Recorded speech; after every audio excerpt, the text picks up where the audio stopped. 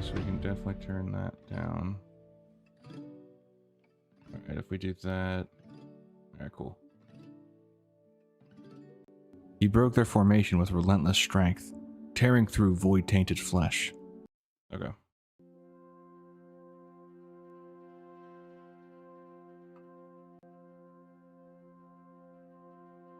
Alright. Channel content. Live from New York City. Private, public, publish. Alrighty. Cool. So, I wanted to work on a video. I've had issues with me getting very easily distracted, so I decided just to do this. Pretty sure most people won't really care to see how the sausage is made, but if it'll let me actually finish, get more done, I'll do it. Alright.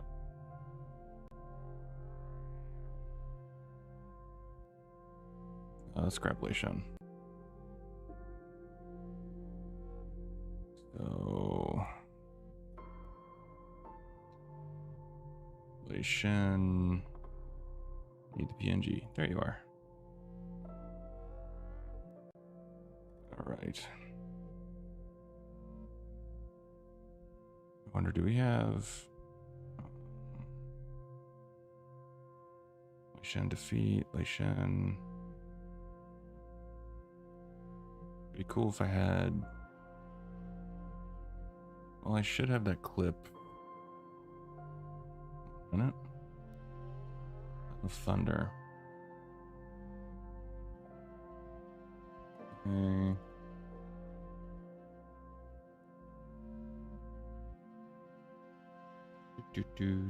Do. So, we drag you. Come on, there you go. Program doesn't want to drag. That'd be too convenient.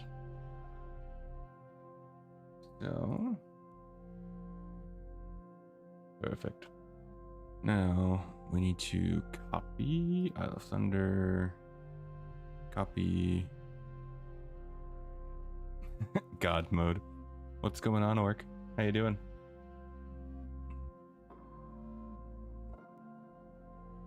I have been very bad about getting distracted by mostly just random YouTube videos and being like, oh, we're fine. And then I realized that yeah, I wanted to get a lot more done with stuff and I didn't. So this seemed like the smarter option, just to stream. That way it's a little more of me being focused. Paste. As far as how much I'll actually get done, I have no idea, but we shall see. But I hope your day's going well, or night, whichever. I never know time zones. But so far, okay, that's wow, SD, okay. I should be able to finish Niuzao pretty quick. Because, well, yeah, I should be able to. His history isn't that long, but it just depends on what I wanna add. Which I usually find extra stuff to add when I don't really need to, kind of a thing.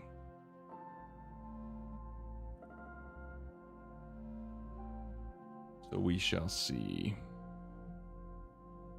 All right. Sweet.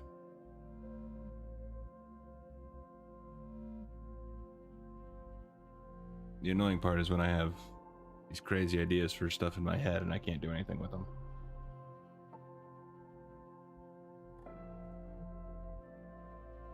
I think at one point I want to have it where I can draw my own stuff so I can add scenes of my own.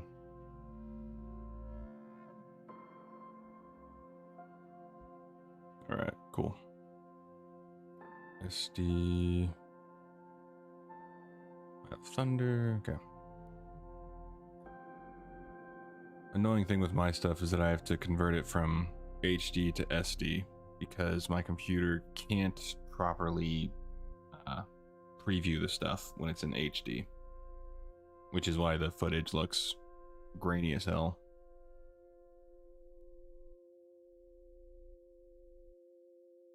All right, there we go. Cool.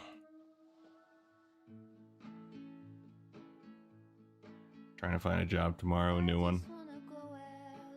I know how that goes.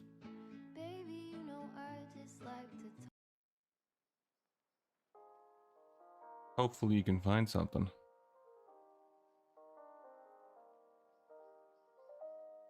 I know the job market here is less than ideal, to put it lightly.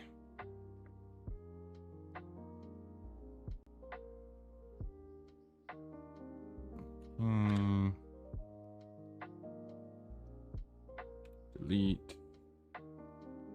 Should be... I can understand being desperate. I feel that to my core.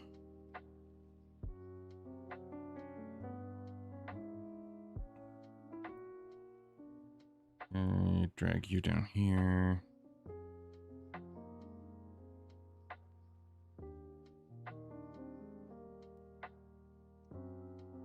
Okay, move you back. I don't know why I like this effect so much, but I do. Blur. Select. Beautiful. A light fade in. A light fade out. A light fade in. A light fade out.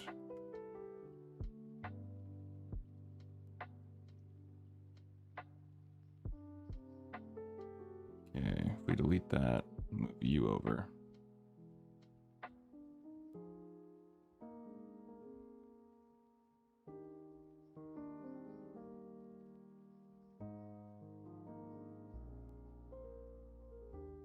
I know a lot of people are losing their jobs here in a lot of different areas. Is there a specific thing that's happening that's causing all that, or is it just really weird coincidence? Add. And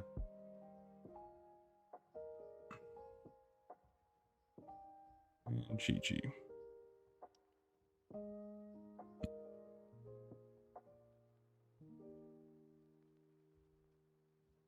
God, that best auto. That's better. Yuan.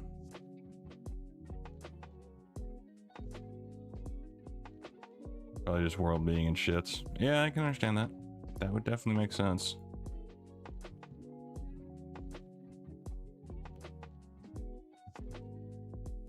Yulon. Finland isn't as happy as media is trying to make it to be. Now, why would the media ever lie? That's just absurd.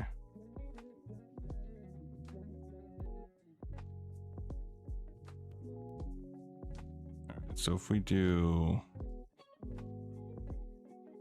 slightly different fade-in times, not that it really make a huge difference, but I think it would be a nice effect.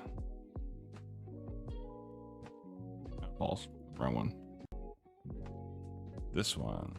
There we go.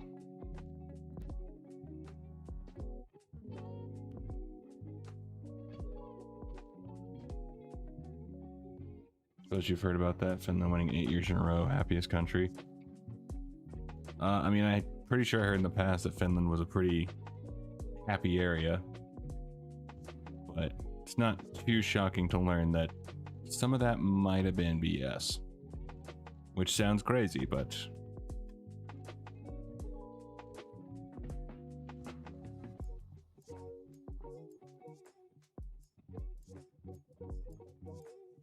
Jesus. You are having issues. Oh, I can't wait till I can get a new frickin' computer.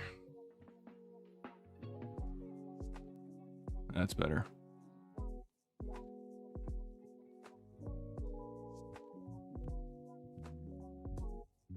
Let's do this. Let's extend you. Split.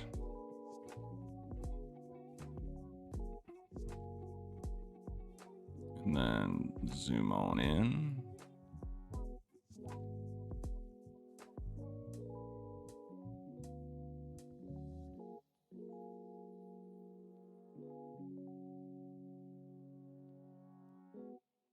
Oh, balls.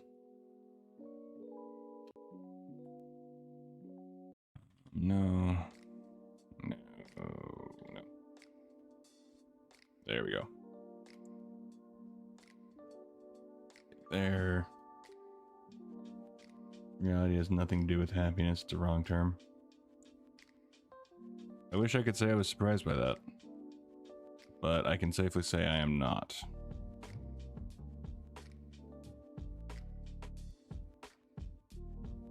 What is this sound?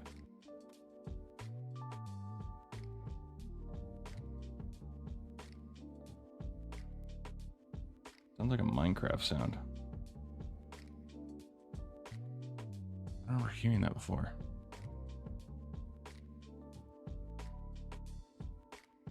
Yeah, it's right here. May have to re-record that. That's the fun I get. Oh well. August Celestials.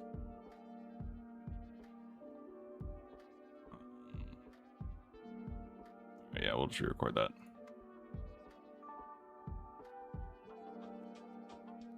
Wait, now it's not making the sound? What the balls? Not upset about that, but...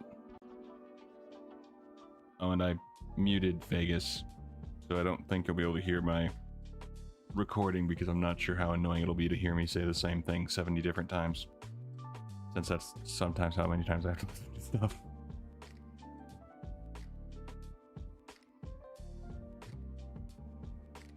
Okay, what the hell? Whatever. I guess I don't need to. That's all I really need. Ah, there it is. I was wondering why it was hidden like that. Okay.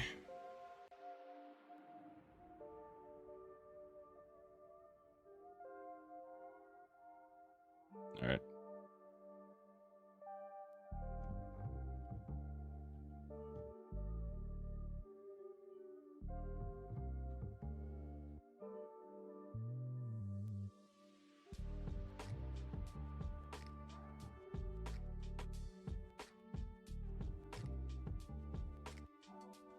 Oh, that's what I never did. I don't think I never recorded the Burdens of Shaohao. I don't think I did. I feel like I would have, but at the same time, I feel like I didn't. Shaohao. Blackguards croaking.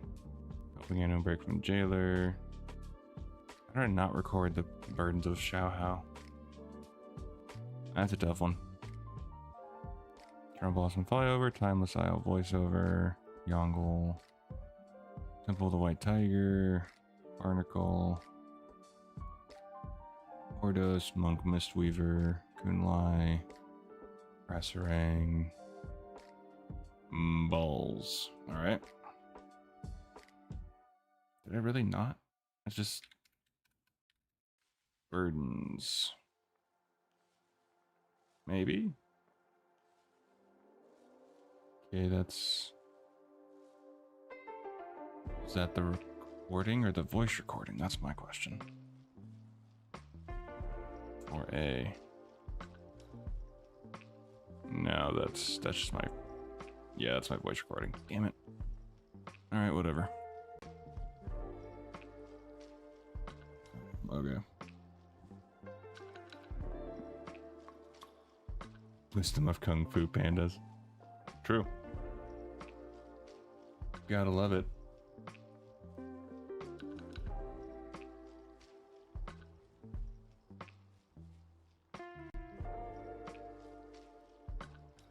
Everybody was kung fu fighting.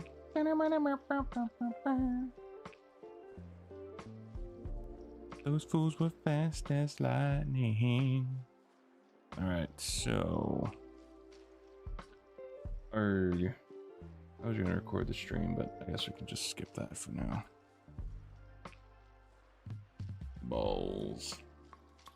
I can't believe I didn't record that before. Actually, I can.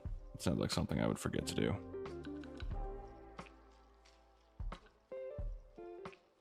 Did I use... I feel like I used it in the Timeless Isle for Xiaohao video, but what the hell would I have named it? The only thing I could think would be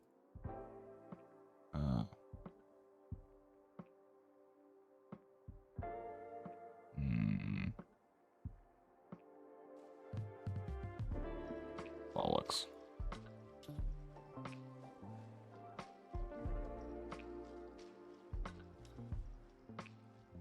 Burden?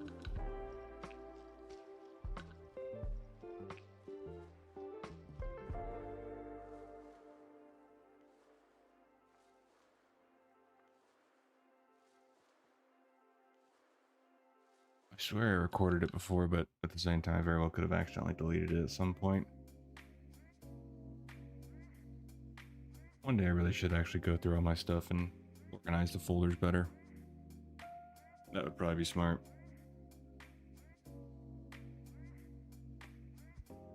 But that would also make so much sense. We can't do that. Okay.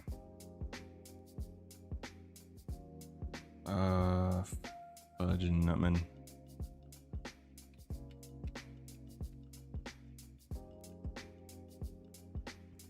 Balls. Okay.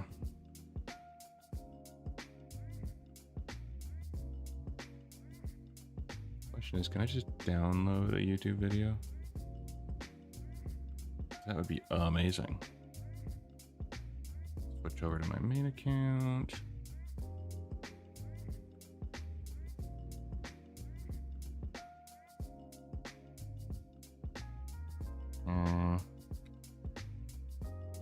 Balls indeed, good sir.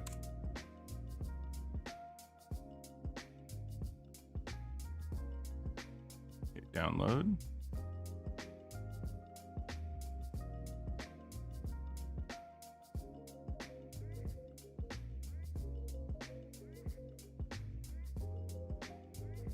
Alright, cool, so I can just download it. I always forget that I can just, you know, download it.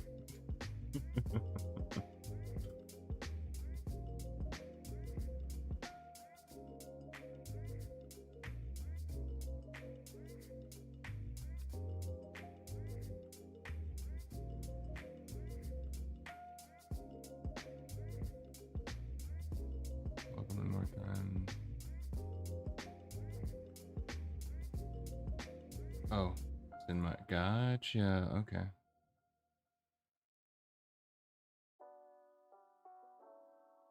Can I transfer these?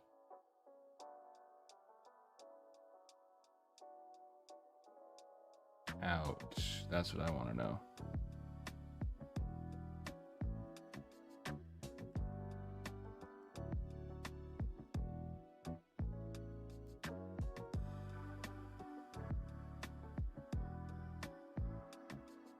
That's kind of what I want to do.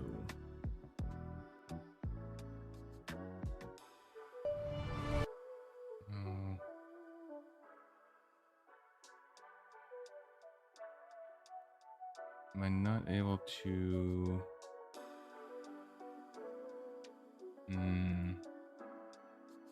Some biscuit. Some biscuit indeed. Okay, so I can download it onto YouTube, but I want to download it onto my computer. That way I can edit it and use that footage.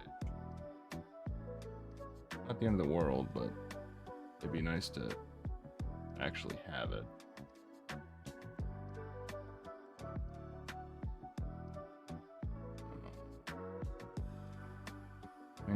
Has an active internet connection for at least, okay.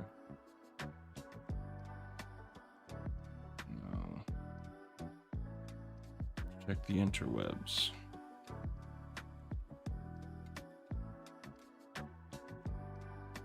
But not always very clear. Different methods depending on your needs. Download to watch offline. Alternatively, you can use VLC. Okay. Okay, that's what I thought.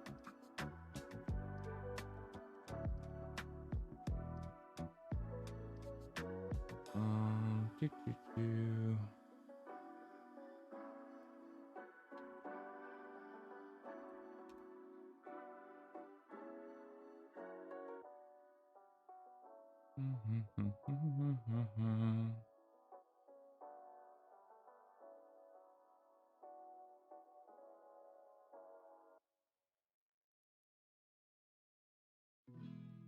Okay.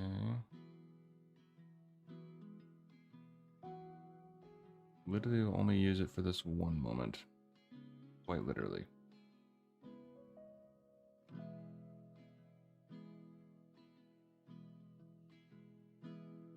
Hadn't I downloaded this before?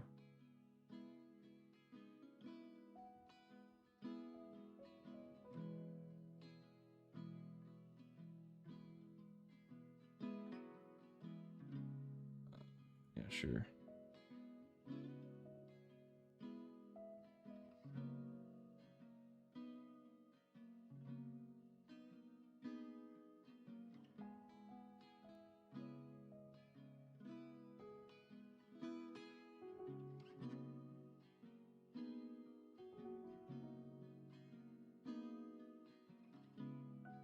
Finish.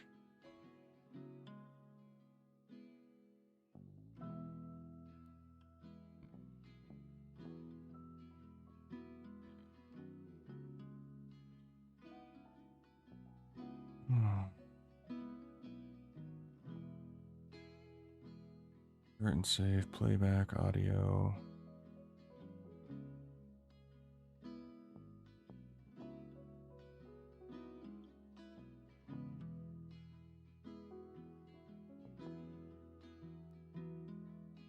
Stop. Okay, it's more complicated than I want it to be.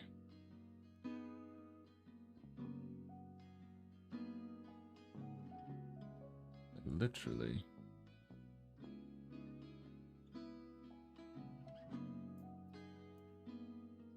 Alright, well, here's what we'll do. I'm gonna skip it for now. So I'll just end up using it.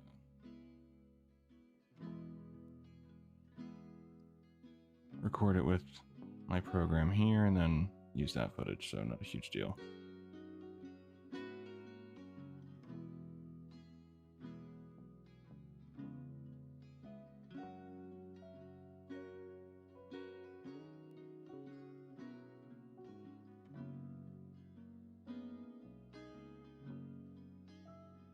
Oh, my poor computer. Yeah, I'm sure. With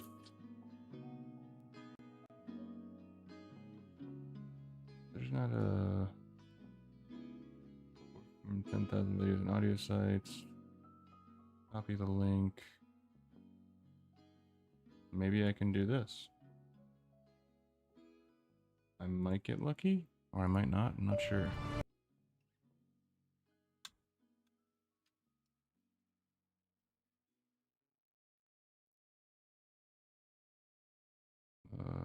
Go down to the clip or only.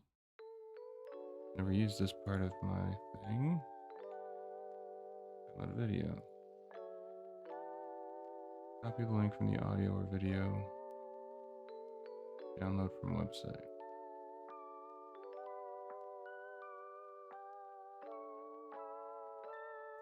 Okay. Clip only.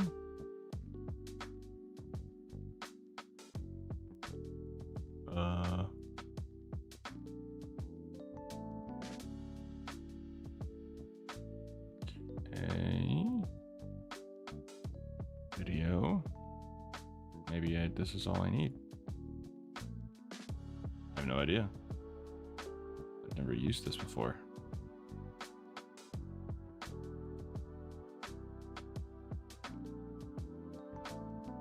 Clip.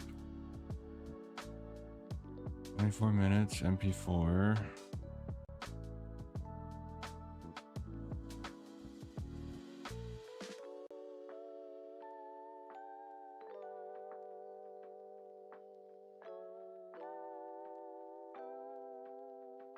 I dig it. What's going on, Elise? Lore of Chi-Chi, the Red Crane. Awesome. Yeah, I'll switch it out and maybe that'll get some extra views. That'd be cool.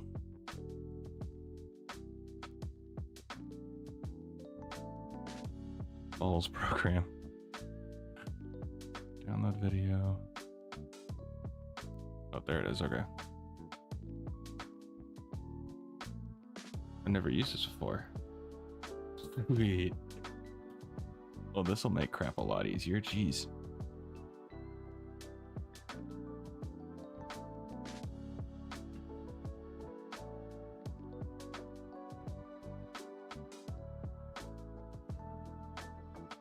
Thank you much for doing the thumbnails. Appreciated.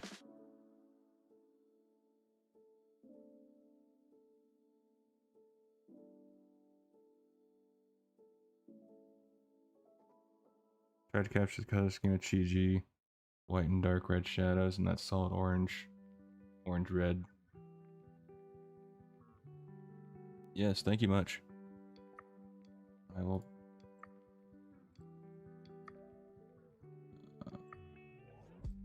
Chi-Chi.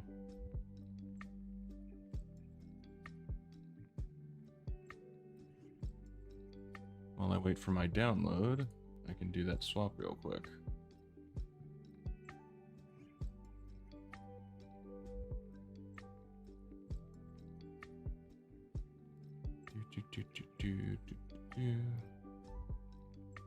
Switch account. There we go.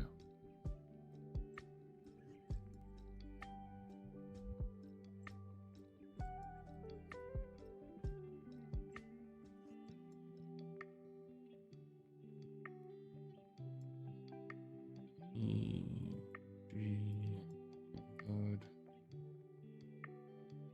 Oh, wrong one.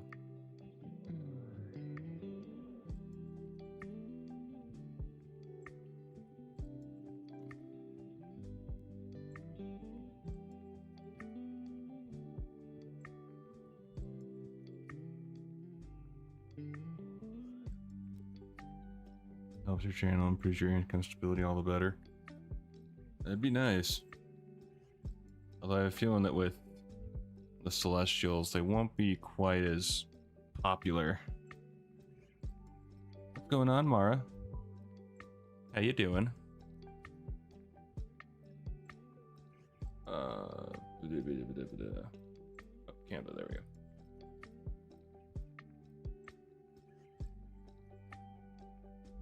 I have to make a slight change. I have to reduce its file size.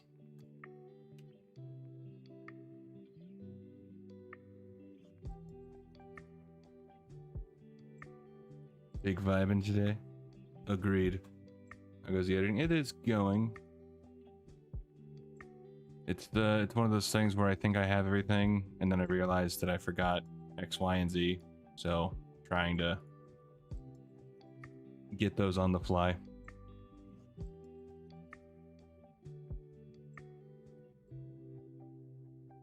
Just timing the supercut to the release of Mop Classic.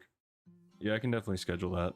Once I get all of them released, I can then just schedule the deal for like the day that Mop releases or the day after, something like that. There you are.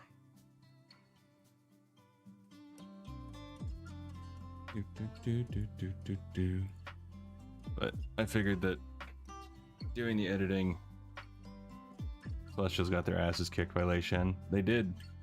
But Zhuan went out fighting. Like, he had the biggest fight with Lei Shen. The others kind of... They fought, but they just didn't put up I don't know if they really. I know Yuen had the biggest fight with him. The others were overrun by the Mogu.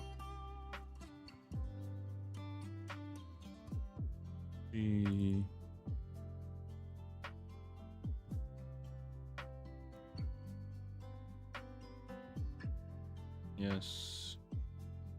All right. Let us change places.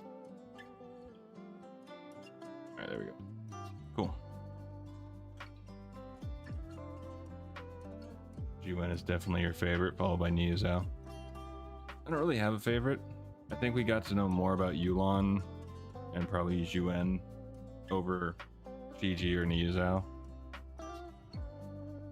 But I never really followed too much of the lore until recent years. So for me, it's never really had a major favorite.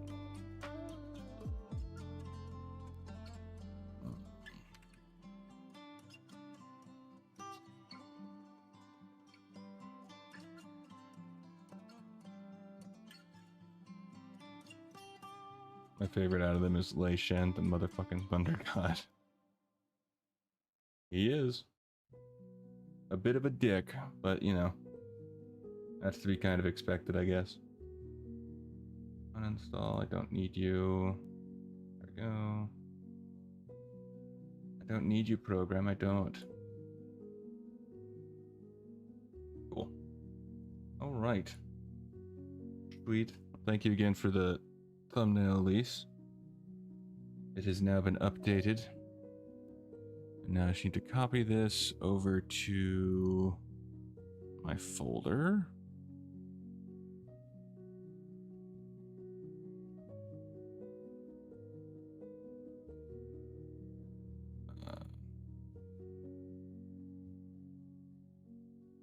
He's arrogant in a funny way, but also has the right to be arrogant because he is that powerful. Arrogance is still annoying.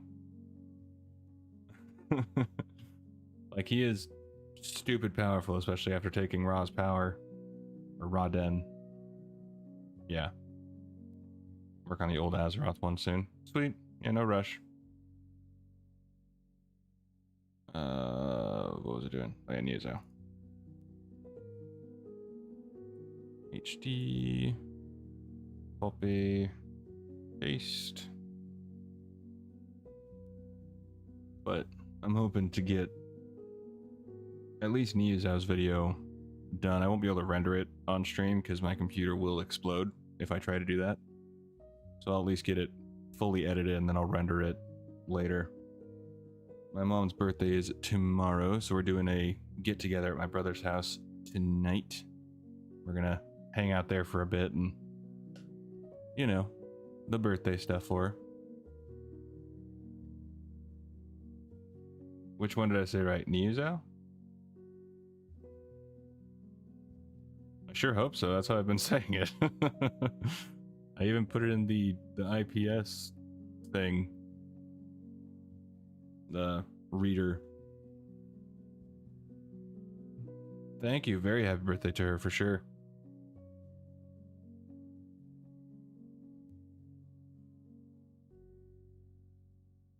It's gonna be a good one. Alright, so we can delete those. Open this. Delete this. Go to converter. Well, now at least I know how to do this. This will make things a lot easier in the future. Jesus.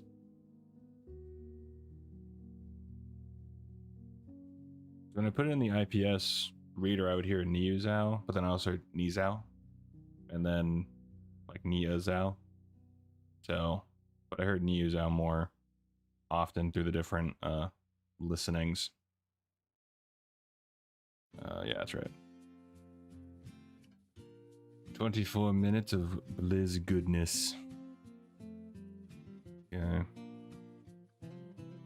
Only thing is, there's not a whole lot of like specific footage for it, which is nice, but at the same time, there's not a whole lot I can add to it without me getting some sort of artist. The wiki also has the English respell, and that's my close approximation, so Yeah, I mean, I would always say Niazao is how I would normally say it. I figured Niyu, Nia. You kind of go either way. But I follow the wiki as much as I can.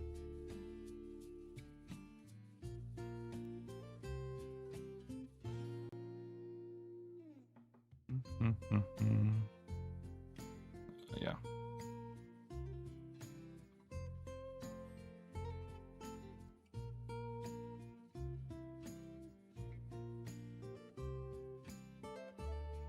Oh, this would be the temple.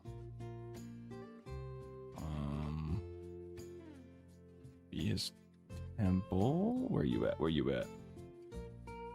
Niazao Temple and the Siege of Niazao.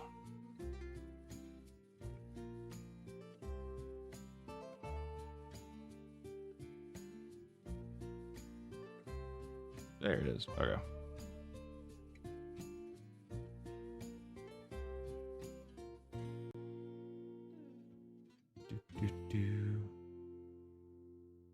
Wasn't sure if people really would want to see me do the editing. Since I don't know if... Oh, wait. Whoops. That's not what I want to put in there. Shoot, that's the HD. I need the SD. Nope. But I figure this is probably the best way for me to get stuff done. Something to actually cut down my... Fine, whatever. I've been kind of posting to the VOD channel, but I've been very bad about actually editing down my streams and posting them. Well, not even editing them down. Just posting them in general. Delete those. Cancel. There we go.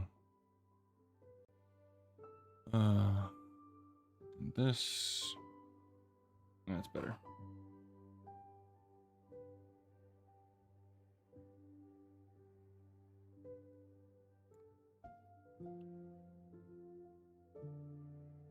So I'm hoping to be able to finish this before I go to my brother's for my mom's birthday day thing. Okay.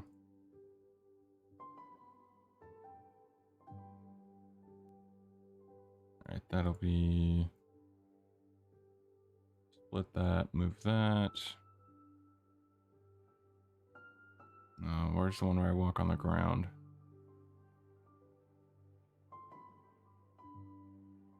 Where I walk on the ground. There it is. Okay, start. Split.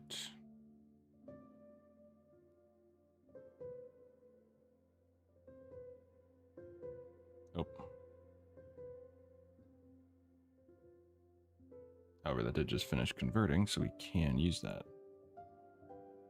But since we're here, we're going to go with mob.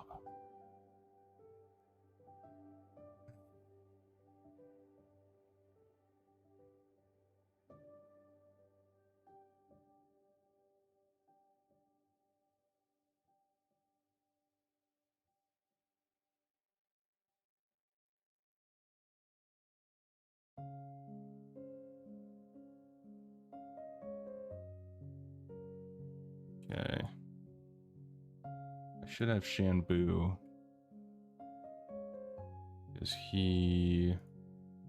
I talked about him in Lei Shen's video. Remember that?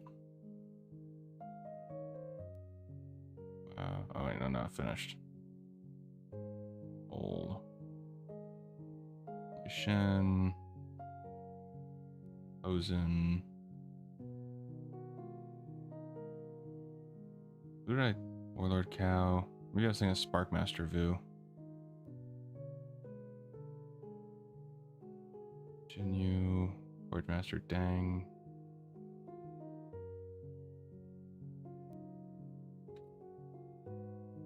Oh, boo.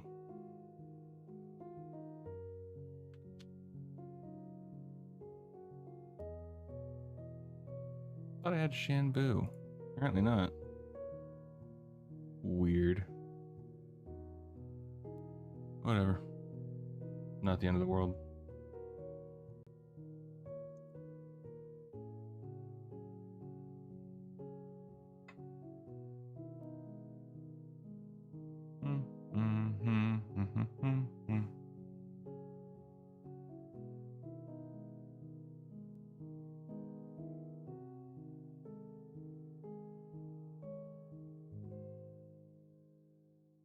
Okay.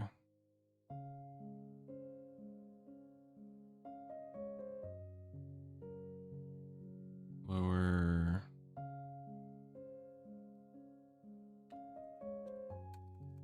If I can type, geez. Perfectly. But pretty sure it actually.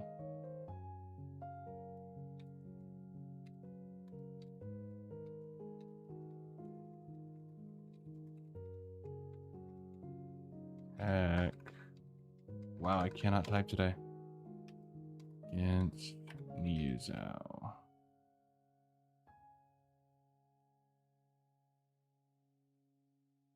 Okay.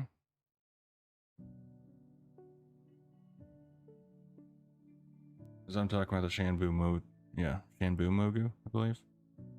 And only attack I could find was a Mantid, so still works.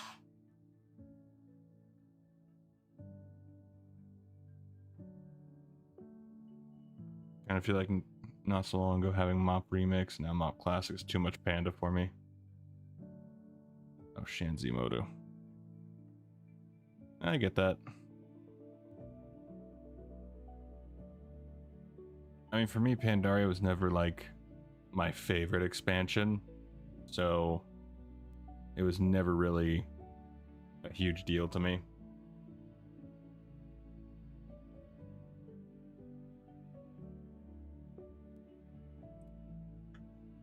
But I have heard some people Mop is their favorite. Mop is their favorite expansion, so after learning more about the lore of it, I definitely enjoy it more, but it was definitely never my favorite by any stretch.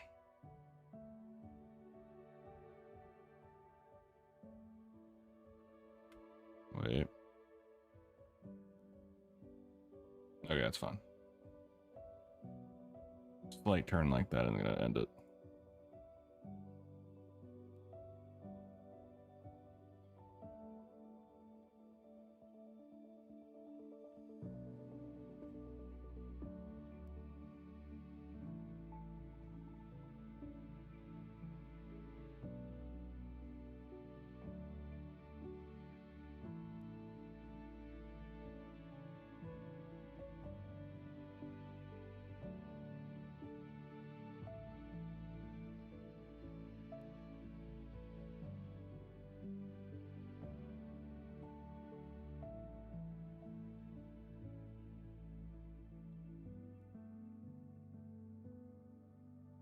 MSBFA, it's like either people liked it or didn't, but at least it was boots on the ground Azeroth World War, not any cosmic crazy jigger crap. I can definitely see the appeal to more of that where you feel like you're contributing more to the story overall compared to, you know, not. Or it's just like you're a speck of dust in the overall premise kind of a deal.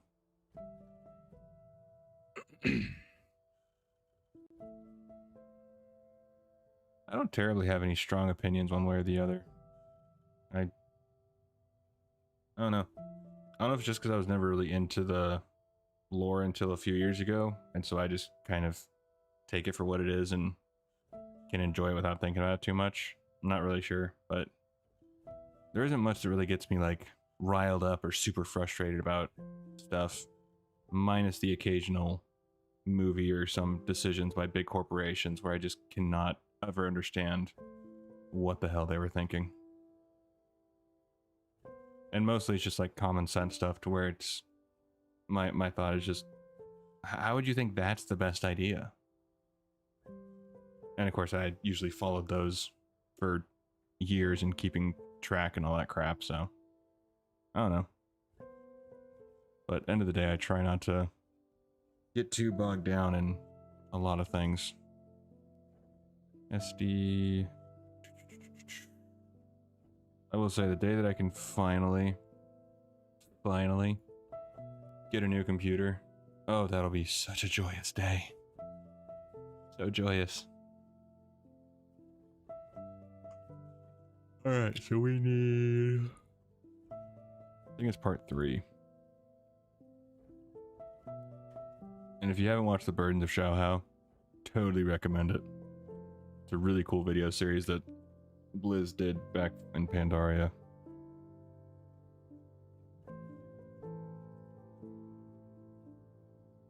The Monkey King. Should it be this one? Yeah, it's this one.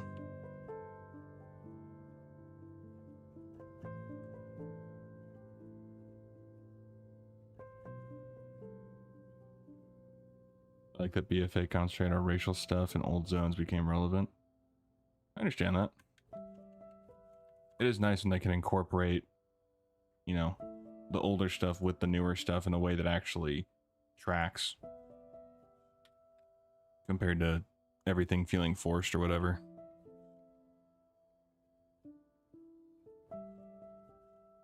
Alright, now we're on the burdens.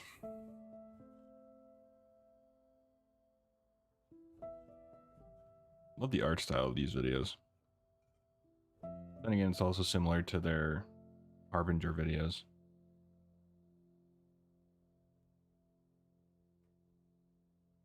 Darkshore and Arathi Highlands even got updated, and we got Kultiris and Zandalar, which had been long awaited places to see. Yeah. I know. I think I heard they're going to do BC, like it's going to be the new classic realm or something. I'm pretty sure they'll keep just regular vanilla classic, but I have no idea. It is nice when they can update. It is nice when they can update previous areas like that.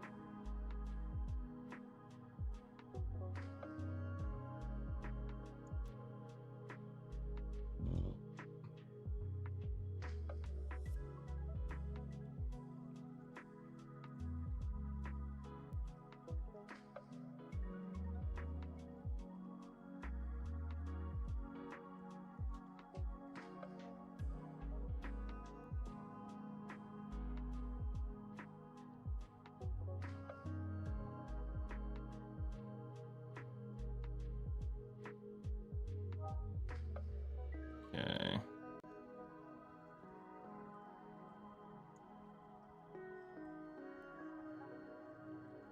Alright, so let's do this. When I say Niazao's name, I'd like to have him pop up.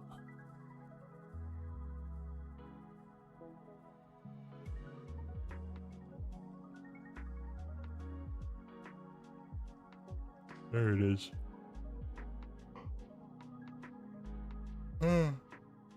Oh, jeez.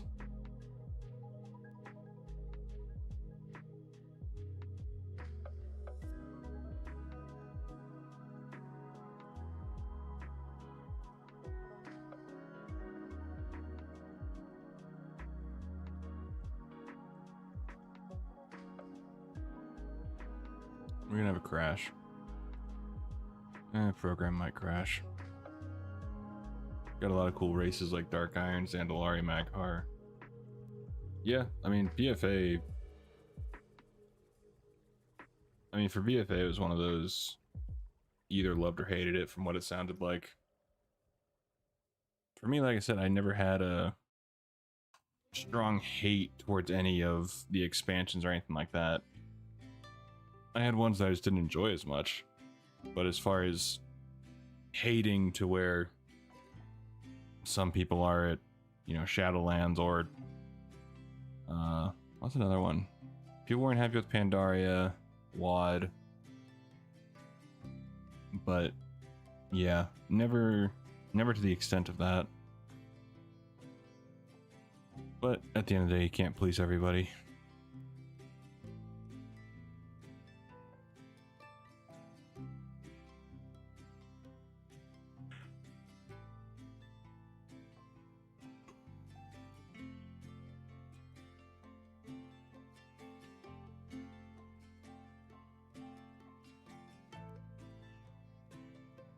Okay, if we do this.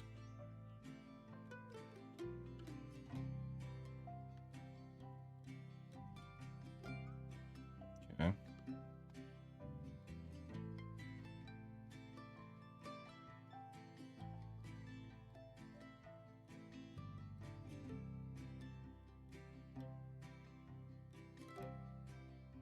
Okay, if we gonna have to time this a bit better.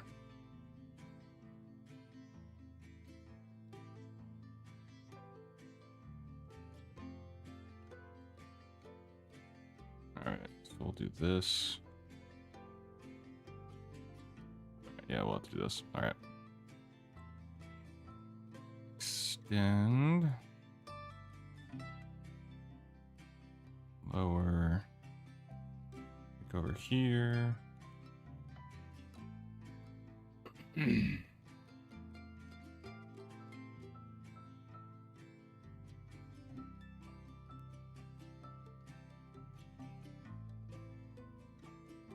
Oh, my poor computer.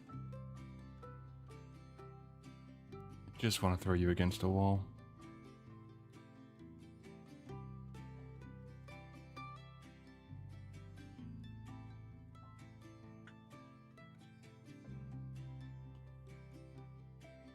Bloody hell.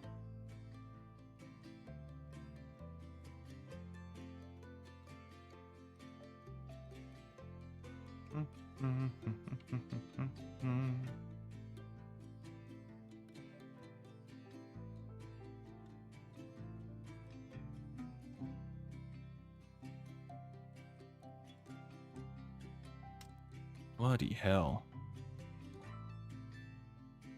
I swear, the day I get a new computer, I'm taking a sledgehammer to this one. And just beating the absolute tar out of it.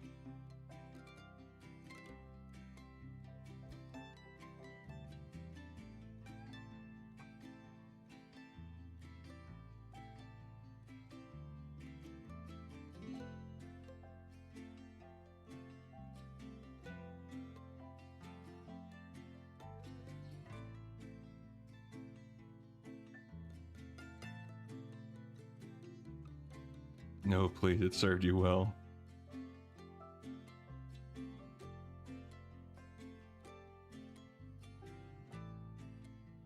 I got this one about 5 years ago.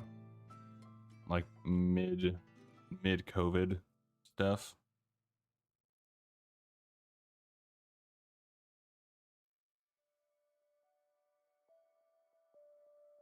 It might have served me well, but it doesn't take away from the frustration it causes.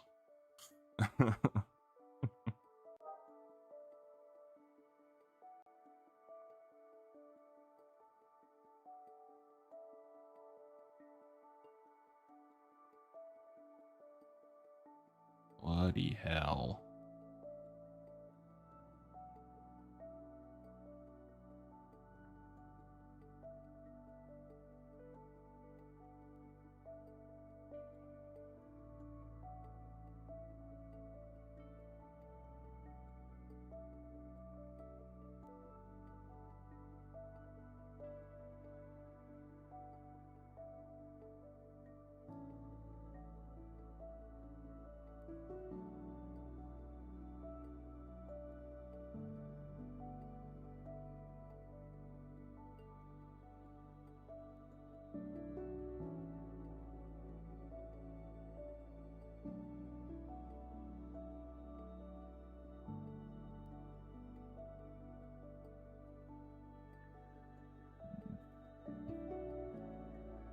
Well, and it has been a loyal servant of yours for 5 years. You would just rest in peace, not be obliterated in Doomhammer style. I don't know. It's also caused me a lot of frustration.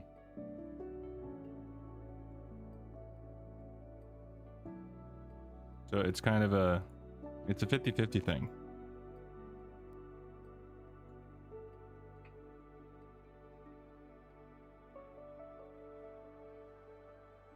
If I'm able to get a new computer this year, I will not wreck it with a sledgehammer. How's that? Any longer, it's getting the sledgehammer.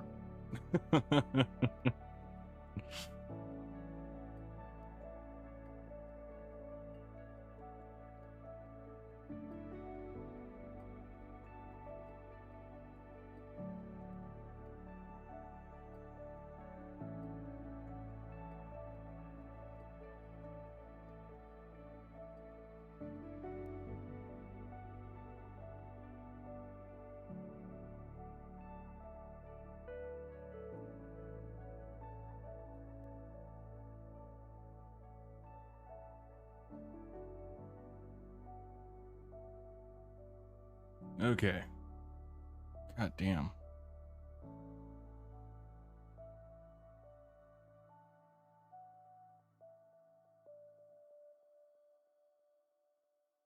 Pretty sure my computer most of the time is just thinking the Green Mile clip of "I'm tired, boss," and then I have to come in with the age-old "Well, I don't give a damn. I need you to work." Celestial Court and Timeless Isle.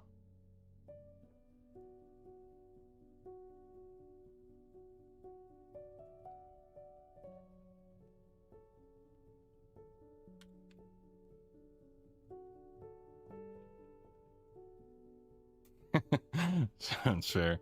Hold a silent moment if your current PC will get executed in the old ways. I mean, if I somehow can afford a new computer this year, I will just let it out to pasture. You know, have a ceremony for it, or just, you know, not crush it with a sledgehammer. But if we're into 2026 and I replace it then, oh yeah, it's getting the hammer. We're going full Doomhammer on this thing.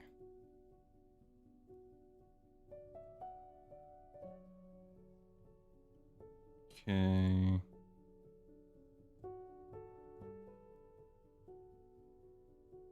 Jesus.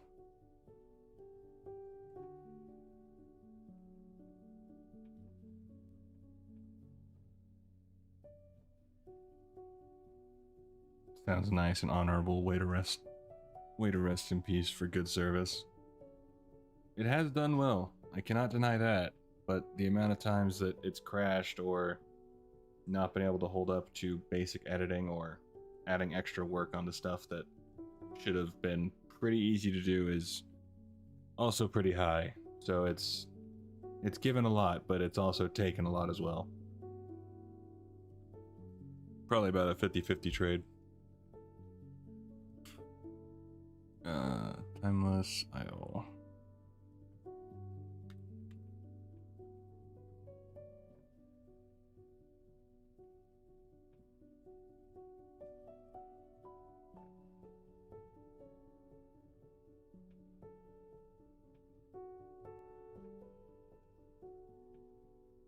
Come on. Oh, here we go. Here we go. Timeless Isle.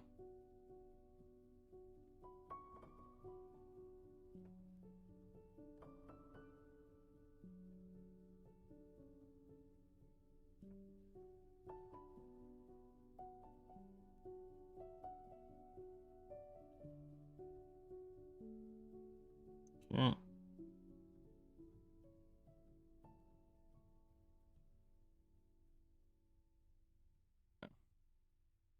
Nope.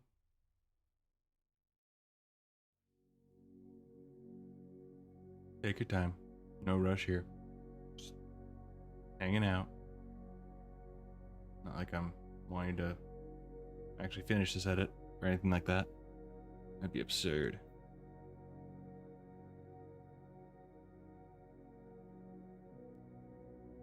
Holy balls.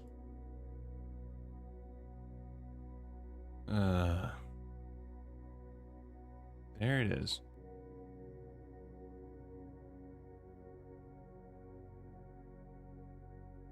Bought my laptop around 2.5 years ago. I've been satisfied with it. Yeah, I mean, I also have a laptop that I've used when I travel a bit and I'll do some editing there, but I mean, end of the day, computers get pretty much outdated a year or two after you've bought it, kind of a thing, where there's something better that can handle this or do that better. But also, I'm pretty sure just with the amount of editing that I do and recording and how many files I have popped into one video for editing, doesn't help. And when I initially bought this computer, it wasn't the best circumstances.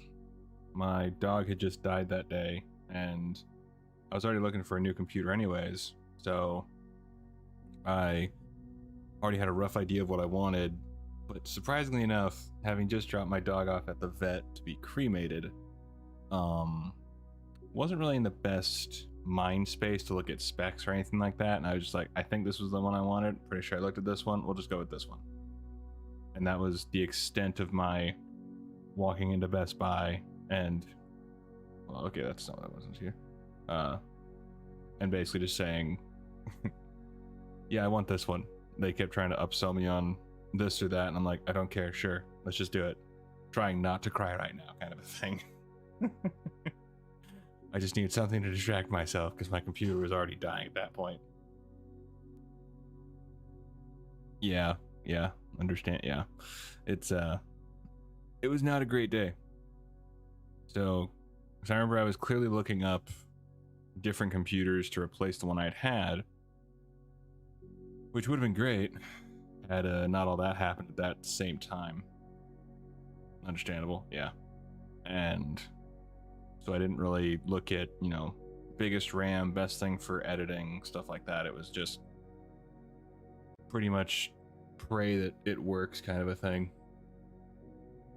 Which, I mean, it works, but there's certainly things that I would like to change. That's for sure.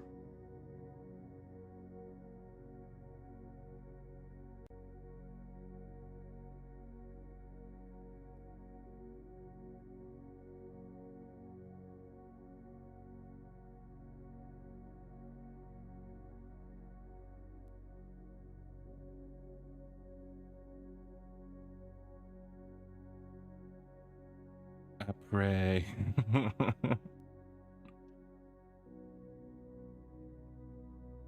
Sweet Mother Teresa. Yeah, and I mean, the only way that I could get a new computer is if YouTube does really well. Or I get a better paying job overall, which I'm not really holding my breath for. So, yeah.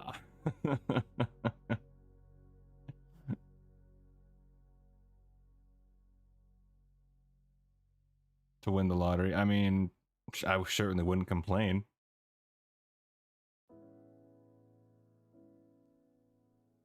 I would be totally okay with winning the lottery, that's for sure.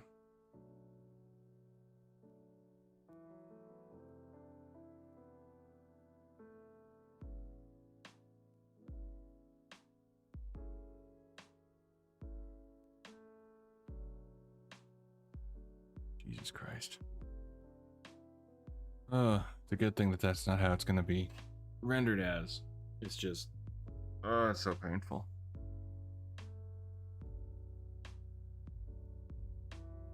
It's one of those things that it's workable and it does the job, but it just makes so many other things so much harder. To where it might give a lot, but it also takes quite a bit.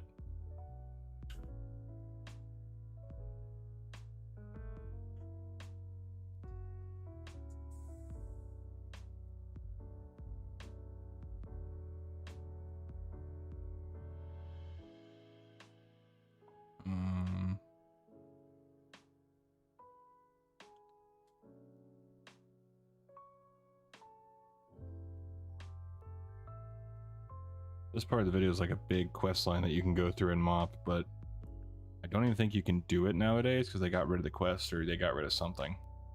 But I could do it in Mop Classic. But it's like a super endgame thing.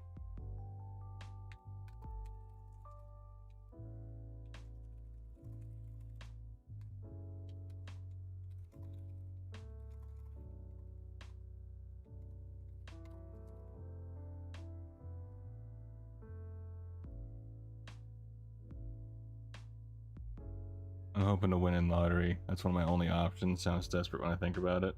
Oh, it is. I mean, that's... I have a couple more options in the lottery, but the lottery would be the quickest and easiest. I mean, that would absolutely be the simplest. But I mean, it's also not really too different than trying to make it on YouTube kind of a thing for me. But the odds of, you know, one of my videos popping off to where it grows the entire channel to that extent of I can go, oh, well, I can actually do this full time. Or I can do it with a part-time job and not worry about it. Is pretty small. When you look at all the creators trying to do a similar thing.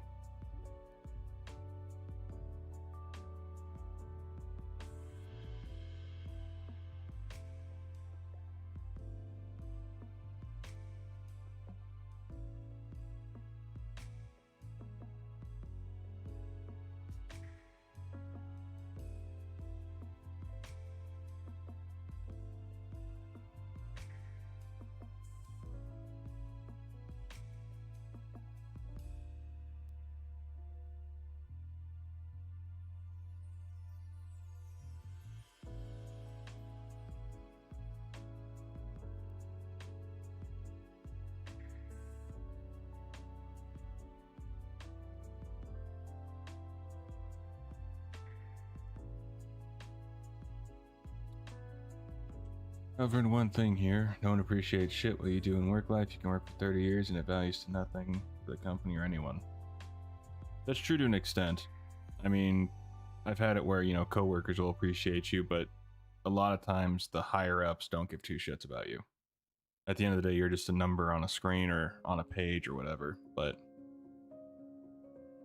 the big bosses rarely notice unless it's something super extraordinary, and even then it tends to feel like it's one of those where if it's good for the public image of the company, then yeah, they're all sorts of for you. But yeah, it's kind of end of the day, you have to try to figure out what makes you happy or what you can deal with. That's the big thing for me. And at my current job, whenever I go back to work, I know that's definitely not a long-term solution, that's for sure. And I need to find something that'll let me... At this point, I just want to not live paycheck to paycheck. That's really my main goal. Which, it's sad that that's like my main goal. You'd think that there'd be bigger goals, but just to not live paycheck to paycheck is pretty much my main goal right now.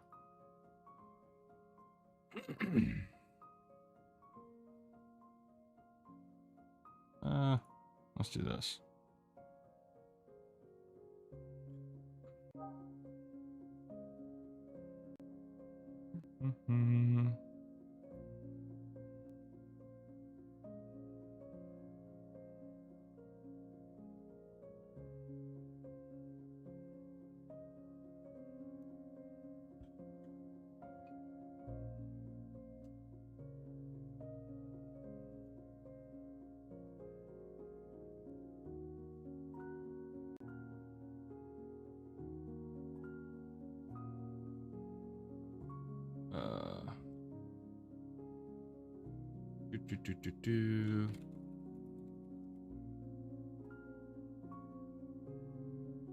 I was gonna get fired from one workplace, and there was an asshole boss who came to run his mouth to me. I told him something along the lines of, "Ooh, I'm so scared." And then he was speechless. That's fantastic. Yeah, I mean, Like I say, end of the day, you have to do what makes you happy or what is best for you.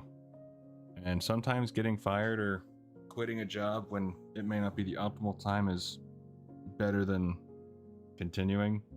But obviously, it's best to have some sort of plan afterwards, because, well, the last thing you want is to end up worse than you already were. Damage was done here.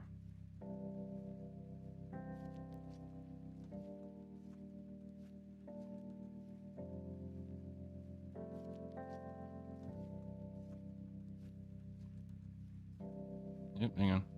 Back here.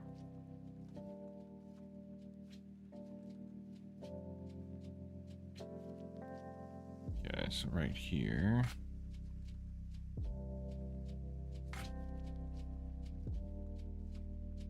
Do that and that.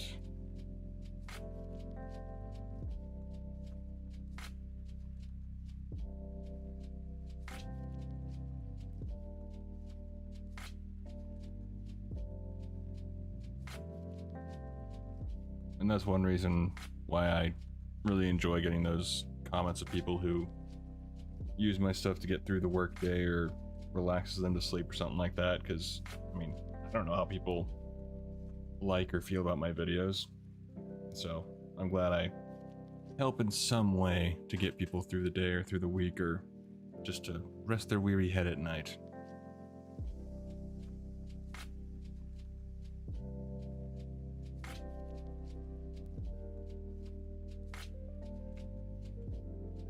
This and this.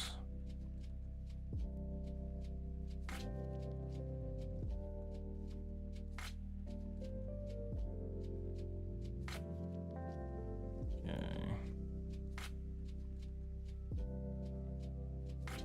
You're doing an awesome job. Your content is comfy. Thank you much. I appreciate that. It's always funny for me to think back to when I first started doing the videos, and I mean, this isn't the first channel that I've run or had by any stretch, but it's very, there's a lot of words.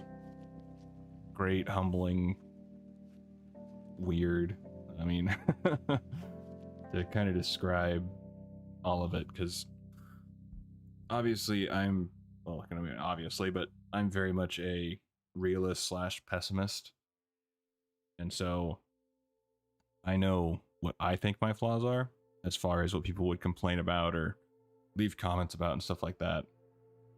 And I always figured that's what others would focus on. Like, I can be very monotone, which I've always known. It's not a shocker by any stretch. And so it's one of those things where I was thinking, oh, no one would want to listen to my stuff because I would be too boring and I wouldn't be able to hold anyone's attention. But when I saw I think it's Chronicles of Azeroth is the channel. I saw them doing the zone lore and I was like, oh, okay. And I saw they use AI to help with the script. I was going, oh, well, I could try that as well and see if I can get something from that. And originally I thought of actually using AI to clone my voice, but I did that and I listened to it. It sounded super weird. Like, it was very unnerving.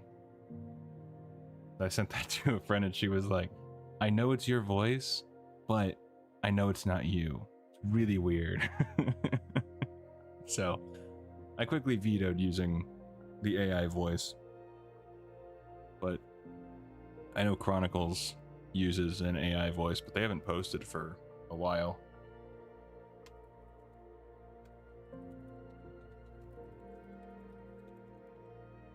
So maybe I have a chance. Locked away.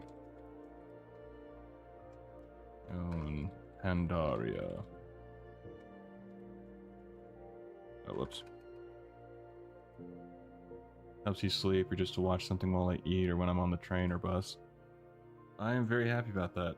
I genuinely never really think much about after I post a video or how someone might receive it. I really try not to focus on the analytics or how many impressions it gets or the click-through rate or even the view duration, honestly. Because if I start getting bogged down in the analytics side of it, I'll just be way too hyper focused on that, and I really hate that.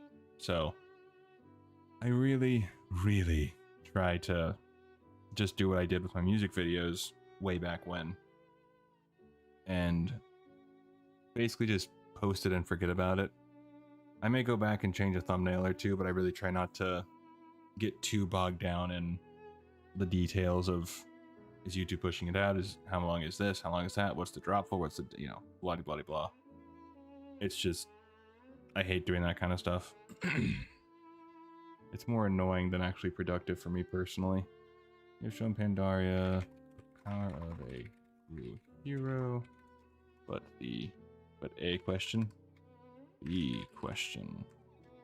remains: why do we fight?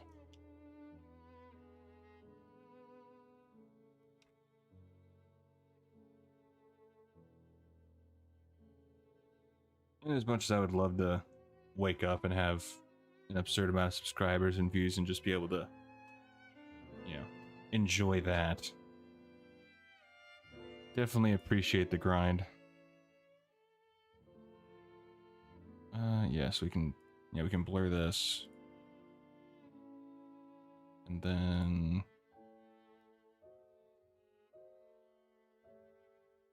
come on. Where is the B-roll section?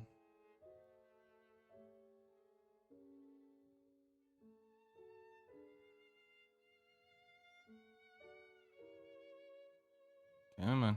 There it is.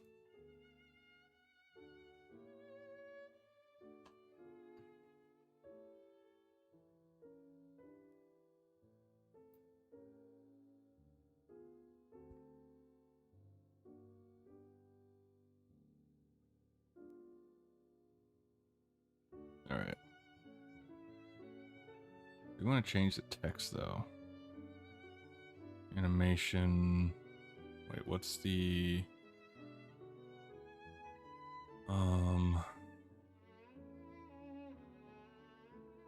no.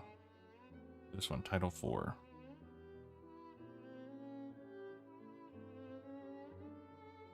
Now we should be able to change the duration. That's 4:59, 5:09, so about 10 seconds, but let's make it 11. Not 1. That won't help. This one is 53:08, so 5 seconds.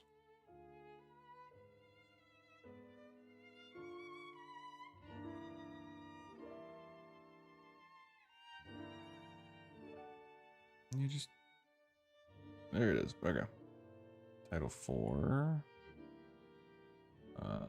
Let's make it 7. Or no, you want a little less. So probably 4. I don't think I'll really render that well here though.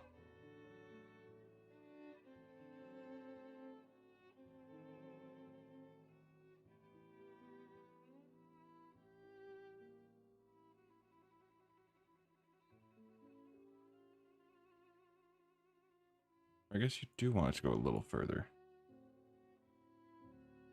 Because otherwise it just repeats, that's why. Okay.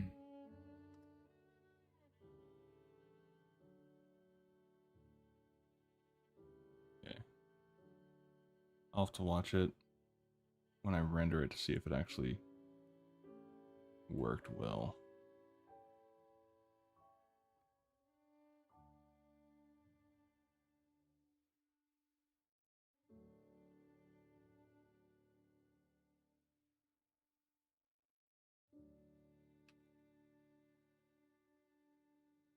Elder Scrolls of Azeroth. Oh. I wish I was as cool as Elder Scrolls.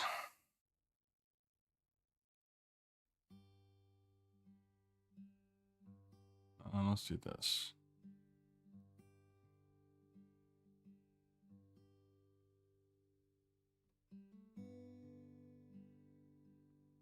This.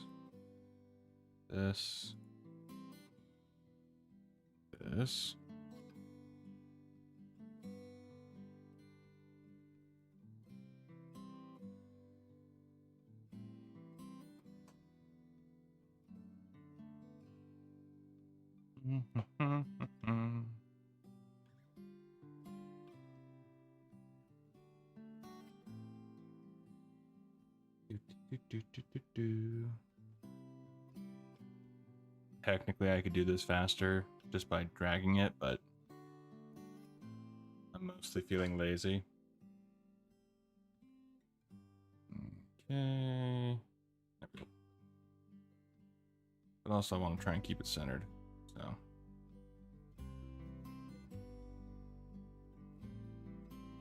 But really it also just comes down to sheer laziness.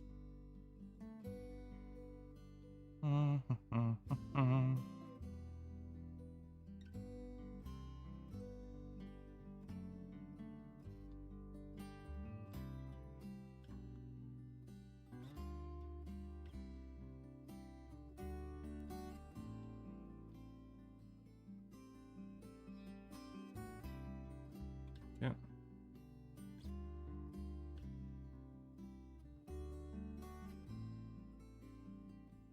I think Yulon says something.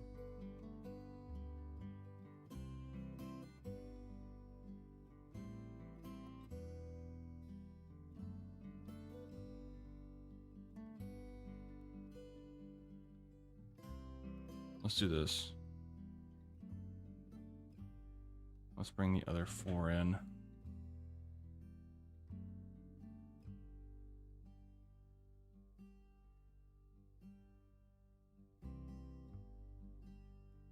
Have you...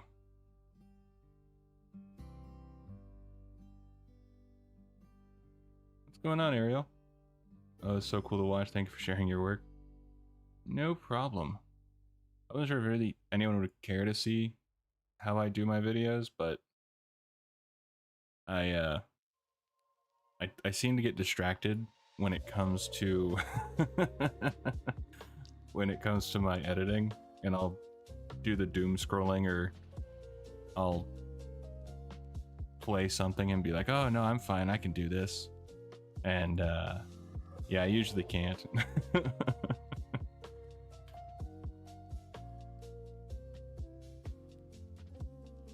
Actually, let's do this. Hang on.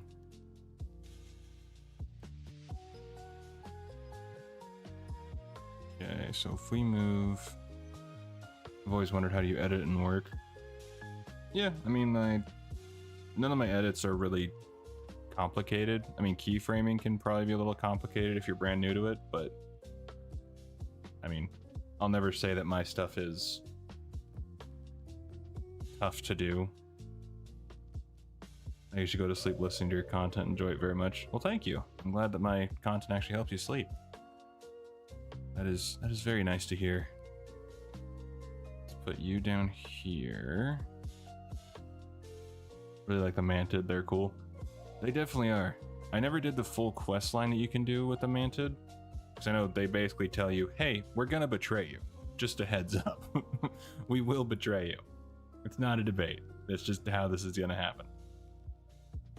So I always kind of thought that was interesting, to work with someone for so long, and then they straight up tell you, yeah, no, we will betray you if this guy comes back.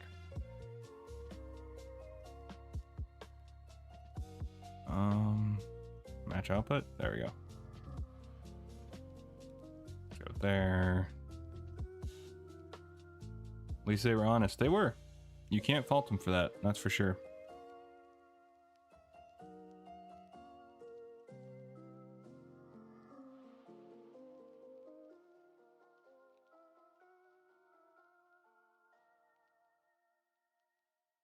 Told you the other day. I already forgot what I said. What'd I say always to? This is why I can't retain any of the lore. I forget stuff so easily. I'll do the entire video and then I'll just completely forget.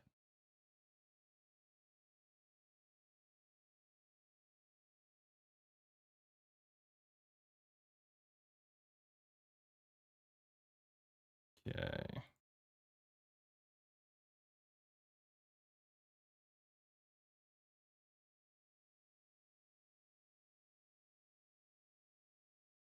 Okay, so we can blur this. I don't know why, but I always like that effect, having the blurred background with something in focus. Some updated lore about the Mantid currently. I don't remember what's going on with them. I mean, with Y'Shaarj. I just heard the damn name, but I forgot. But he might be coming back. Well, I know there's some old god stuff going on with Xal'atath, so it is possible that somehow some of them are coming back or something, and then the Mantid creep back into the world, which really wouldn't be too far off. Y'Shaarj.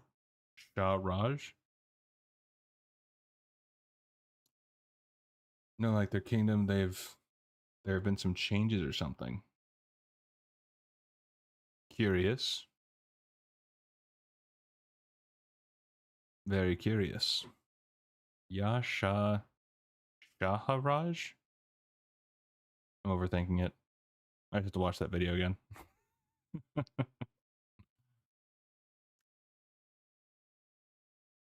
Ooh, let's grab Xiaohao. I don't know how many people really know Xiaohao. Old footage. Timeless Isle. There you are, buddy.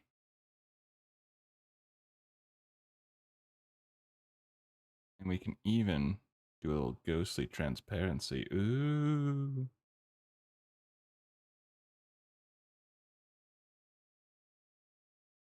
He breathes fear. Was the most terrible of them all. He breathes fear and inhaled courage.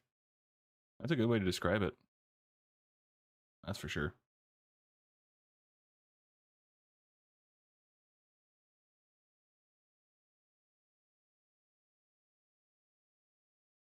Let's do this.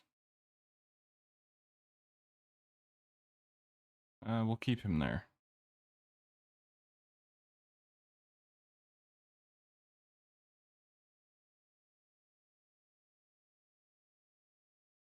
Okay, so let's do this. I've done editing streams in the past with like my Minecraft stuff many moons ago, but never really sure if people care to watch that or not.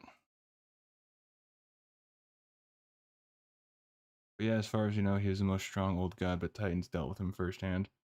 Yeah, Aman'Thul ripped him out of the crust, I believe, but that also caused more damage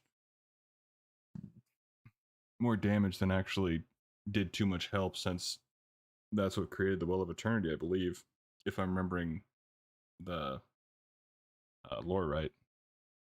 Because he saw that Y'Shaarj was, doing his old god crap, and then Aman'Thul was like, reach down, grab. Hey, I'm correct about something. See, some of the old god stuff I remember pretty well, but I think that's because I was obsessing about it at one point. But I remember bits of things, but I can't do full details on a lot of things. Um, where'd you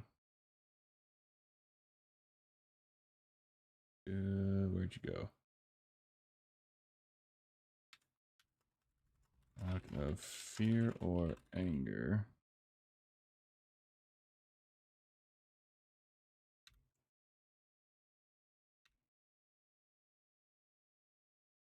Serve.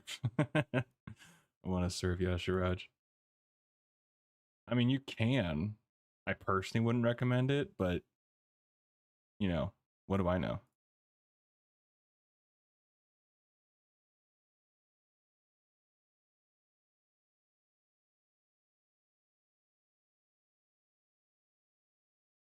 But how you doing today, Ariel? Hope your day or night is going well.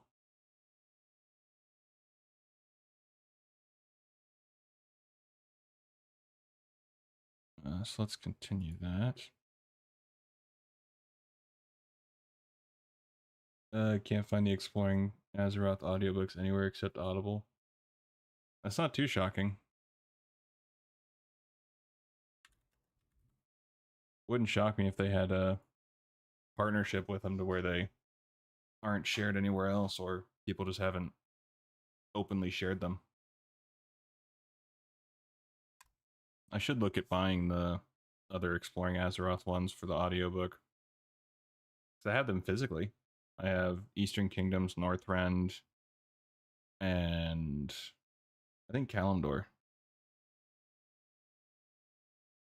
Yeah. It's okay as long as I get power. I will consider it at least. I need to see money wise all of that, but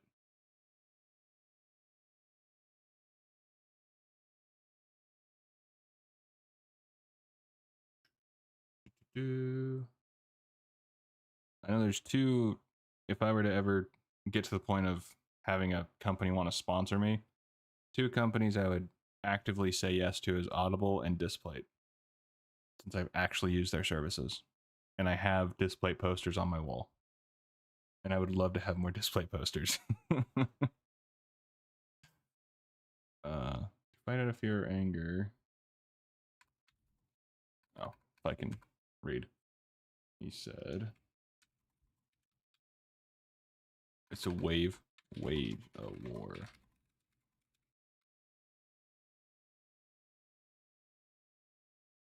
I'm just trying to find Pandaria and Kalimdor. Can't find it anywhere, even on the high seas. Yarr.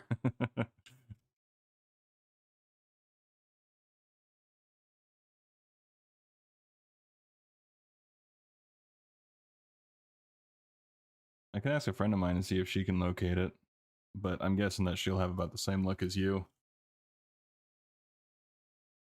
Because she also looks on the high seas. Oops.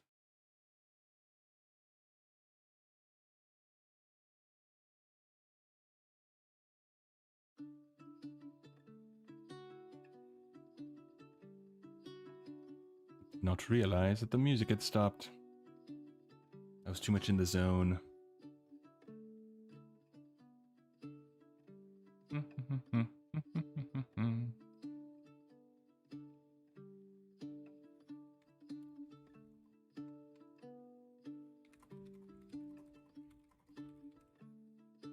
we go.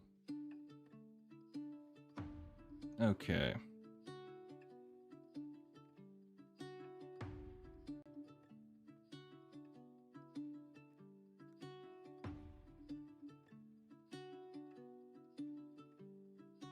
Bloody hell. 2 hours later, then it'll actually play. Do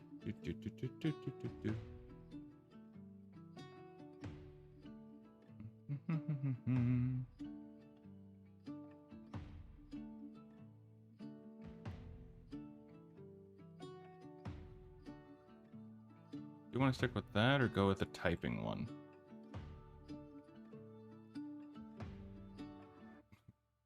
Hey, work.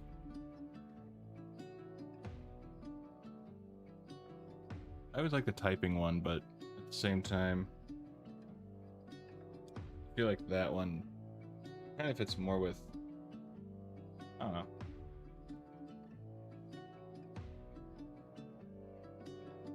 I think since we did it for the previous two, we'll do it for this.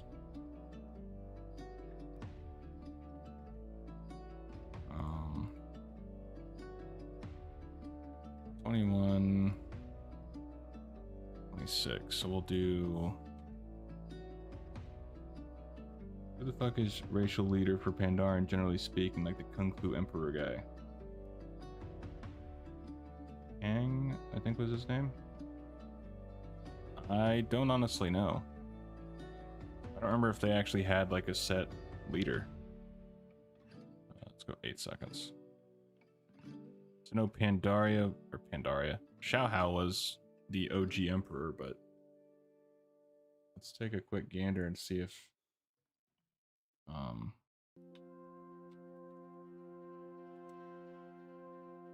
who would their leader be considered? Depends on faction. Yeah, I was about to say that. According to the wiki, the racial leaders for Alliance is Aisa, Cloud Singer, or Ushi, and then Horde is G Firepaw.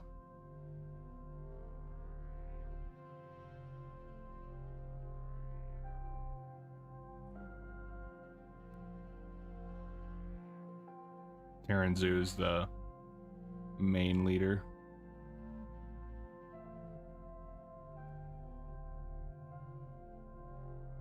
Enigmatic Pandarans, most beloved. So where does it do? I did a whole video or a section on Terranzu. Let's see real quick. Terranzu.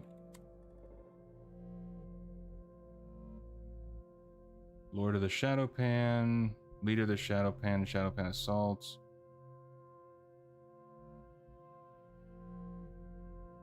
He's leader of the Shadowpan, but not exactly like leader of the Pandaren. Unless I'm missing something. According to the wiki, it's just saying that he's the leader of the Shadowpan, but not like the de facto leader that speaks for them. Maybe they don't specifically have one? I don't know. I never looked into the Pandaren that much.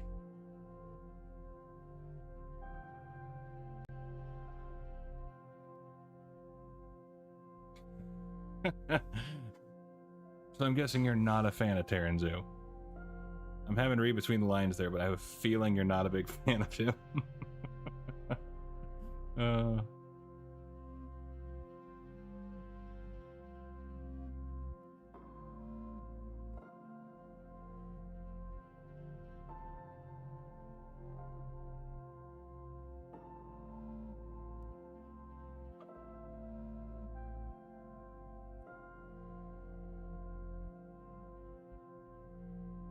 Shadowpan are the big protectors. Oh yeah.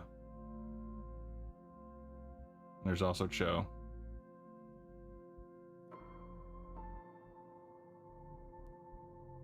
It's a very long pause. We do not need that long of a pause.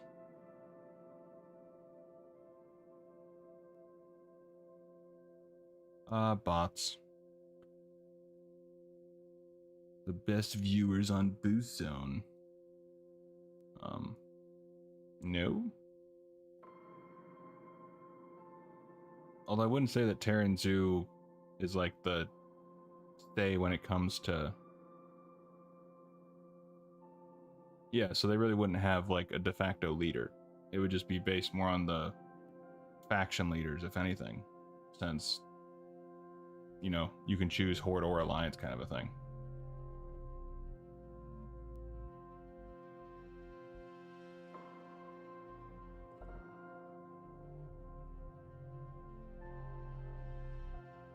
So I guess the answer is the faction leaders are the, like, leaders of the Pandaren for that faction, but they don't have, like, a king or an emperor kind of thing that rules over all the Pandaren.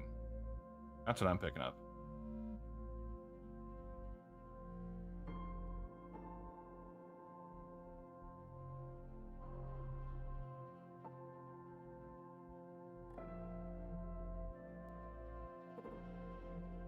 Well, yeah, of course, but think before the faction conflict.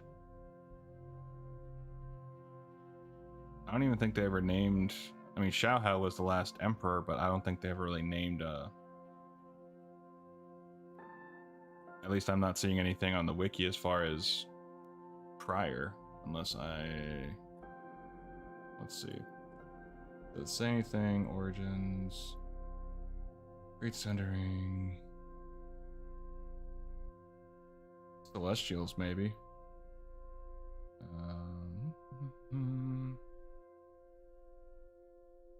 It's after Xiao Hao died is when you'd have to try and find the leader.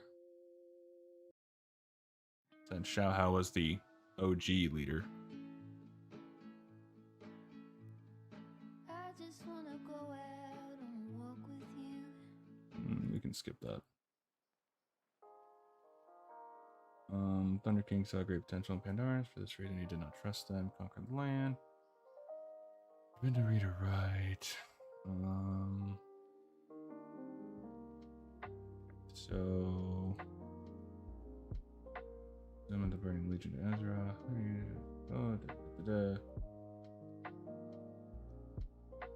Jiang used a cloud serpent. She gave her life.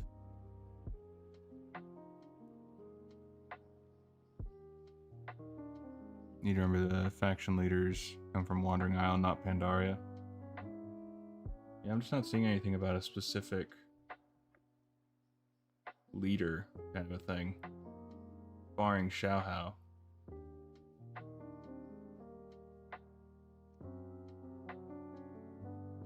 Lu Lang. And Lu Lang set out to see what's beyond. Okay, he just went out to explore the mists.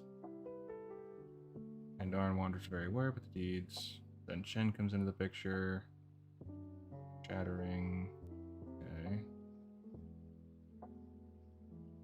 Yeah, there's no like. Yeah, it's a bit off-putting. I mean, I could just be missing it, but I'm not seeing anything that says de facto leader. I mean,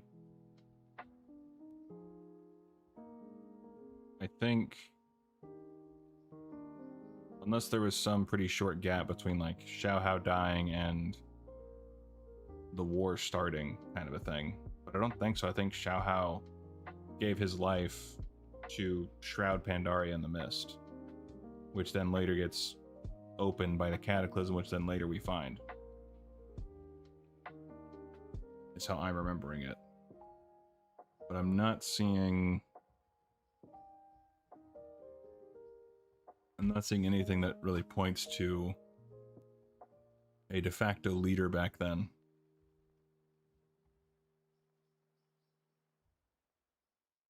Yeah.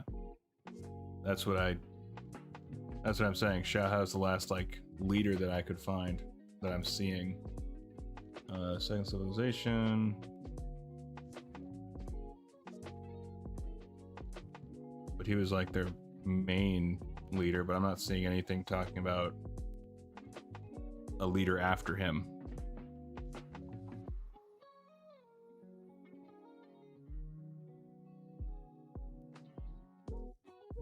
If I had to guess, I mean, they probably had some sort of council-esque thing, but do I have the Pandaria book? I'll be right back. I'm gonna check and see if I have the Pandaria book. I'm curious. Maybe by some fluke it, I don't know, talks about it.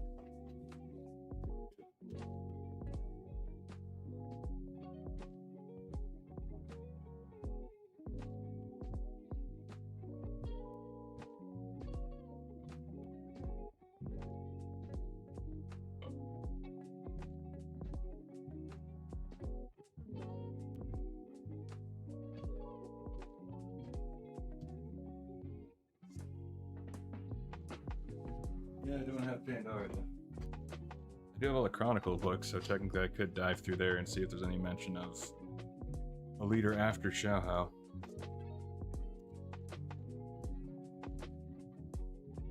But I mean, unless there's something hidden that I'm missing, which is very possible. Of course, I would have to do like a deep dive on the Pandaren people to really try and dig through everything. Which, with all the other projects I have currently in the air, that's gonna have to wait. Okay.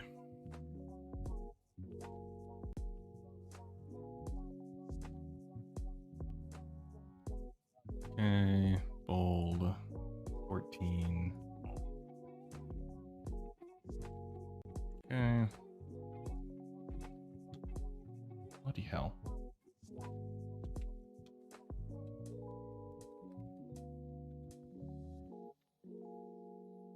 August Celestial is the spiritual leader. Terran Zoo. That's the defensive. And then Show is sort of... Okay, so like a small council of leaders, essentially. That's kind of what I figured.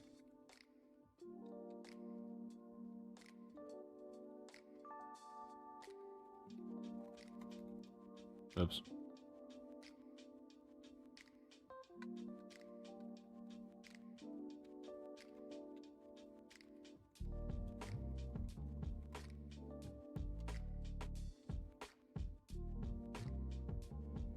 Elise is quite good at the logical side of it. That is a fact. And her memory for the lore is super better than mine. Let me share it with the world. Our life's greatest treasures. Okay. Animation, Title 4.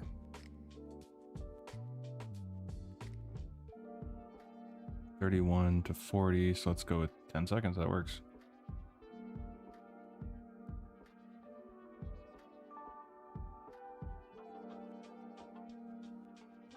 Okay. If there's one thing I've learned about my editing program, save, save, save.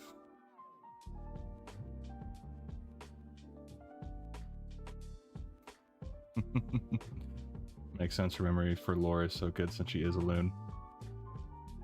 I'd believe it.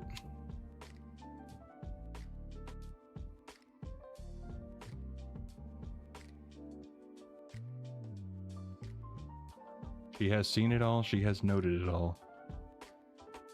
It's the price of being a loon. And the price of being awesome. The burden I share as well, but for different reasons.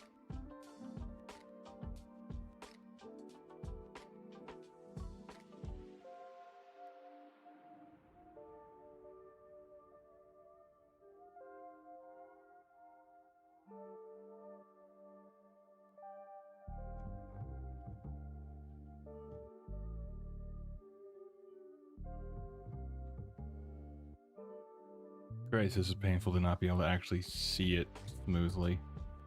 And it's the... Just want a badass orc leader.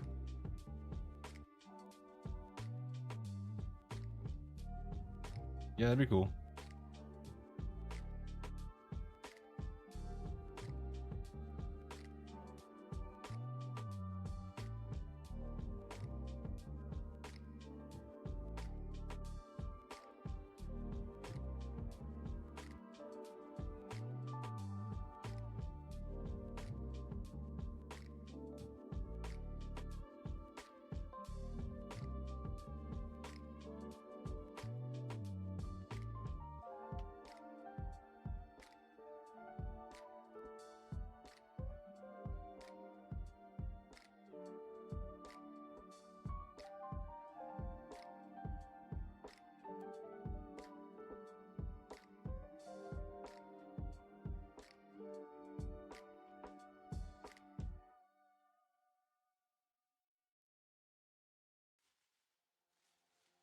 Well, is currently, and yeah, he's nice and chill dude, but I want a badass like Glory de Gromash who just cut through his enemies like butter.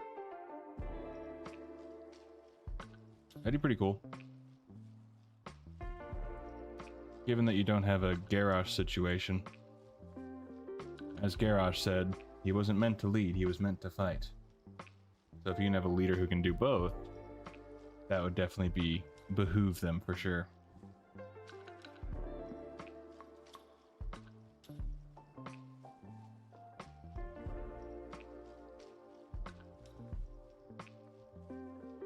I have Cho in this folder? No, I have him somewhere. Cho. Pretty sure I do though. Have I not used?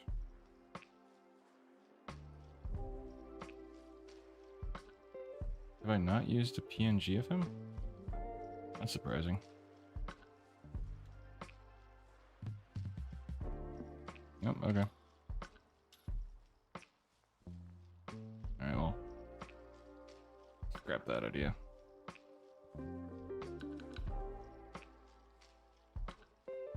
Okay, yeah. That footage is annoying me. So let's grab Flying Over.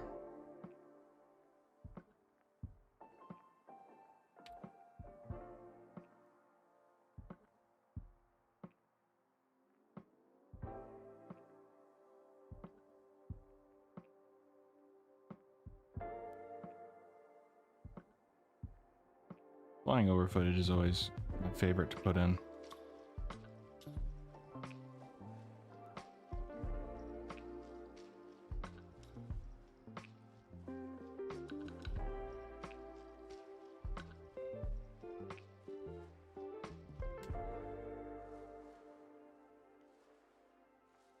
Oh. Don't throw the computer against the wall. Don't throw the computer against the wall. Don't throw the computer against the wall. It'll feel good in the moment, but I'll be very upset afterwards. By the way, did you encounter Braum in that Bronze Dragonflight dungeon? Yes. Yeah, Elise ran me through it, and I was able to check it out and get some footage for it. In the future, I'll have to run through it again to probably get specific footage for things. Might take my rogue so I can kind of sneak around a bit better than my druid. Well, Grom's always been badass. I mean, he was very...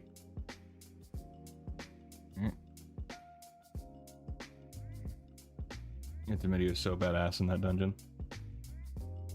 I mean, he was badass even before the dungeon, just in general in life. Like, he certainly wasn't perfect by any stretch, from what I remember, which kind of comes and goes, but he always had that he's just trying to help his people mentality. Pretty sure he did.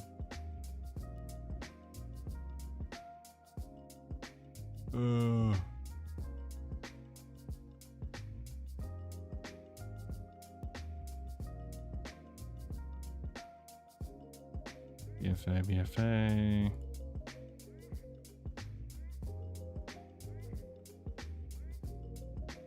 Okay. So in this case, all I'll do is this. Horn sounding, him attacking you. Well, thankfully he didn't attack me, because Elise just cleared the dungeon like a boss. I was just kind of there to look pretty, which I did so beautifully.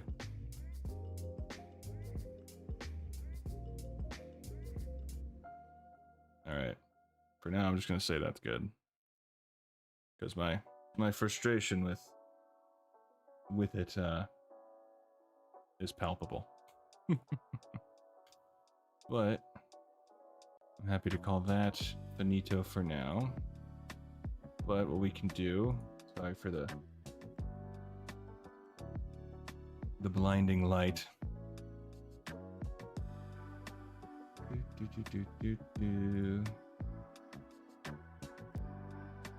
Gonna add a window capture writing.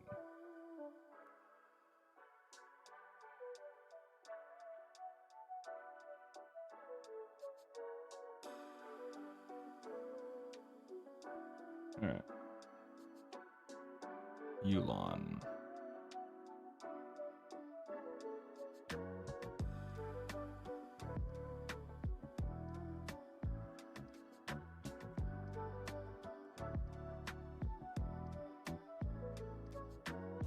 So we can do 100 by 300. Color source.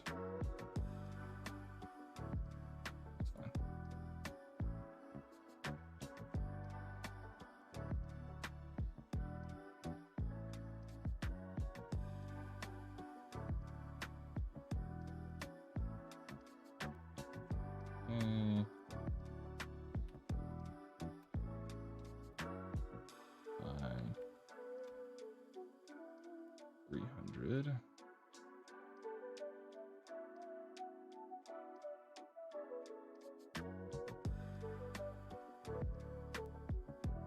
There we go. I believe that version of Grom was the Warlands timeline, where Grom was leading the modern horde against the Alliance in the endless struggle to seize the victory. Yeah, I'm pretty sure it was something to that extent where... Oh, I didn't fill that to screen.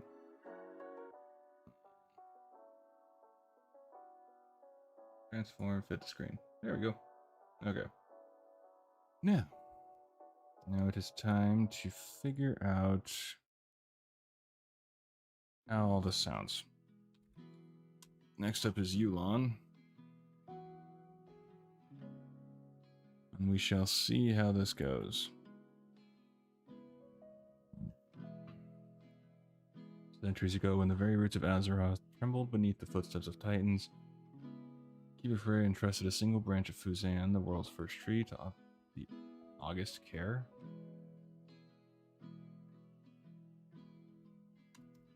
To the care of the Celestials, that living shard became a staff. It grains faintly, pulsing with the memory of creation itself. Yu'lon the Jade Serpent swore an eternal vow to shelter the Wanderer's companion from any who would misuse its power. Through the rise and fall of empires, even in the shadow of the Mogu's iron rule, she upheld her promise with unyielding vigilance. In Yu'lon's heart, she wondered which mortal race would deserve such a gift: the Jinyu, with their patient wisdom, or the serene Pandaren, whose quiet strength spoke of balance and harmony. The Hosen, by contrast, seemed ruled by impulse, brash, feral, too quick to clash among themselves to ever wield the staff responsibly. Warland's timeline is where Azeroth is in ruins because of the endless war between Horde and the Alliance. Makes sense. I mean, if you're always fighting, you don't have time to build or construct or keep things safe. Well, I guess you're fighting to keep things safe, but you get my point. Not all bravery came cloaked in calm deliberation. Oh wait, skip the stuff. Yet as the ages passed, the servant reflected on the many faces of courage. Not all bravery came cloaked in calm deliberation. The Hosen, though fierce and fleeting in their revelry, lived life in bold strokes, vibrant, untamed, and genuine. The ancient sap of Fuzan stirred once more. The staff called for a companion whose spirit matched its own listless energy. There was only one candidate Yu'lon could envision. A Hosen who bore the name Monkey King. Ooh, name drop. Disguised as a wandering Hosen, Yu'lon journeyed into the Monkey King's bustling village. One thing I think I need to add, might just add it as text on screen in the videos or the supercut, is that the Celestials can also take on a visage. I didn't add it into their videos because it only talks about it when they do the trial for Garrosh, but the wiki literally just says they held the trial for Garrosh and they transformed into different visages, whatever. They changed their form. Disguised as a wandering Hosen, Yu'lon journeyed to the Monkey King's bustling village, weaving amid startling stares and curious grins. The king, famed for his wit and quick temper, took her disguise at face value until she challenged him with riddles. No flattery, no what the balls is that?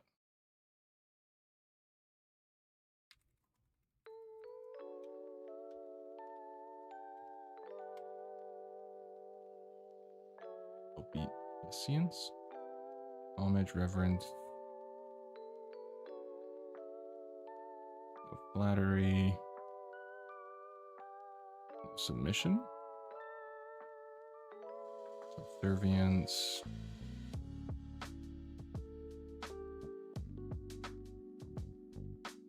Physical act. I think submission works.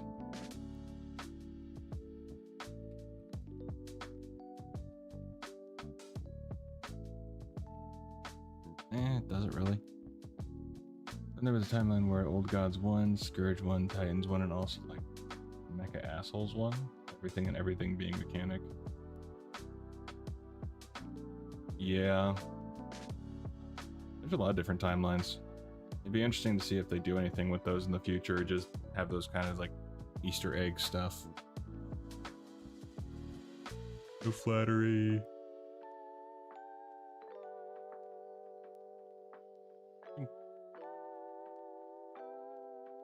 Reverence might be a better one.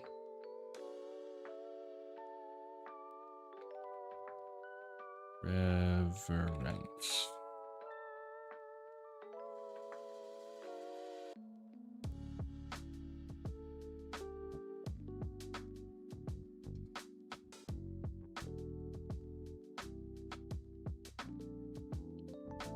Only the stipulation that a true king would unravel her puzzles.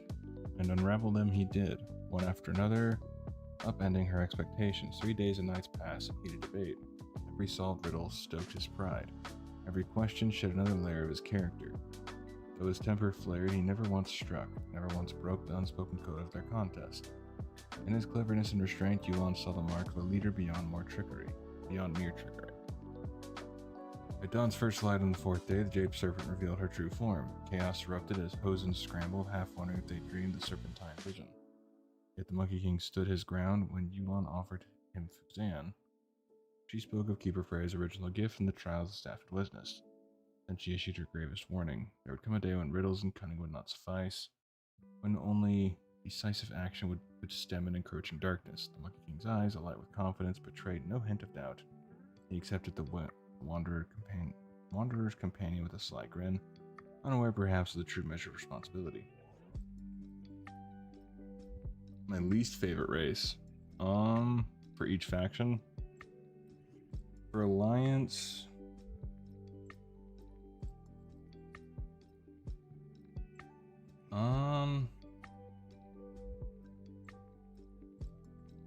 That's a tough one. I hate to say it, but probably Worgen.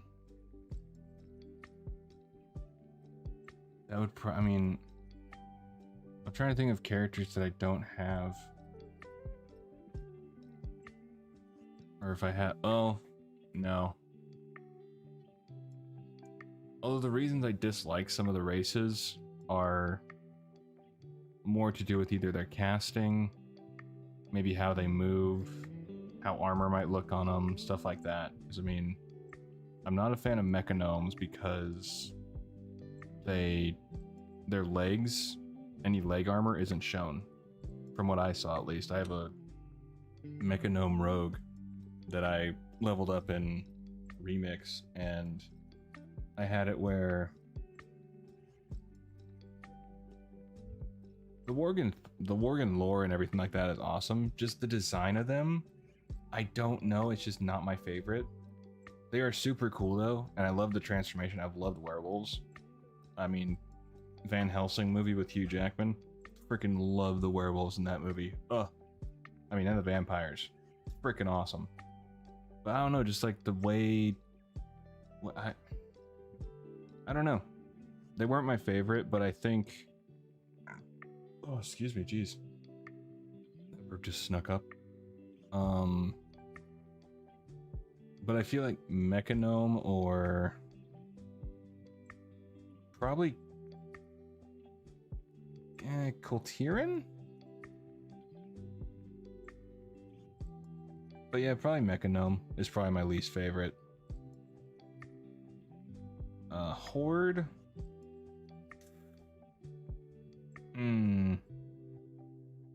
That's a tough one.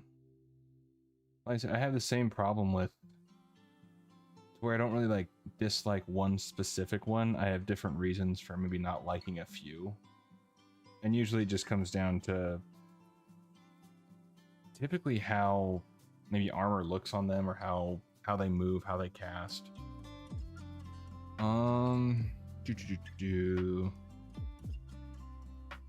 Orc is cool.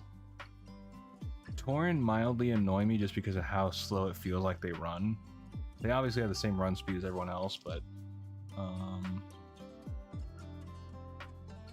that always annoyed me, like in Classic and the older versions of the game when I would try to play Tauren. It always felt like I was going so slow, even though I wasn't. But I like Tauren overall. Undead are cool. sometimes the undead kind of changed over the years for the simple fact that we could kind of customize the decay on them more. Just get more running speed, that'll fix the issue on Tauren. Well, I mean, it's just like an optical illusion kind of a deal, because they're just bigger than the other races, so it feels like they're moving slower, but they're moving the same speed as everyone else. It's just they're larger, so their strides are slower, I guess. But yeah, I don't mind Tauren nowadays. I just remember that being one of my main gripes many years ago. Undead have grown on me because I could customize the decay more. I never cared for like seeing the bones and stuff through the armor, so that always kind of annoyed me. But I know that over the years, since we've been able to customize them more, we can... They don't really have stuff like breaking through the armor.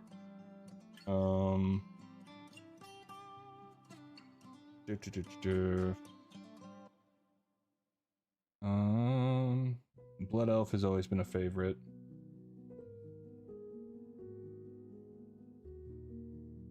For me, that body condition on Forsaken was a deal breaker, but now they have awesome options that skyrocketed for me. Oh yeah. Yeah, the options they give you now are make it a lot better. Goblin might be my least favorite. I mean, I could say Pandaren, because I just never got behind playing them. But if we're going for like specific Alliance Horde races, yeah, I'm thinking Goblin.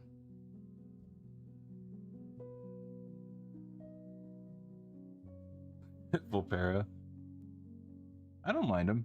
I do have a Volpera Death Knight. I haven't played him too much, but I do have one. The Volpera kind of remind me of Ratchet from Ratchet and Clank, so I have a soft spot for him. Zandalari are cool. The Nightborn, I believe, is the ones on the Horde side. They're pretty cool. Yeah, I feel like it would be Goblin. Yeah, I think that's the only thing I can really think of. I want ogres so badly for that. Yeah, that'd be pretty cool. I don't know if there are really any like friendly ogre clans that work with the Horde. Because I mean, we've fought a lot of the ogres over the years. There hasn't really been a standout like this clan is nice to us, or nice to the Horde. That would be cool though. I think there was talks about it years ago, if I remember correctly, and I don't remember the exact reasons, or they just couldn't make it kind of work with the lore and the story they were going with, but I do remember there was talks about it. There is an allied clan? Okay. See, I don't play Horde too much, so I genuinely wouldn't know, and I haven't looked at it into the wiki, so I wouldn't. I never had a reason to. Huh. So in theory, they could do that. One Rexar brought to the Horde during Warcraft 3. I'm currently playing through Warcraft 3, so I think that's in the bonus mission. So I think I saw Rexar pop up in the bonus selection screen or something like that. I'm not sure which one to use. Stonemaul. I'll take your word for it. Like I said, the only ogres I remember being like kind to us was during BC when we did Simon Says the daily up in Blade's Edge? I think it's Blade's Edge. And you do one of the most annoying dailies, which was Simon Says. And that stuff. That drove me bonkers. My memory has just never been great.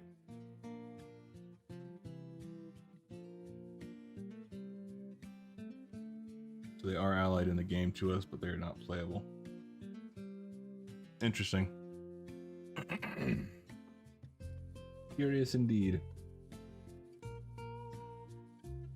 Yeah, that'd be interesting if they plan to do anything with ogres. If there's, like I say, if there is actually, with there being an ally. So I mean, that would make sense though. I swear they were talking about it many years ago and discussing it, but they couldn't. There was some reason for it, but I can't remember what the hell it was. But they just didn't do it. Mogu Empire. Beneath the thunderous march of Lei Shen's armies, Pandaria's skies blackened and shook. One by one, the August Celestials fell to the might of the Thunder King and his mighty Mogu, save for Yulon, the Jade Serpent, who slithered unseen to the Jade Forest. Oh, couldn't come up with a female model. That'll do it. That would be difficult. Yeah.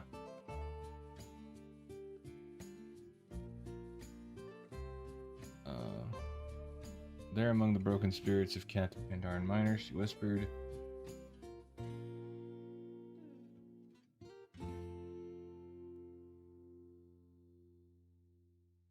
the same thing was going on with Mogu, but in BFA they actually made female Mogu, so I believe they could do the same.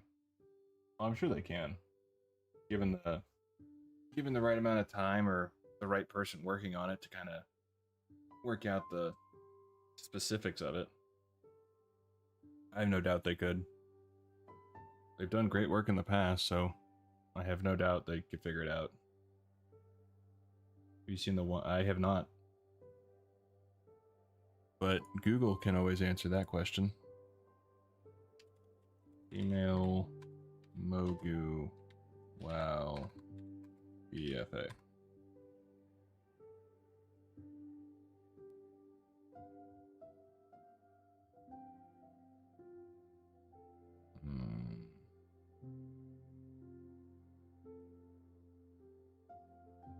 The twin consorts.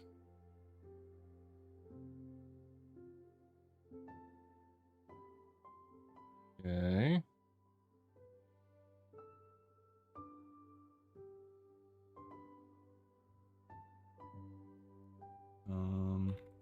Lei Shen. Wow. Twin consorts.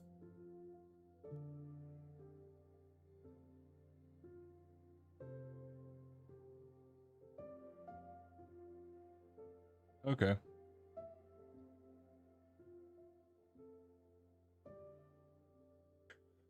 Yeah, I could definitely make it work.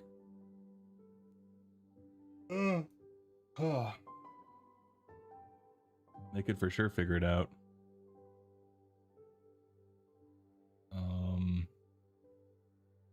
So they're unseen to the Jade Forest. There among the broken spirits of captive Pandaran farmers, she whispered counsel in hushed breezes, reminding them of ancient truths.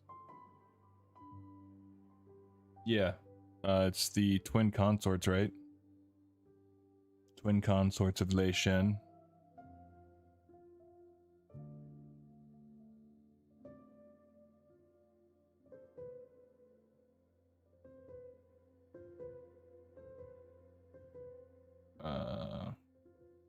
Hope can blossom in stone, and courage grows in darkest tunnels.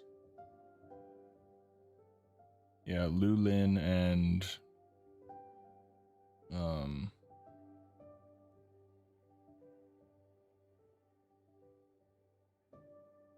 wait, I just saw their name. Lu Lin and Suin? Suin and Lu Lin, I guess.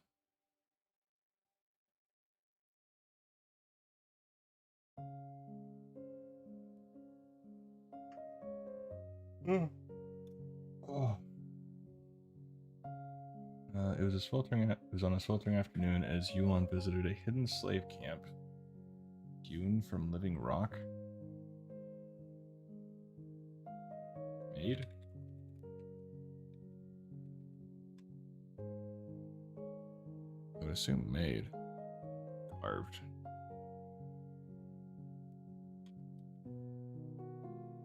Far from living rock, that Lei Shen himself unleashed a bolt of pure lightning. The sky lit with a blinding crack. The bolt struck Yulon's shimmering form, pinned her to the earth like a fallen star. Pandaran hands, fierce in their compassion, secreted her away beneath the surface into a clandestine cavern in tribute of the Celestial's glory. Tribute to the Celestial's glory. There, amid torchlight and whispered hymns, Yulon bore witness to their silent suffering. Moved by their resilience, she poured the last of her magic into the cavern's walls, infusing every vein of ore with wisdom, fortitude, and rekindled spark of hope. Interesting.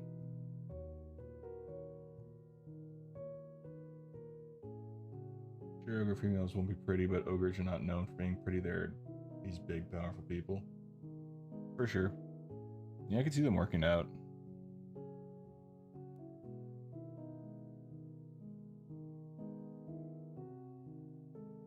I don't know how high that is on their list to figure out, but I don't know how many plans they have for future races and stuff like that, for other playable races.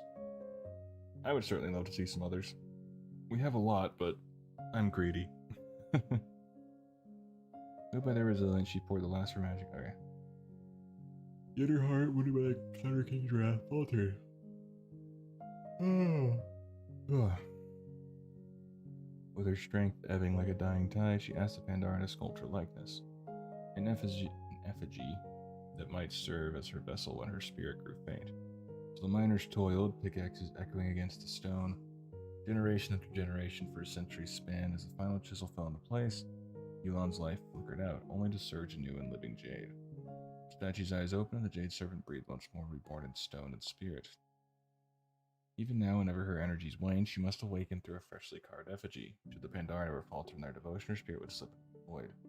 Yet Yulon's unwavering faith and their steadfast hearts leave no doubt that as long as courage endures, she will never be lost. Well, damn, that's convenient. As long as she has a new statue to reincarnate in. The only thing I'm trying to... So she... Hang on.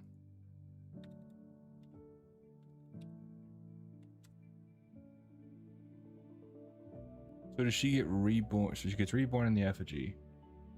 And then... Does her, like, skin become the jade and stuff? Or does she, like, turn into flesh and celestial energy and whatnot?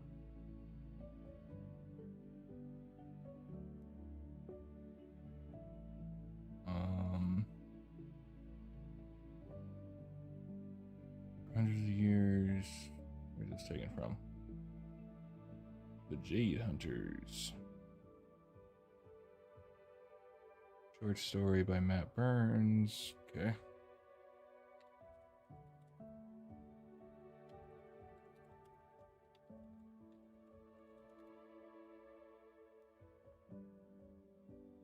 All right. Just so I understand what the hell 6 pages.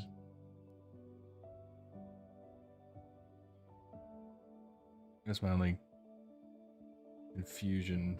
Not really confusion, but just curiosity. So she infuses her energies into the statue, and then she gets reborn. I'm assuming her skin doesn't, like, stay jade. It should always look like she's got the celestial energy kind of a deal.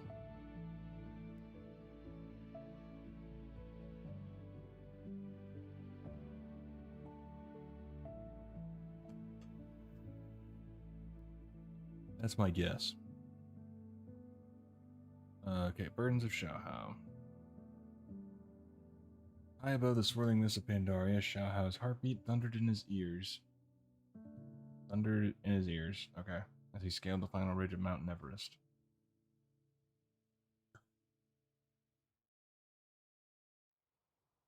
There in a clearing bathed in pale moonlight, the sinuous form of Yulon the Jade Serpent coalesced from the haze.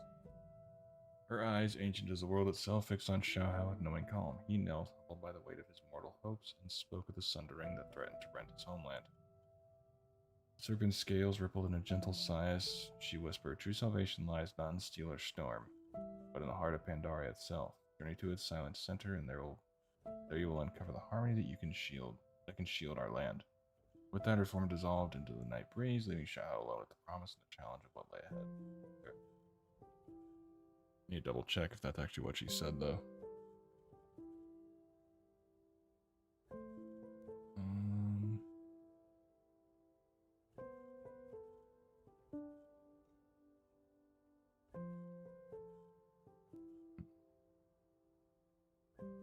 gonna use the bathroom and refill my water.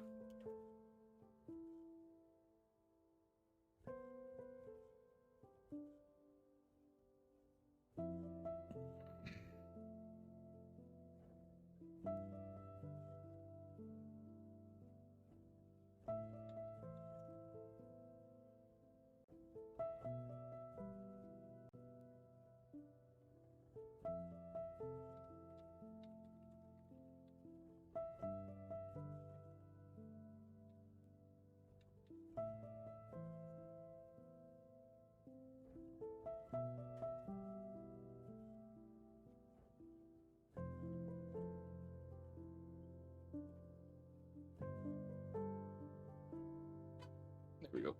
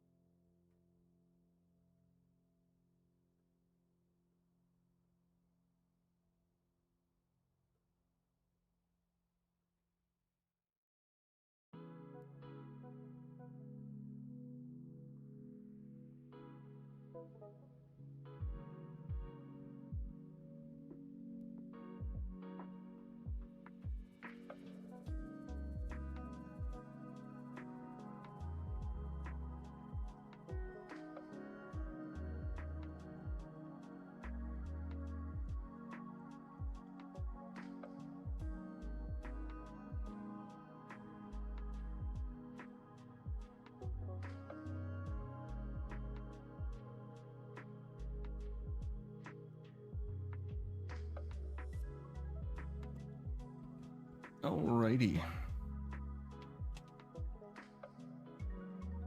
I did have a great little break. What's going on, Jack?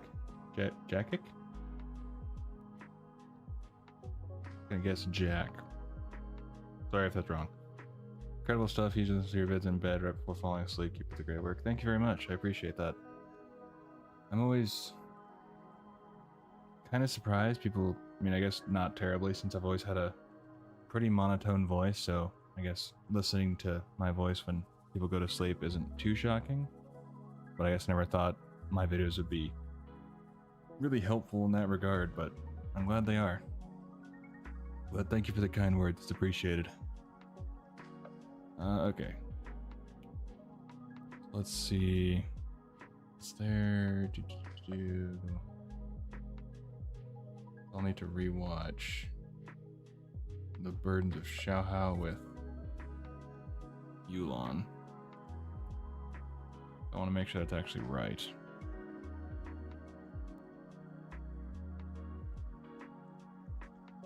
Not the end of the world if it's not perfect, but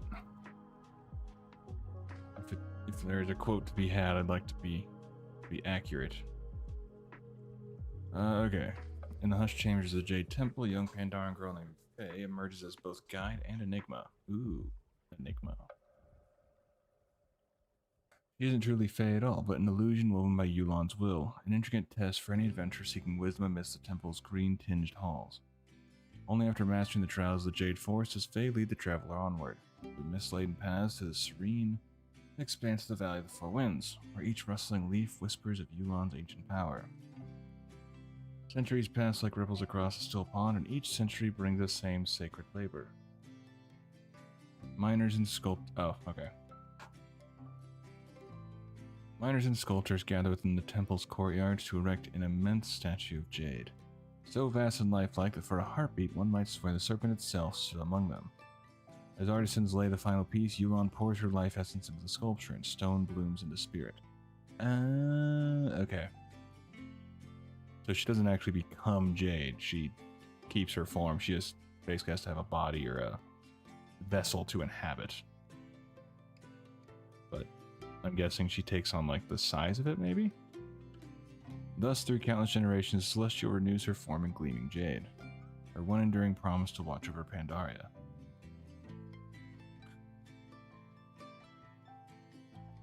When the world teetered on the brink of ruin, Yulon joined her fellow Celestials in a moment of unparalleled unity. Together they pried open the gates to the Vale of Eternal Blossoms, ushering in a sanctuary of peace where Pandaria's hopes could take root.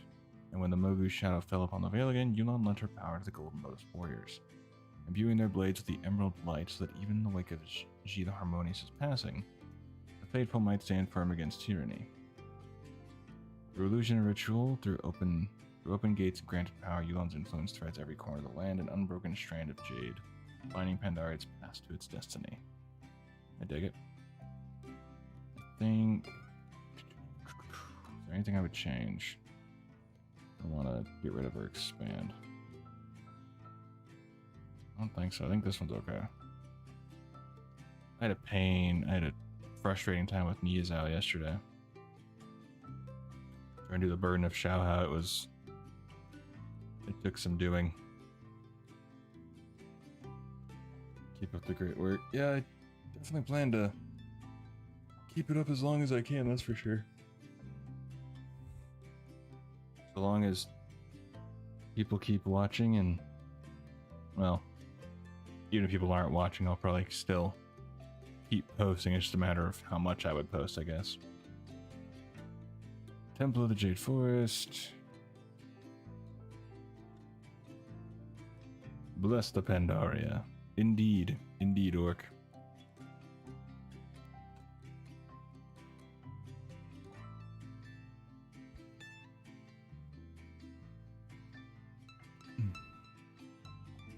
Bless the Pandaria, indeed.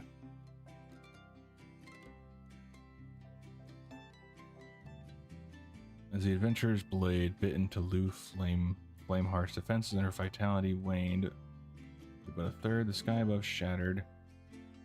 The sky above the shattered courtyard shimmered with emerald light, a coiling form you on the Jade Serpent. Oh, I don't need the Jade Serpent for a billionth time.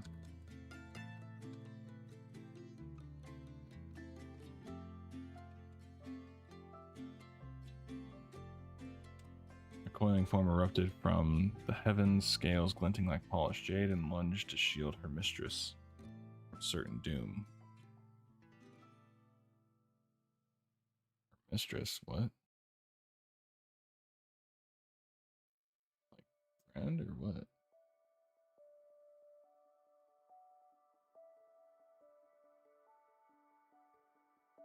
Oh. Oh, it's that dungeon. Okay.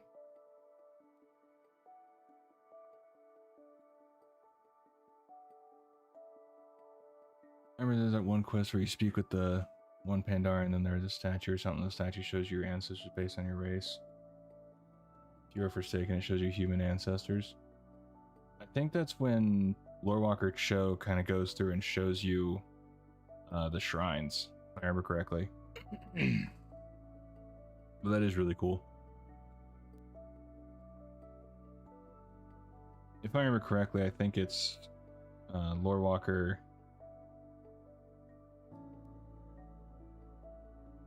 Cho shows you the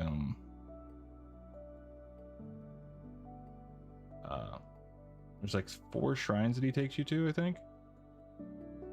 If it's the one I'm thinking of that we're thinking the same thing, then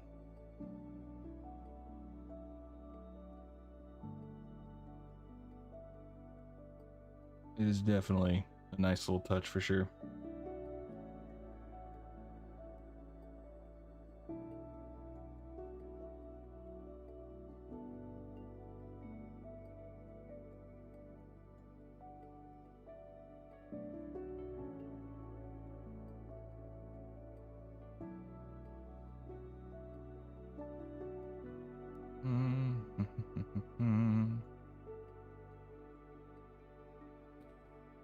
Okay.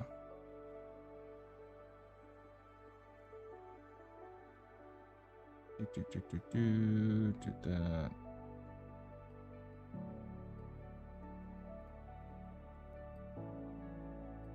Yeah. I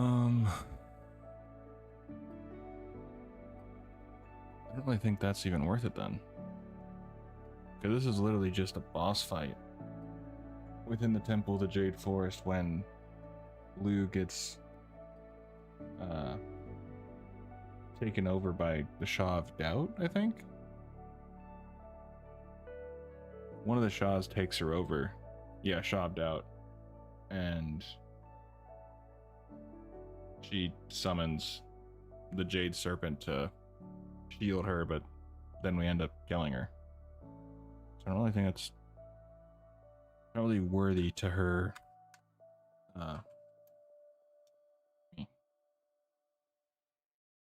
her history, I think.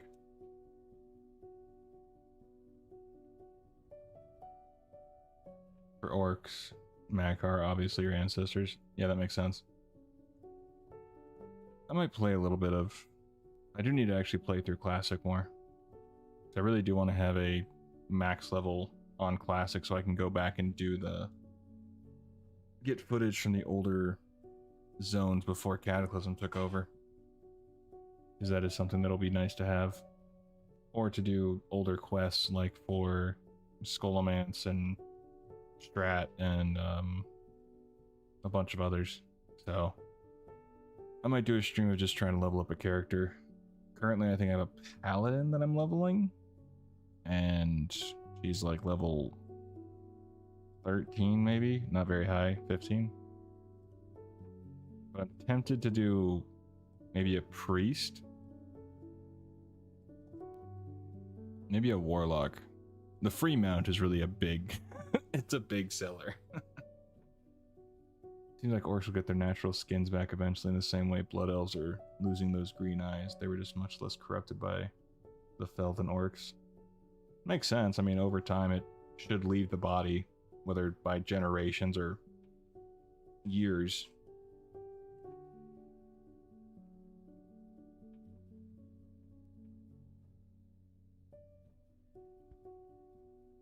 I mean, the orcs basically like bathed in the fel, as far as I remember. The blood elves partook in it, but they didn't go as far as the orcs, from my knowledge at least. Escalation. Yeah, it's the same thing. We don't need that much detail. It's always funny how the AI can add so much to so little. Like for escalation, it's literally a sentence. It says, as part of Rathion's legendary journey, he and an adventurer visited the Jade Serpent door to receive her blessing. But it turns it into this entire thing. But from what I looked up online, you literally go to the Timeless Isle, you have to beat all 4 of the Celestials in the fight, and then you get your blessing. They give you their blessing after that. I think we'll try redo this.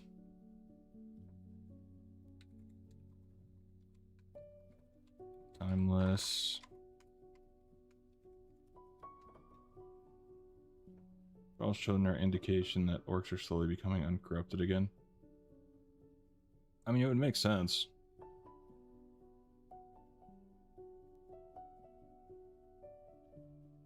Unless they would try to say that, you know, the fel is just that corrupting that they're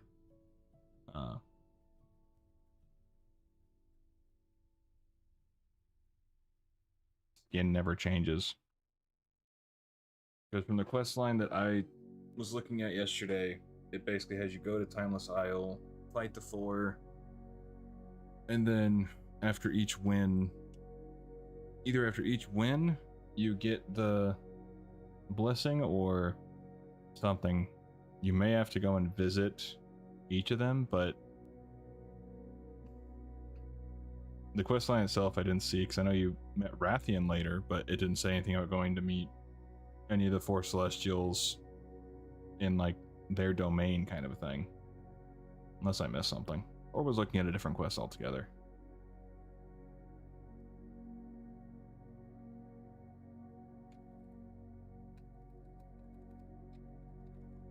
take on...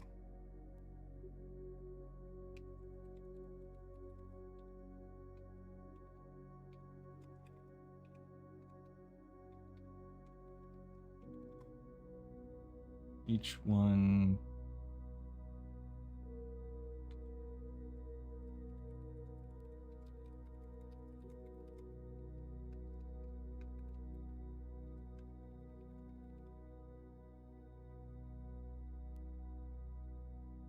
Problem is that I've added it for Niuzao and Chiji, so I feel like I kind of have to add it for Yulon and Juen.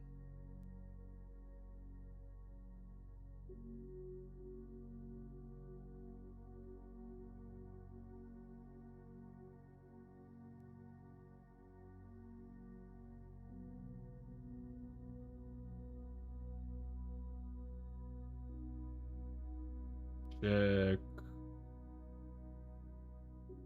Did you send me something? Or I'm not sure what I'm supposed to be checking. Celestial blessings.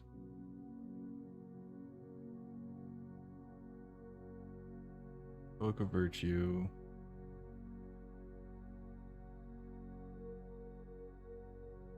Okay, so you complete one of their 4.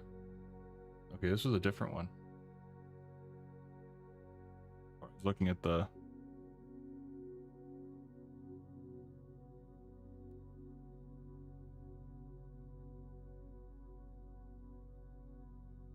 Jade Serpent, Incarnation of Wisdom. Let's see what she has to say. Great Jade Serpent, hear out our plea. A champion and I seek the blessing of your wisdom. Ah, the Dragon Child and the hero, together you will achieve great things. Tell me, Dragon Child, what is the nature of wisdom? Do what is right no matter the cost. That is wisdom, spoken like a true child of the aspects, always seeking to change the world. But true wisdom comes from knowing what's right, and sometimes doing nothing at all. When is it ever wise not to act for the greater good? To learn that is to learn true wisdom. Come forward, I will give you my blessing. My challenge, if you accept it, will test your cunning and footwork even in the midst of life-threatening danger. Okay. In the Heart of Jade.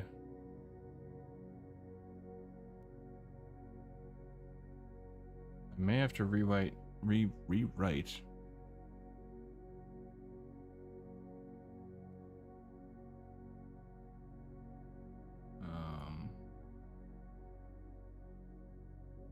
Yeah, it's literally just during escalation.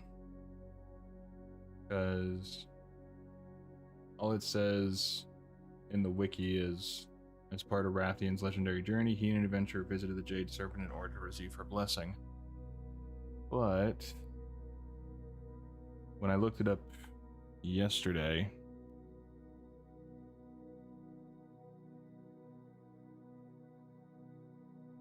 so I looked up the quest line yesterday, and basically what I found was that you went to, what was it, you go to Timeless Isle and then you meet Rathian later. That's what I found. But it might have been a different part of the quest line or something. Grant you full array of draconic power, but sadly it would tear your mortal frame apart. Shocking. Not hopeless, but I believe I can create a powerful vessel that you can use to craft. You need the blessing of the 4 Celestials in Pandaria. Travel with me to the... Okay. So you do have to travel to the 4 temples. What the hell was I looking at then? I found a quest line on Wowhead that was... that had the same thing, but you go to Timeless Isle, you fight that. Or is it you go to Timeless Isle, you fight them, you beat them, and then after that, you turn it in, then you go to the temples to get the blessings? Because I did not see that part in the quest line yesterday.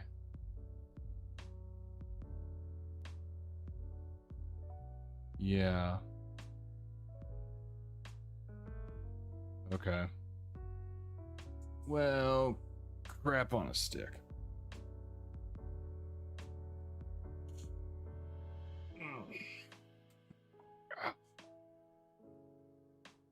Okay, so... Balls. Rathian stands outside the main gate. Speak with him here. Yulon awaits. Go to Yulon. Okay. Wait, what? No. Thunder King. Play the Thunder King in the Halls of Thunder. What bloody questline was I looking at? I'm so confused. I mean, god damn it. Alright. So,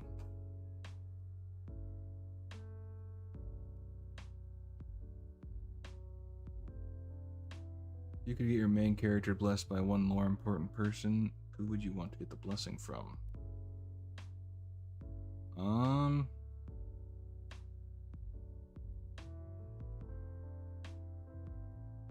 Well, given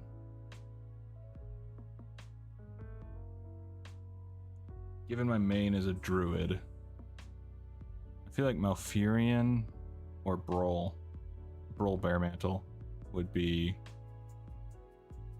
kind of the top two. Brawl doesn't get enough love in the game, but he's a pretty cool character in the comic and later on in I think he appeared in Wolfheart? No. I don't think so. But yeah, it would probably be either Brawl or Malfurion. Spandal and Moppin involved the Celestials a few times, mainly because the legendary cloak was from them. Yeah, I got that. But like I say, maybe I was looking at a different part of the quest line. I don't know. I don't remember exactly how the hell I found what I typed in to find the thing on Wowhead. Was it Wowhead? Whatever. It was some site yesterday. So, alright. Well, this just got more annoying. But what else is new? Okay. Echoes of the Titans. Because yeah, the quest line, or part of the quest line I was looking at yesterday, basically had it. You go to, shows up in Tides of War, Legion, BFA, and Dragonflight. Okay, yeah, so not Wolfheart. I didn't think so. Not sure who could bless my Zandalari Pally since Rayzan is dead, but my light powers come from my faith in the crown and the people nowadays. I mean, you could just get it basically blessed by probably Turalian. That'd be kind of my guess. Or Dezco. He's a Tauren Paladin. Those are the two kind of main paladins that I think of. Dezco really isn't like a main character by any stretch, but he had a heck of a life, that's for sure. Okay, so not the Timeless Isle. Or I guess following the Timeless Isle? Bloody hell. Alright, let's BS this. Following a long and wow, I can't type. Not sure Turalian would do it happily to a troll scum. I feel like over the years he's kind of lightened up. Earlier Turalian definitely wouldn't, but with everything that's been going on with, you know, helping the other faction and stuff like that, I could see him making an exception since Paladins, I mean, they have Paladins from Horde and Alliance. I don't think he's quite as, would be xenophobic? Whatever. I don't think he hates them quite as much anymore. An Arduous? Totally wrong. Arduous. Wow, see? Arduous journey. Get legendary cloak. Come to the Yu'lon,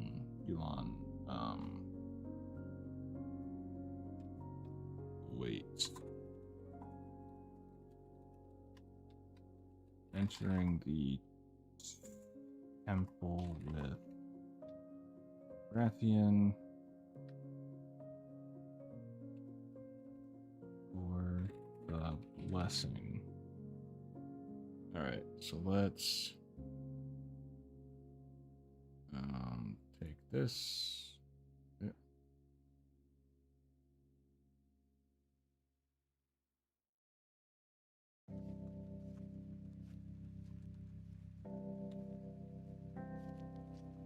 Let's rewrite this.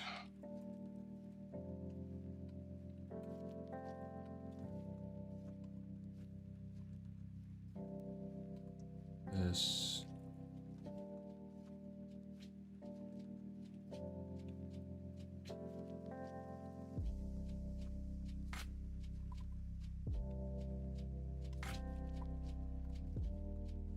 The quotes.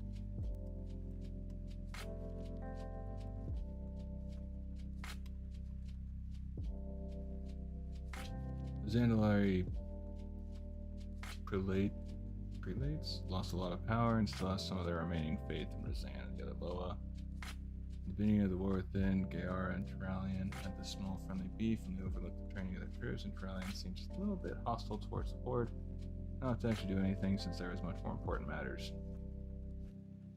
I don't remember that off the top of my head, but I mean, I'll take your word for it.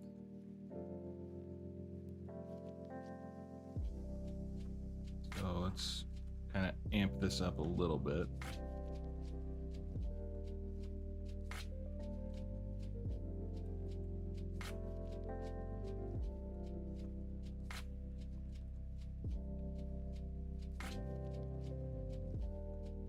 I believe he's working with the Horde out of necessity, at least partially. Well, for sure. But I don't think he's quite as hateful toward the Horde. I don't think. I mean, as I said, my memory is less than great, so it's very likely that he hates them with a fiery passion, and I just missed it entirely.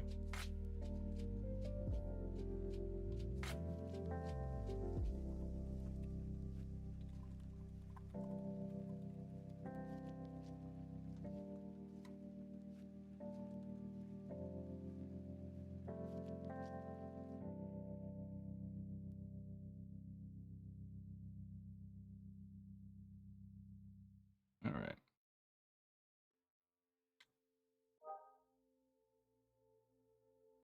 I don't believe he appreciates his home being populated by the walking corpses and the place being just a shadow of its former self.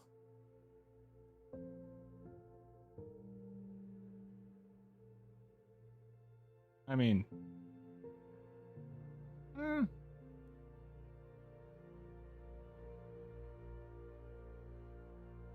feel like at the end of the day, he probably would prefer to have it as it was, but with everything going down, it seems like Alaria isn't as hateful toward the Horde. And she has Turalian. I can't remember if he was. I want to say he was. At least the Kingdom of Lordaeron.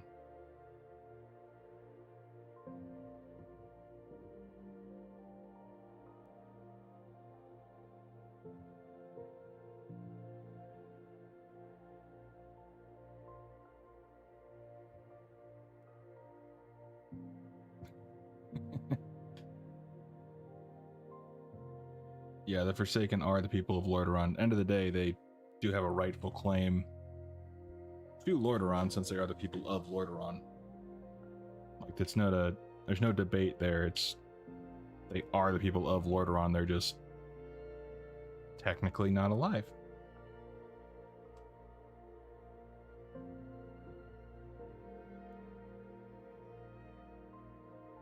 One of the divisive points among humans.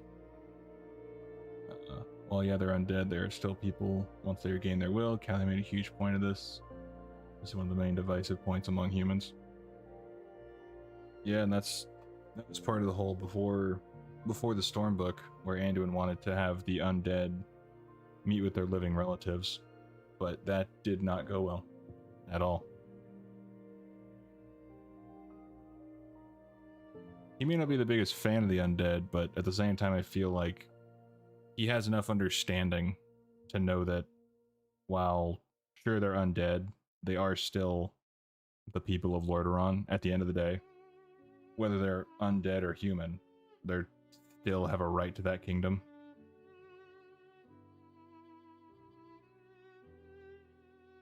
I don't think he's quite as hateful as he was. He may not be the biggest fans of them, but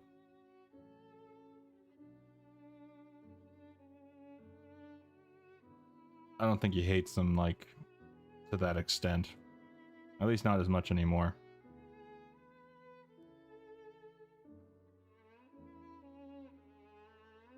After days of treacherous mountain passes, hidden grottos, and moonlit crossings, you and Rathian finally stand before the towering steps of the Jade Temple.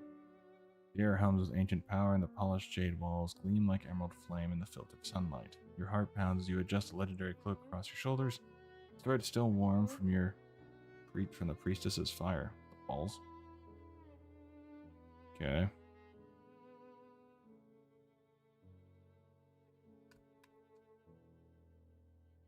Heart pounds, you adjust legendary cloak across your shoulders. At the summit, the great bronze door.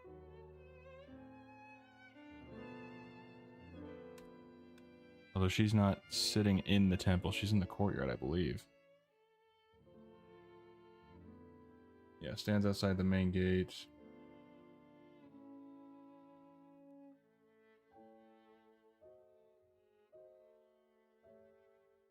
In the unincensed version.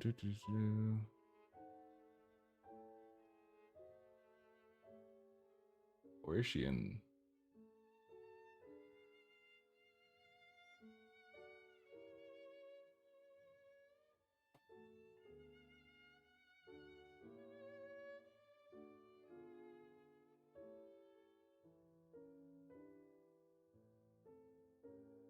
Oh, I do love that cutscene with Illidan and Zira trying to basically turn him to the light. That didn't go well for Zira. That did not go well for Zira at all. I am my scar. Almost all NPCs must remove the such. Juan and these ideas. I should see, is Yu'lon in the temple or just in the courtyard?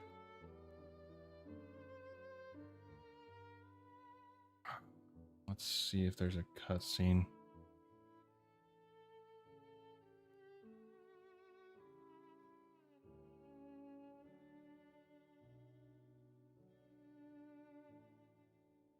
Let's see.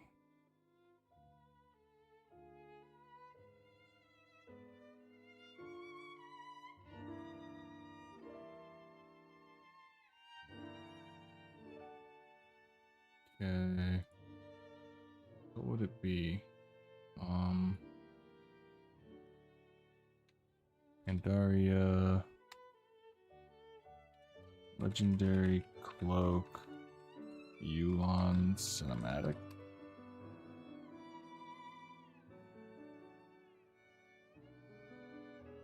Oh, she is in the temple. Okay. Gotcha. Cool. Oh no, the chandelier is broken. Chandelier. Hoping Trader Uriel will one day come to the dark portal and we will kick her ass, especially Gayara has a giga hate against her. She forced her people to convert to light and took their lands and kill her mentor father figure Grom. Yeah, Uriel kind of went off the deep end by like a lot. Like a lot.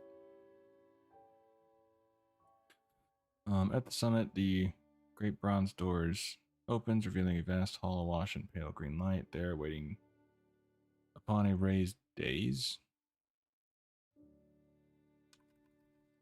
On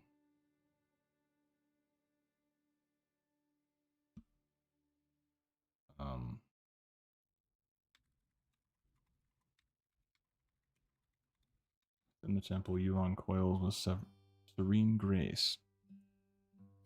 Handing a respectful nod to your draconic ally, you step forward and speak. The Jade Serpent is the incarnation of wisdom of Pandaria. Let's see what she has to say. Rathian stepped onto the smooth jade floor. It's not a smooth jade floor by any stretch. Just onto the step forward.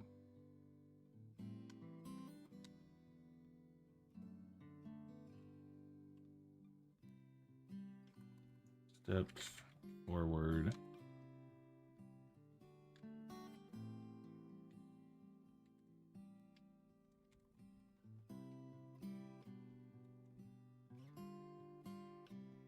Every footfall echoing in the cavernous hall. In the center, a column of pale green light shimmered and coalesced in the form of the Jade Serpent herself. That's also not right.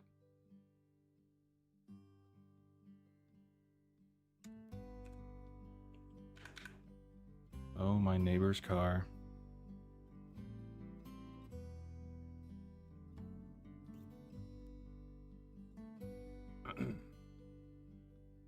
Okay.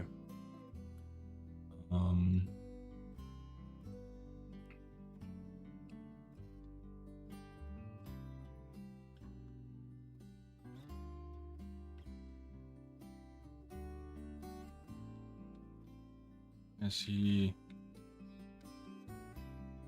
approached the stairs, Rathian lowered his head in reverence. Okay.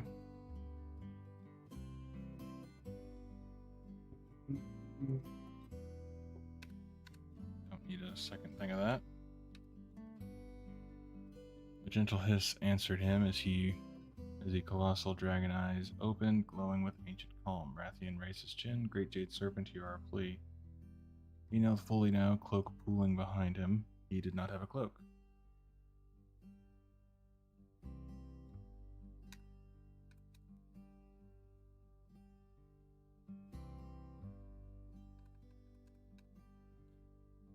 My champion and I seek the blessing of your wisdom. Serpent's voice rippled through the chamber like the water over stones. Ah, the dragon child and the hero. Together you will achieve great things. Her form shifted, coils folding into an even more regal posture. If you speak with medical heart orcs, they keep saying, I will see Draenor's sky again one day. Maybe something like that, which indicates maybe we'll meet Yrel. Everyone who doesn't join her in the worship blanket is killed. I don't know if that would really hint to anything like a subtle hint to the future. I just feel like that's could also just be one person's dream to see their homeland, even if they're have a 98% chance that it'll never happen kind of a deal. But it could also be used as a way to hint at future ongoings with Draenor.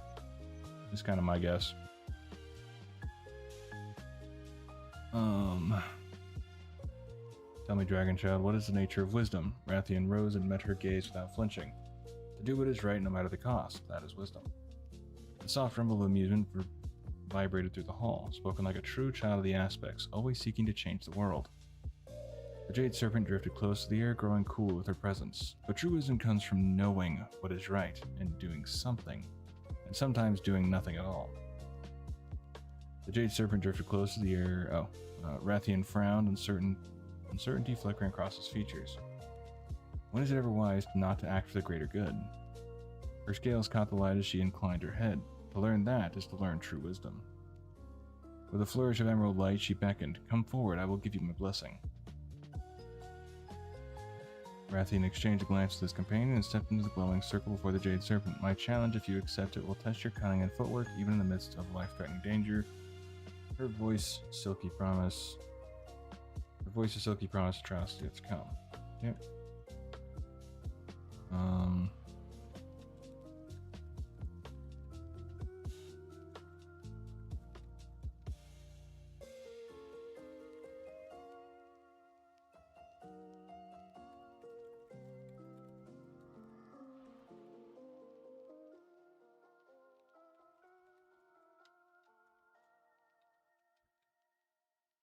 Continue on your journey. Okay. I'm okay with that for now.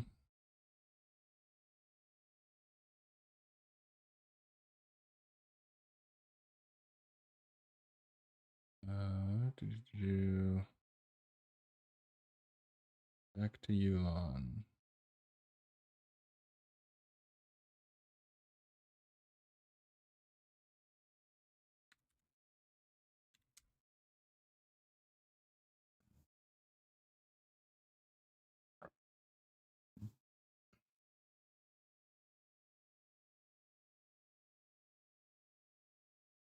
And that Maghar questline also told us that Exarch Hellscream exists, which is like alternate Garrosh. Correct. What is the trader who joined Lightbound and became a Maghar Paladin? That'd be interesting.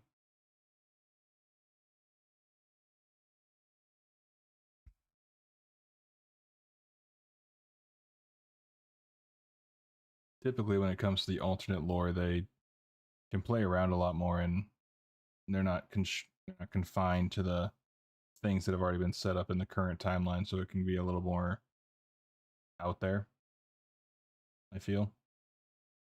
Which is no different than Marvel and DC, how they have all their different worlds. Okay. Time Okay. Then you go into the Timeless Isle and then beat her there.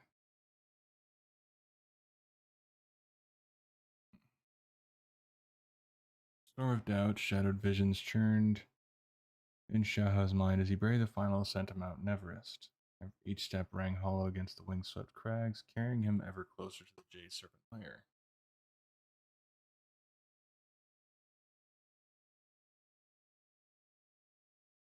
Let's do this.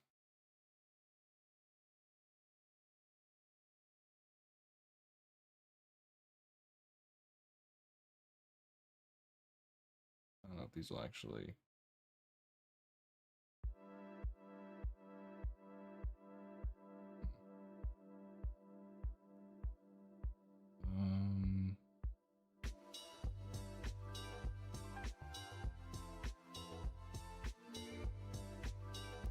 Here. There. This should do better. I made some artwork of this Exarch Hellscream. You can check that out, sure. Exarch Hellscream.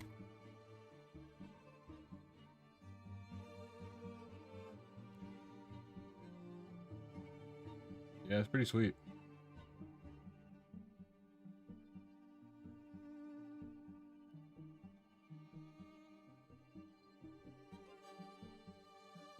I mean, there's a lot of ways they could play it.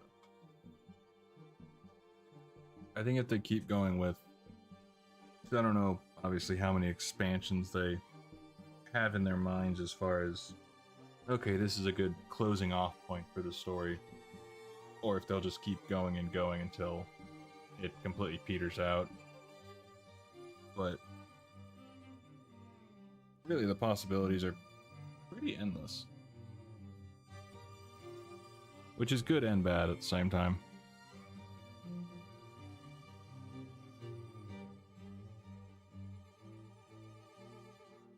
Alright. Each step rang hollow against the wind-swept crags, carrying him ever closer to the Jade Serpent's lair. At the summit, rings of mist curled around a simple stone altar where Yulon lay clothed in living jade. Her eyes glimmering with ancient knowing, Shaha felt the weight of fear and foreboding omens pressing on his heart.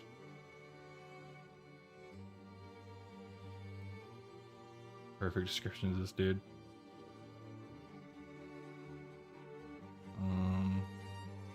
With subtle movement.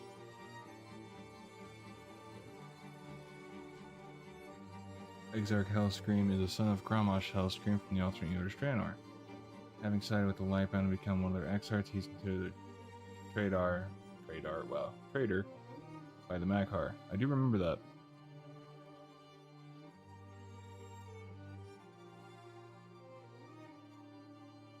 Exarch Yrel considers him an example for his people to follow. Well, yeah, I'm pretty sure anyone who joins her cause would say that similar. Like, this is someone you should follow. This is the example that we want.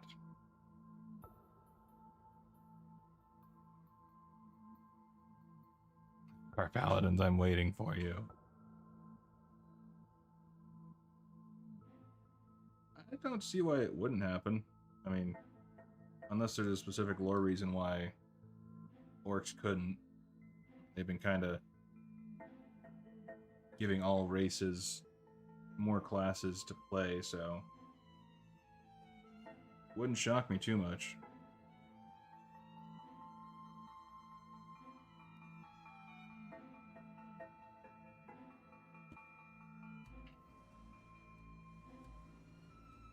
Okay.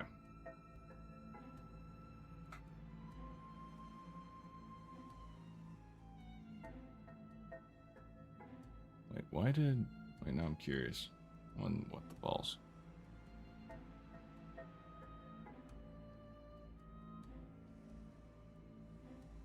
One's...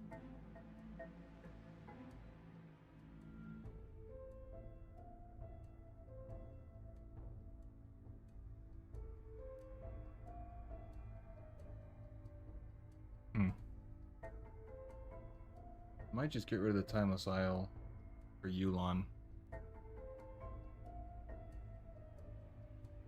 It literally just rehashes what... Just this up here. I think what we'll do is we'll put this up here. There's burdens. Here we go.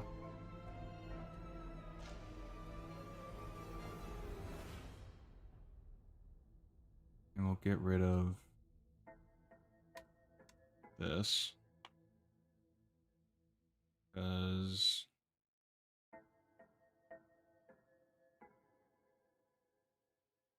yeah, storm of doubts and shadowed visions churned in Xiaohao's mind as he braved the final ascent of Mount Everest. Each step rang hollow against the windswept crags. Carrying him ever closer to the Jade Serpent's lair at the summit, rings of mist curled around a simple stone altar where Yulon lay coiled in living jade. Her eyes glimmering with ancient knowing, Xiaohao felt the weight of fear and foreboding omens pressing on his heart, threatening to cloud his judgment. With the subtle movement of her sinuous body, the serpent scattered the swirling fog to reveal the barren peaks and distant valleys below. In that moment, Xiaohao sensed an invitation to release the shadows haunting his thoughts, strip away anger, doubt, and dread so that the land itself might speak to him. Before him stretched the Trial of the Serpent, a winding path marked not by swords or battles, but by silent choices and inner riddles. At each fork, the terrain seemed to test him, patience against haste, faith against despair, self against the greater whole. As Xiaohao advanced, the world around him responded in kind. A gust of wind shifted into a soft sigh of approval. Stones beneath his feet hummed with quiet resonance, and the mist receded to unveil the sky of crystalline blue. Every decision guided by clarity rather than fear, he felt himself becoming one with the mountains, heartbeat echoing on the sun. When he emerged from the final bend, reborn upon the peak, carried with him the true lesson of the trial, only by casting out the darkness within. Yeah, I'll just leave off Timeless Isle for Yulon, because literally it just says basically Xiaohao had to do this, so now you have to.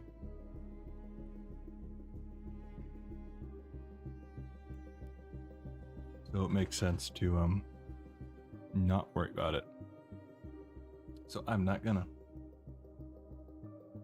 Beneath the pale glow of the veil's newly planted sapling, the Celestials gathered in solemn vigil. The ethereal ghost of Emperor Xiaohao, Lord Walker Cho, with his scroll of stalwart adventure, and the Serpent's Shine. Or of Yulon at the first.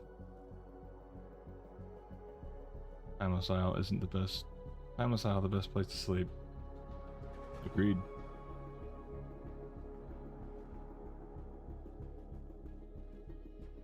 Definitely agree there.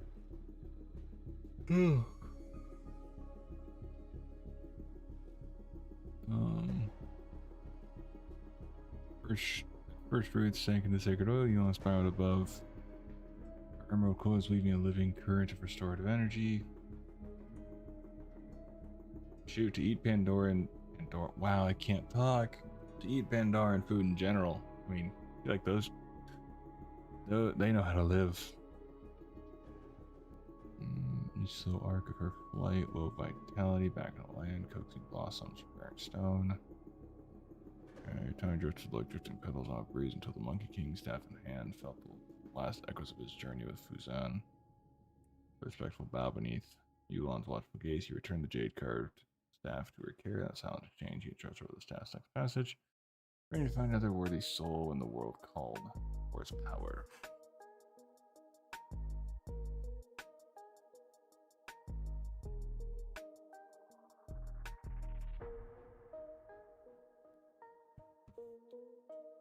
Okay, I'm okay with that.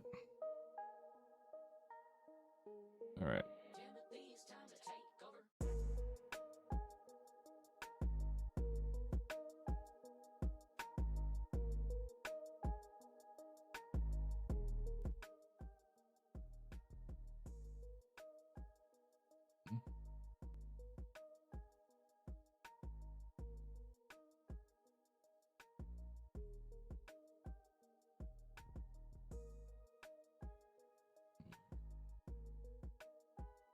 Okay. Jade Hunters. I need to read through this story and see if there's anything I need to add. Oh.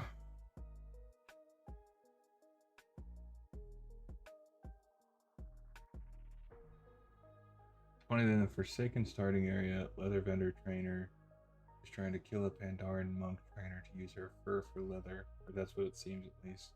Dark joke from Blizz. Dark, yeah. But it wouldn't totally shock me if people would see them like that. Maybe that person, that Forsaken, only sees leather as leather. They're like, I don't care. If you have something that can turn to leather, we're gonna get it.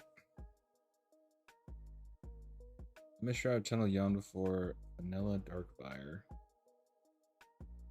Arik Irongrin, and Vendrig Redbeard, as Faye guided them deeper into the rock. Each step echoed with the clang of pickaxes and the groan of shifting stone. Far from the friendly mind they'd expected, their faces grew tight with frustration and suspicion. Yet the mysterious guide pressed on. Her silent confidence somehow compelled them to follow. That's Yulan's gift. It wasn't until the dwarves returned to the surface that the true tale unfolded. They learned how Yulan had once slipped through the very shafts to bring hope to Pandaren slaves, inspiring miners to seek wisdom beyond the Mogu's dominion. Hidden chambers here had served as secret sanctuaries where the Celestials' faithful worshipped in hushed reverence. In the wake of Emperor Xiaohao's teachings and the cataclysmic sundering, the miners' descendants had emerged to erect grand temples across Pandaria and found the Order of the August Celestials, carrying forward the ancient lessons of balance and unity. A wave of awe washed over Fenella, Karik, and Fendrig when they pieced together the truth. The quote-unquote mine Faye had shown them was the very cavern where Yulan's mortal form had perished, giving birth to the timeless cycle of her rebirth. They stood in silent tribute, their earlier grumbles forgotten in the face of such profound history. As the three masons prepared to depart, Faye's soft laughter drifted like wind through bamboo. In an instant, her visage shimmered away, revealing the Jade Serpent herself. Final graceful coil, Yulan stretched her wings of emerald mist and soared upward, becoming a living vein of jade against the diamond sky. Even the dwarves forever changed by the secret they now carried in their hearts. Might be a couple things I can add from the story, but overall it sounds good. Alright.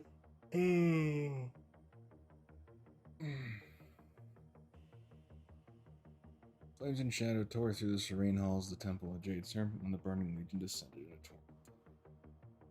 torrent. This is the Mistweaver questline, I believe, in Legion.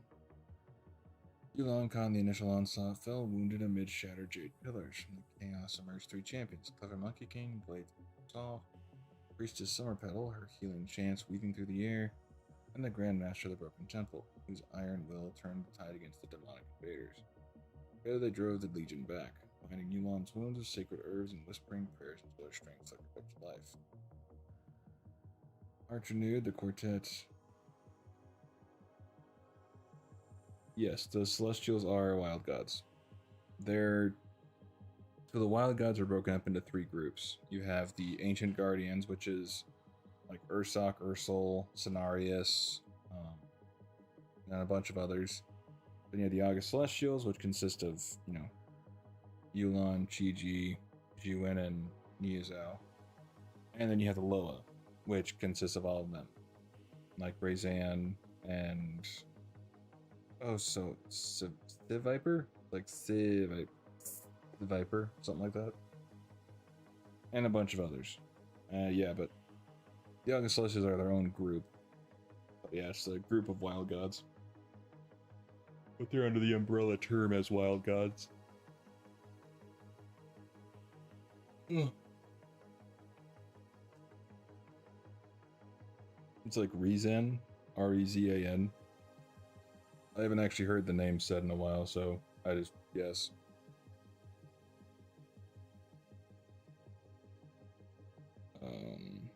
Yulon herself confronted. Yeah, what the balls? Razan.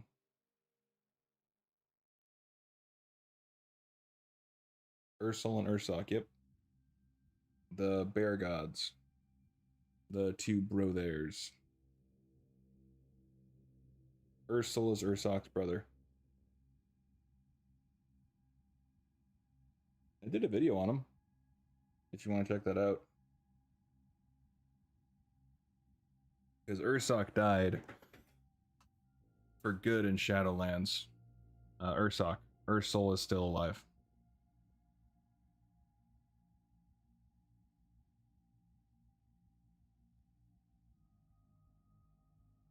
Oh yeah, Ursoc has died a few times, but I'm pretty sure he gave up his he gave up his energy during Shadowlands, or they couldn't keep his wild seed alive.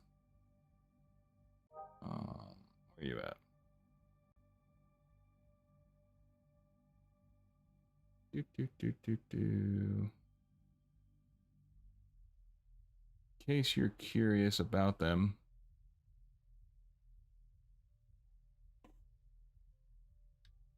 Yeah.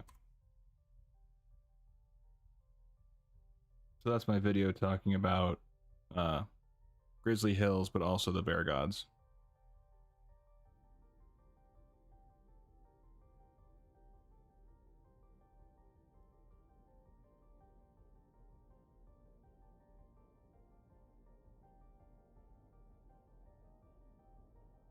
Hearts renewed with the final Thunderous War.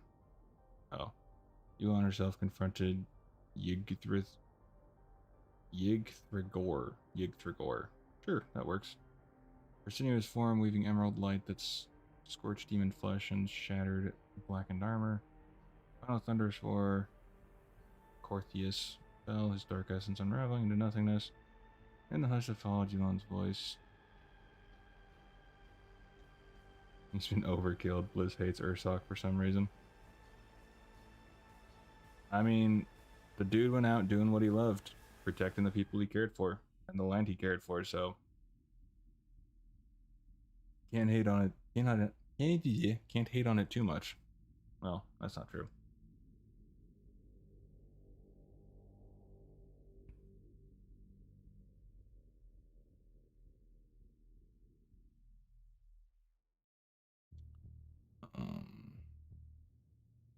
In the hush that followed, Yulon's voice soft its red and echoed through the jade vein chamber. She honored the Grandmaster's courage by gifting them Fuzan. The Wanderer's companions, living wood, still hung at the breath of the world's first tree. Graceful coil of emerald mist, the serpent bore them away. From the seas, depositing your champion before the shining spires and Temple of Five Dawns, the Wandering Isle, where new trials, new legends awaited. Cool. Alright. And beyond is Yuan.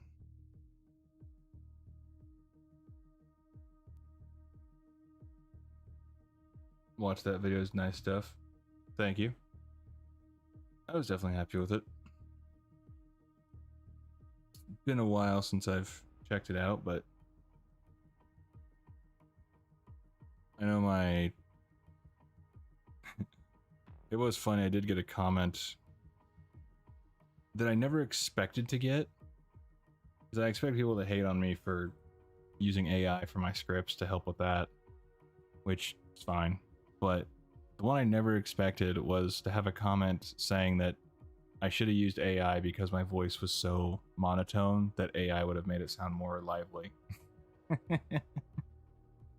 That was one of the much more random ones to where I was going, that's a new one. Okay. I thought it was funny. Had to do the old flip the script on me. A bruised dawn broke over the veil of eternal blossoms. The shadows swarmed its golden groves. The twisted legions of Nazoth pouring through shattered gates, far from the chaos. Elon glided in silent vigil, her sinuous form. I don't know why you're so set on sinuous.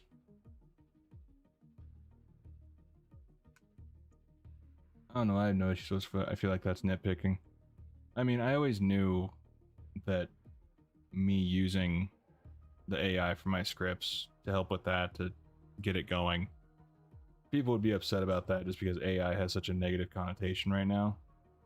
And I know some person commented saying that like my stuff is AI slop, which I don't totally get, but basically that person is under the impression of if you use AI, it's slop. That's what I kind of picked up. Wagwan. What's going on, Sick? Hope you're doing well today. Sure, there's a huge problem. Yeah, complaining is in place since everything is just fine. Not sure why complain. I mean, I knew my voice was... I always have had a monotone voice, so I never questioned that. And I always knew that would be something that people would talk about or comment about. I just never thought that the... I figured they would think I was using AI for my voice, which has been asked. Enjoy your voice, my dog. I appreciate it. I was always on the fence because before the WoW stuff, I was doing kind of Minecraft-esque deals, and with Minecraft, it kind of feels like you have to kind of pep your voice up a bit and be more energetic, since it's usually, well, maybe not usually, but a lot of times younger viewers, if you want to try and get those views. But I hate doing that, so I don't try and pep my voice up. Only time I really try to change my voice to be more energetic or something is when I do kind of more like reading from the comic, like I did with Valera. And so otherwise I try and keep a pretty even keel. But after watching why am I forgetting his name? Mad Season Show, and how his voice is pretty much the same monotonous as mine. I was thinking, well, there's a chance that my voice could, be fine. Mine cramps. But yeah, so for me it's always, I just don't want to overthink things. I really try not to stress about analytics or stuff like that. I post the videos, if people like them, cool. If they don't, that's fine. If someone has constructive criticism, absolutely, I have no problem with that. There's also a way to do the constructive criticism to where you don't sound like a complete ass. But yeah, one of those things that I just I just thought it was so funny that I was being told by someone that I should have used AI, when it's like that's the complete opposite of basically everyone else's. Although he did apologize, or the person apologized, I responded saying like, oh, that's fine, if you don't like my stuff, that's okay. There's plenty of other channels out there that may tickle your fancy more than mine, and I have no problem with that. I'm not going to try to guilt someone into watching my content. But then 2 hours later or so, they apologize saying that they just woke up in a bad mood or something like that, and then apologized a second time. So I thought it was kind of funny. But yeah, I mean, end of the day, not everyone's gonna like my stuff, which is evident by the views and all that when you compare it to some other channels, but that's fine. So yeah, but I just thought that was a funny comment. Bruised Dawn broke over the veil of eternal blossoms. Her form weaving between the storm clouds and drifting cherry petals. Each beat of her jade-scaled wings stirred currents of hope, her keen eyes sweeping the battlegrounds below. Wherever tendrils of void corruption crept among the blooming boughs, she dove with fierce grace, summoning surges of emerald light to push back the darkness.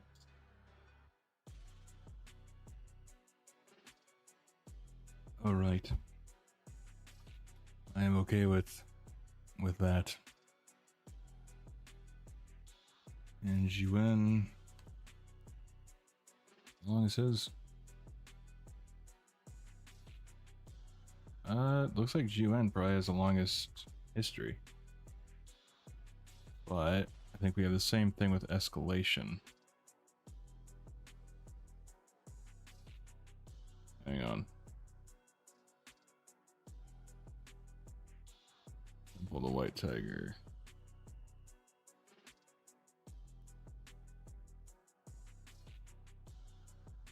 Okay. So let's rewrite this.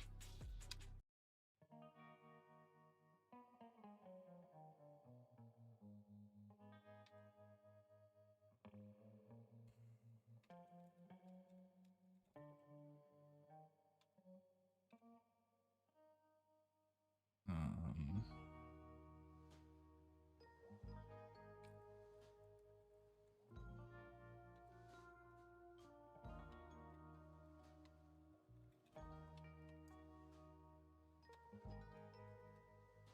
well, it's exactly as they are.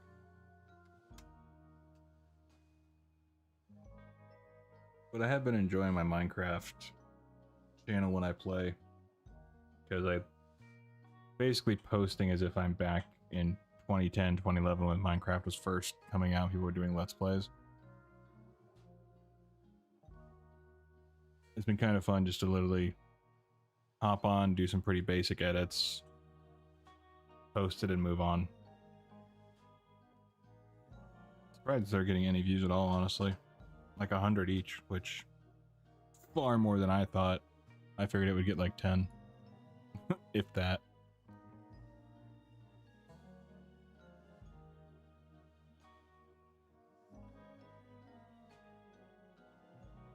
Okay, so the newest one has like 50 views, but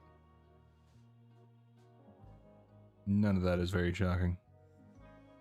But yeah. Either way.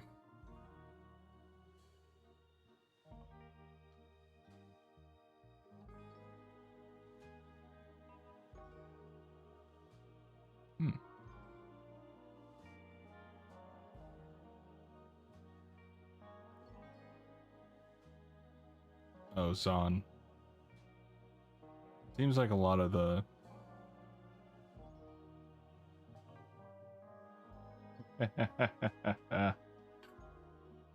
Morphusan, please, oh lordy. I had a feeling that if there was a mispronunciation, you would be on top of it.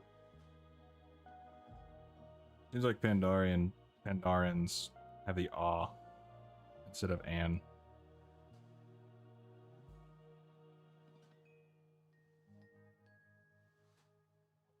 Oh, that's not surprising. They use a lot of Chinese syllables. It's pretty sure it's heavily based around Chinese culture and all that, from what I understand. You miss the White Tigers Cathedral, Rathian rode forward alongside his champion, every football. Wow. Every footfall echoing against jade-carved columns, the air thrummed by powers of the temple itself. Recognized legend had come to call upon its patron. Pause and play altar's heart.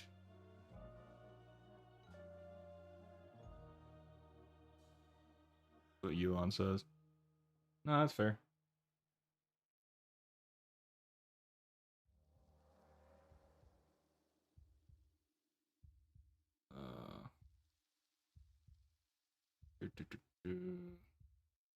Forward to this, the White Tiger is the embodiment of strength in Pandaria. Silence answered at first, then a growl of approval reverberated through the stone as Jiwen emerged from the shadows, its furry radiant white against the emerald glow. Why would the temple be an emerald glow? It would not be.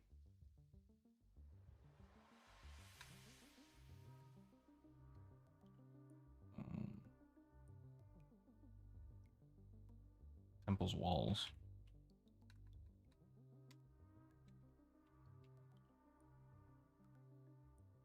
Rathian bowed respectively and continued, Great White Tiger, here are fully my champion, I seek your blessing and strength.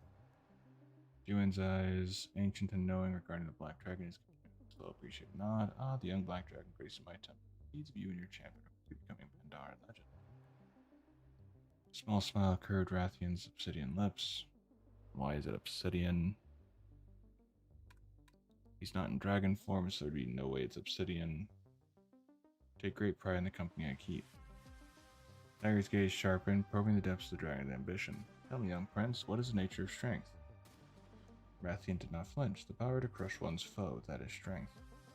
Juan tilted his head, a rumble of amusement in his throat. You speak only in terms of one's enemies.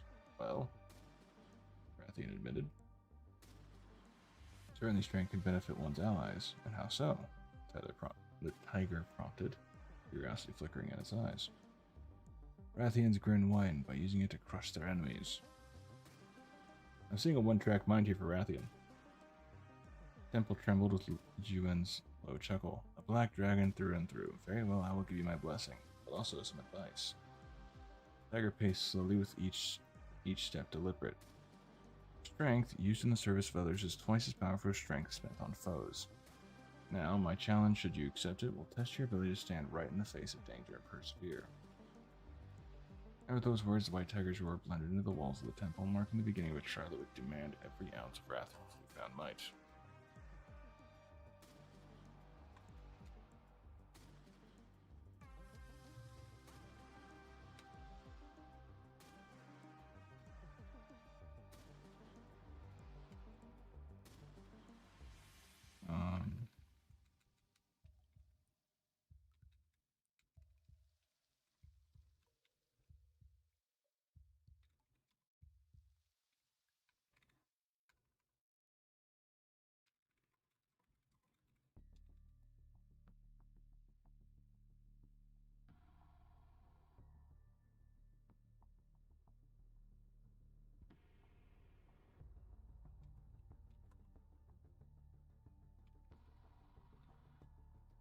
Continue on your journey. Okay. That sounds okay.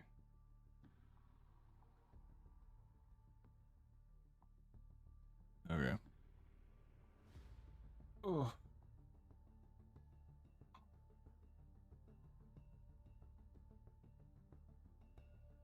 I would say got a good bit done. Finished Niazao, did the script for Yulon, and I just gotta finish Juan.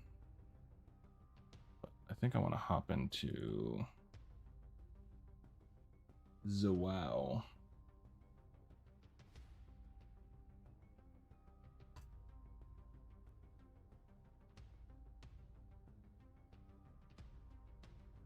Or at least a little bit.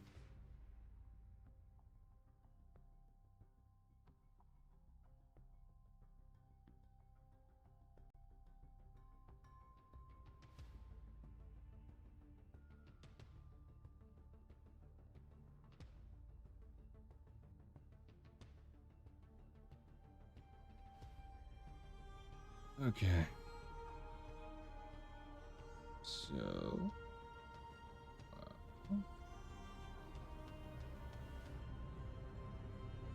Alright, so we should be able to close that. There we go. Not to give someone a seizure, that's for sure. Other scheme.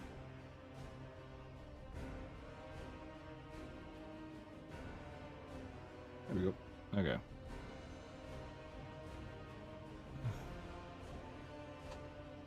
Got our skimpy set on. Gotta look pretty.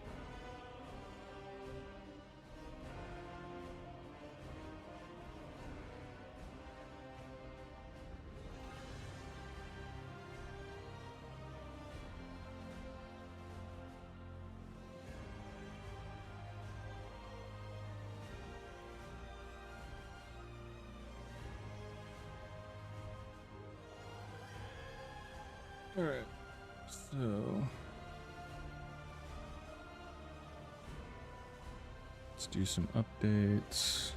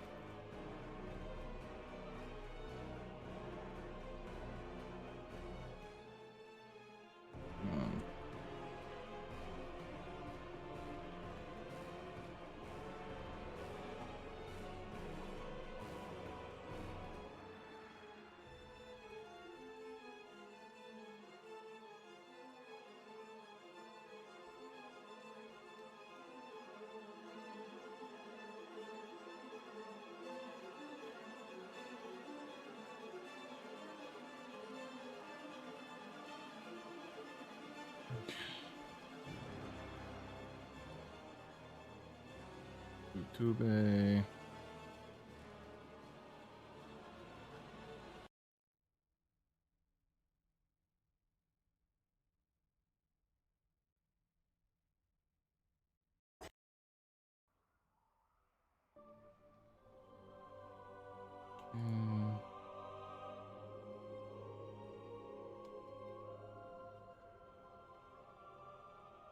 Alt.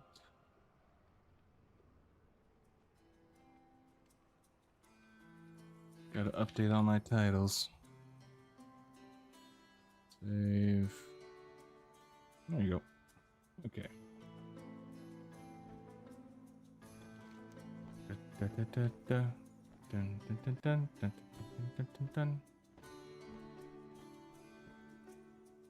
Give me work to do on the wiki every video you make. I'm happy to keep you busy.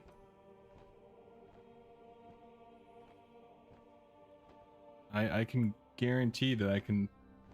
There's always some extra work I could find for you on the wiki. And it's never actually my intention. Our airship engineers are running dangerously low on supplies. Recover what tools you can.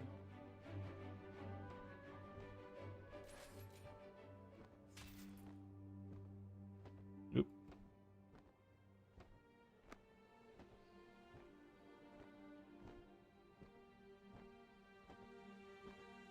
Is it over here?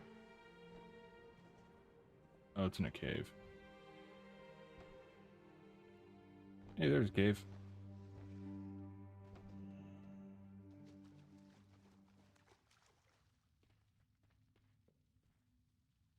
At least I pronounced Sylvanas correctly.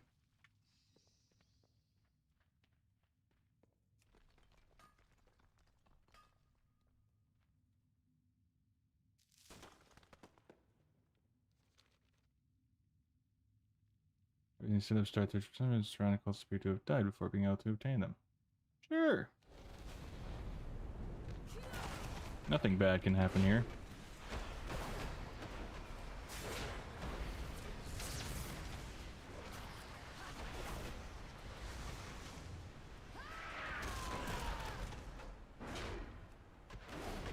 Content creator does bare minimum. Exactly.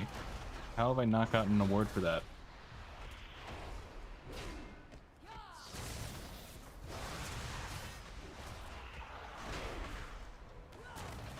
I don't ask for much, just a lot of accolades, obviously.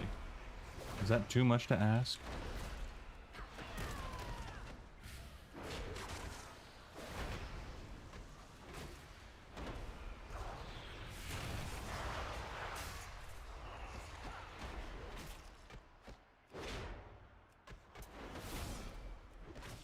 The Creeping Shadow.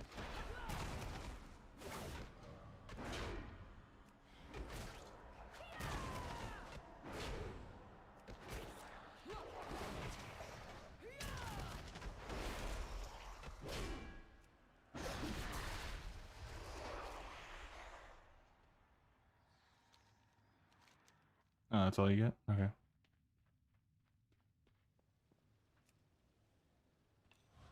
Oh, never mind. Cool. Oh, my poor bags. I'm a Okay. That is not something I expected to happen.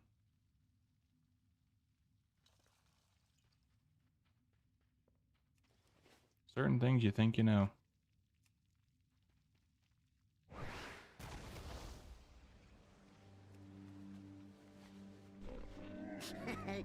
Many deals for a friend of the Grummles.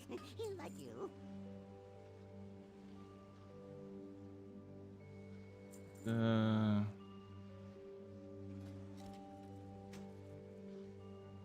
Yeah, it's level 80. May your feet find good trails. Well, at least I got upgrades for when I hit level 80.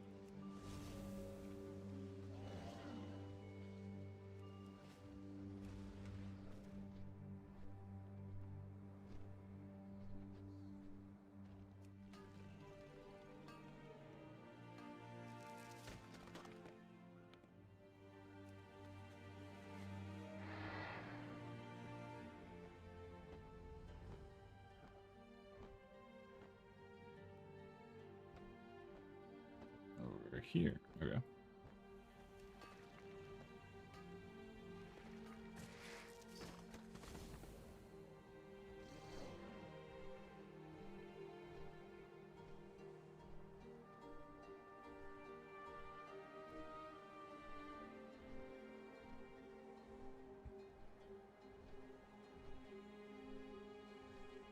Top or down below? Down below.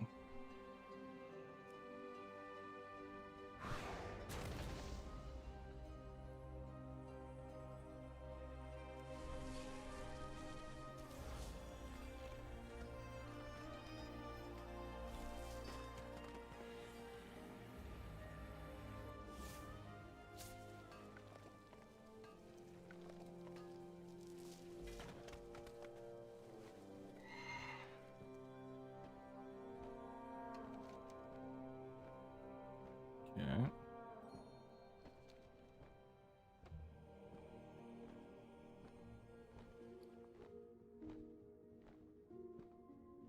Mining by 3.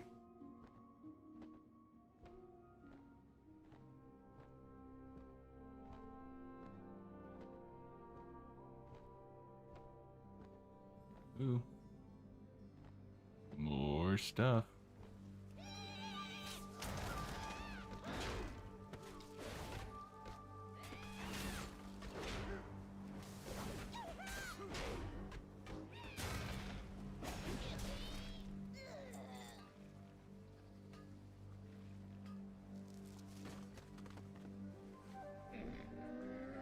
I have many lucky doos you like.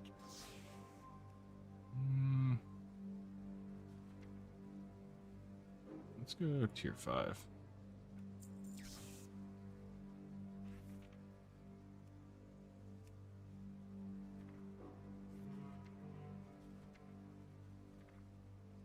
Was it King's Defender? Yeah.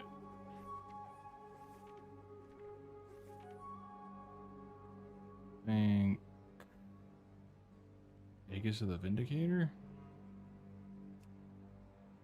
I think that was a pretty big one. Good fortune to all friends of the Grummles.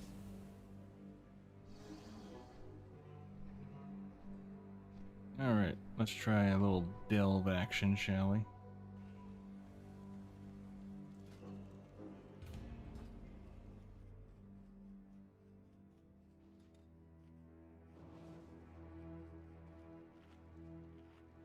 Aren't I a sight for sore eyes? Of course I am. I'm me.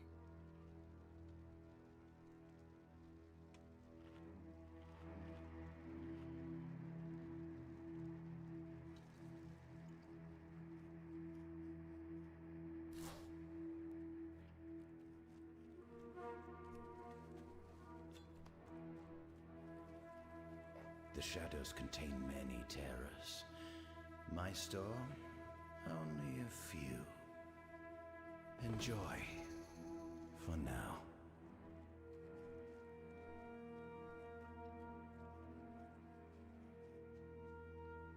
4 crates of mussels.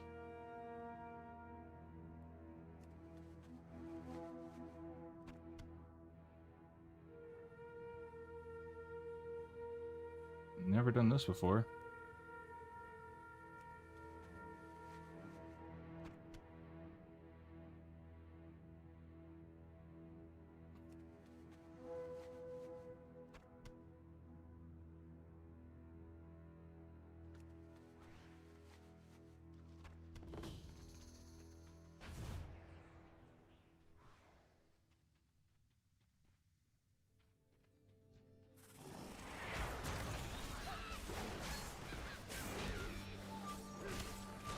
You won't hit all! That's what's got you down.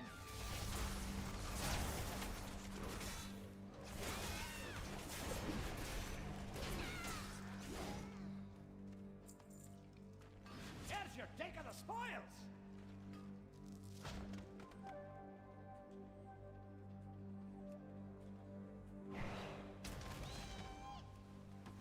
Yep. Balls.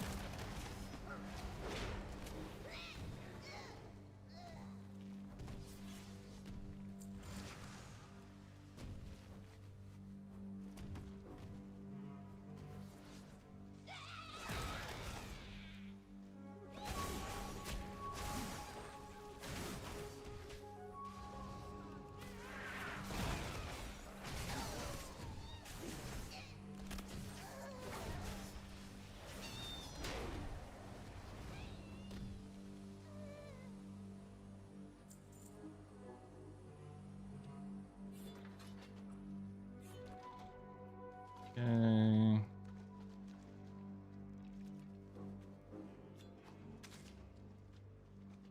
The catch of the day.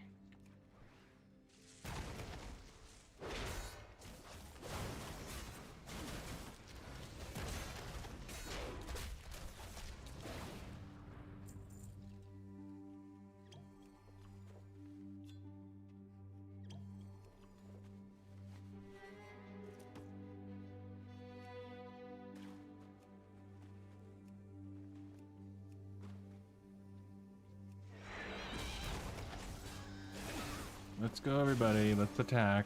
Come on. Come on, attack me. Let's go.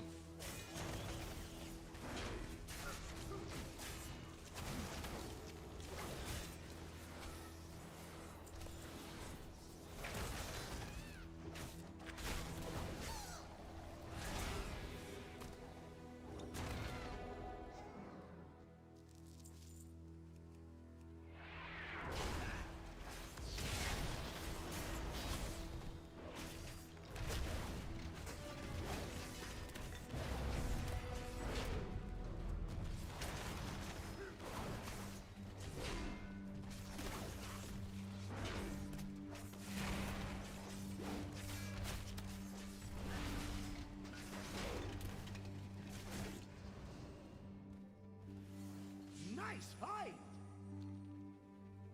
Thank you, thank you. I strive myself on finding things that I like.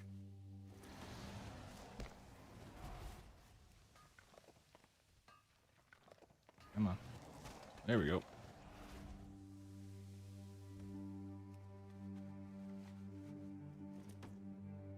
So I need, what is it, like 3 more?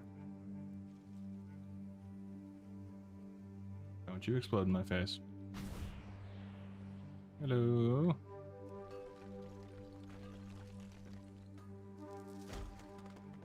Freshly mined indeed. Ooh, yeah, up here.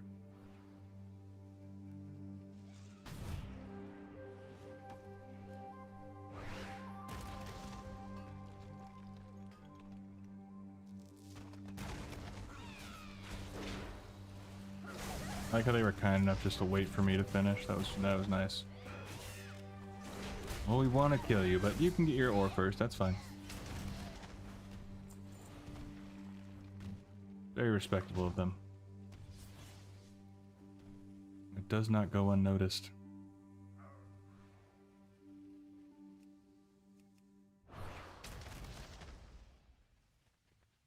Okay, so we're looking for...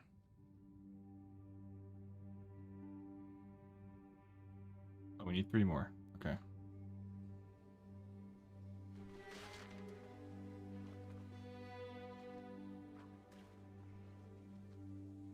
Okay. there's another one.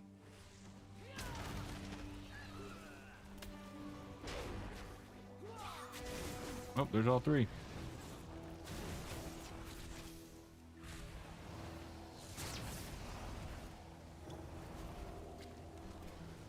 Come on, just explode. You're looking a bit rough.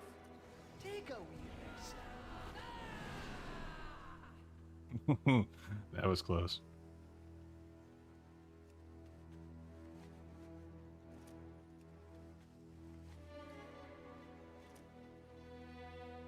Individual packs or something?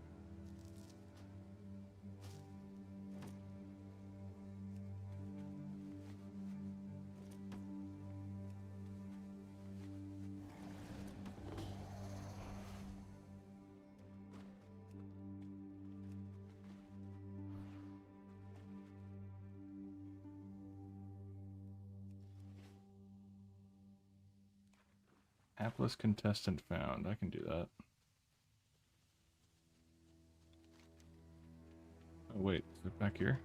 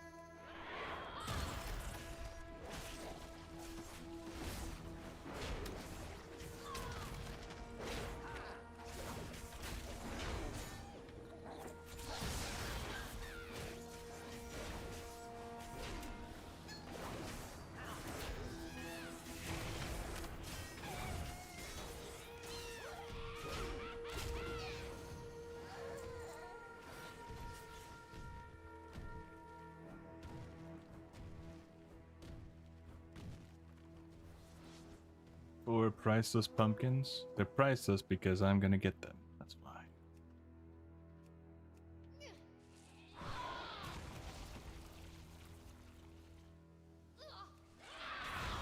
Who are you? What are you doing on my property? Oh, thanks, let's got you down. Oh, hi, friend. Give me back me hat, you menace. In my defense, I didn't take your hat. But I might take your life.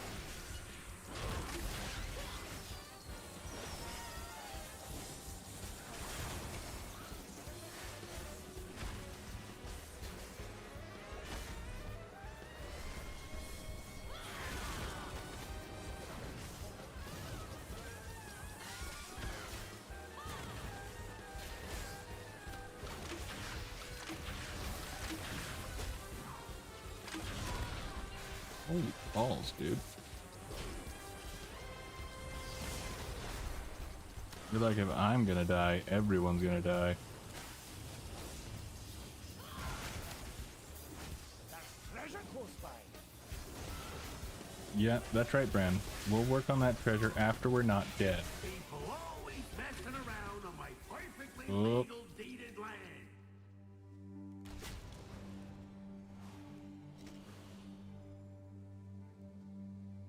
Bloody hell. It'd be great if these things just exploded and didn't come back. That'd make it too easy, though.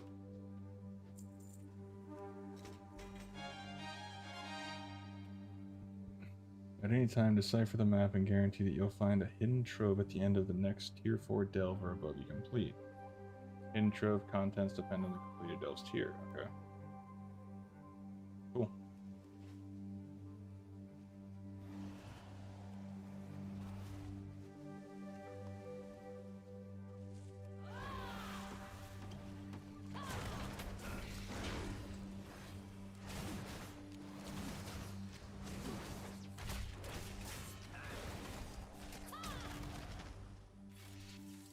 Yeah, balls.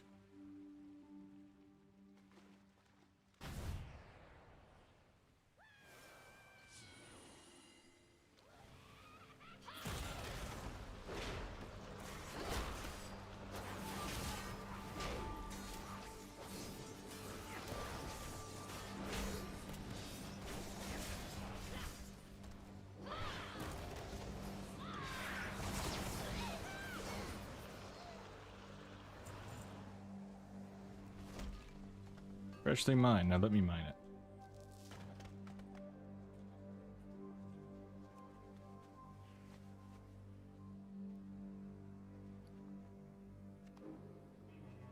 Okay. Now we just need the priceless pumpkins. Let's say princess? Yeah.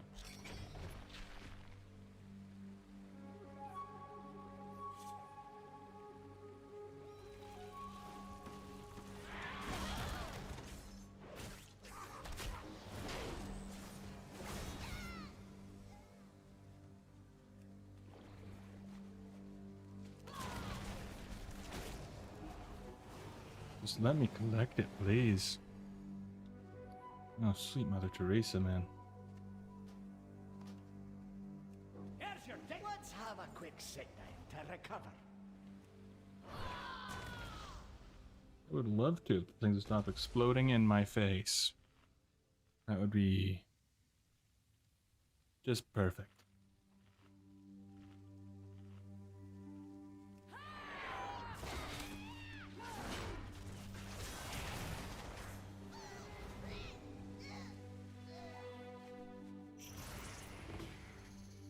All right.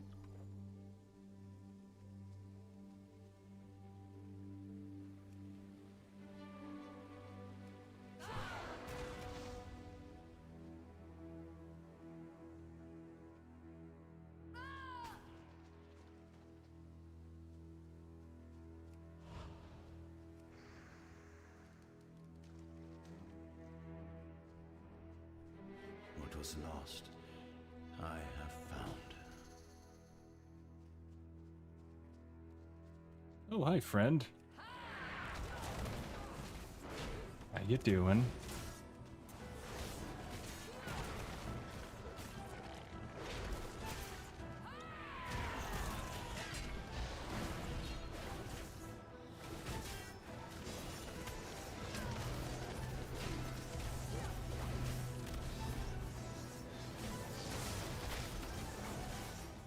Of course, you got the bog things to blow up in my face.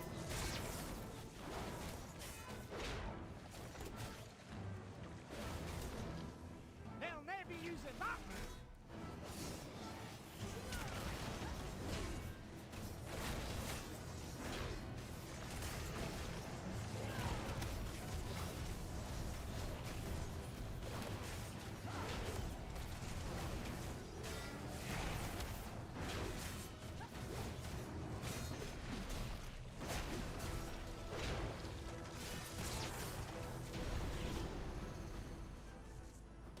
The great scavenger hunt.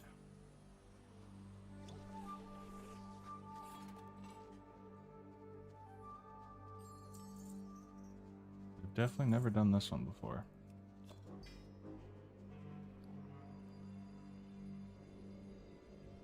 That's more like it.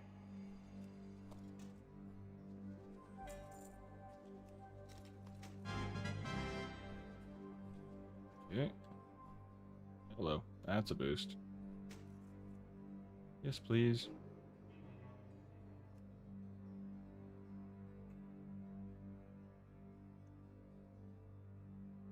After 30 seconds of combat, party members and Brand deal 5% more damage and healing for 20 seconds. I don't think it's quite as good as the other one.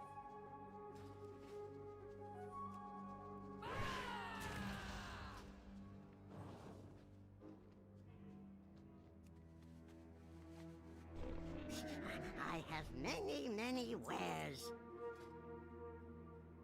Farewell, friend of the Grummles.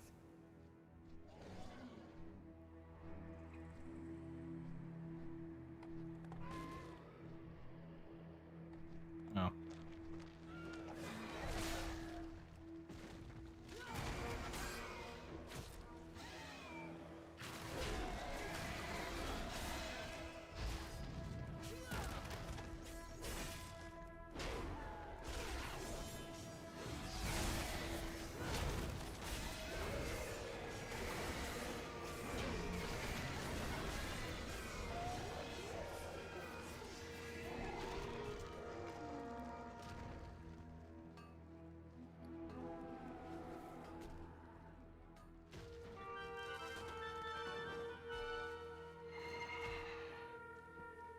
cool.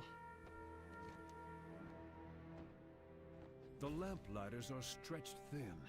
For the Arathi to survive, we must settle in lands shadowed from Beladar's light.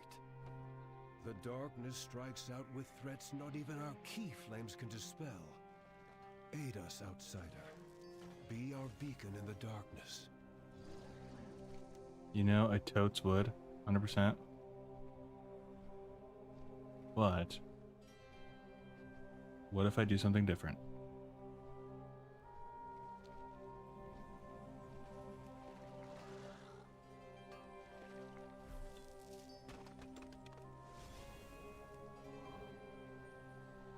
Alright, let's head over to the place with the thing.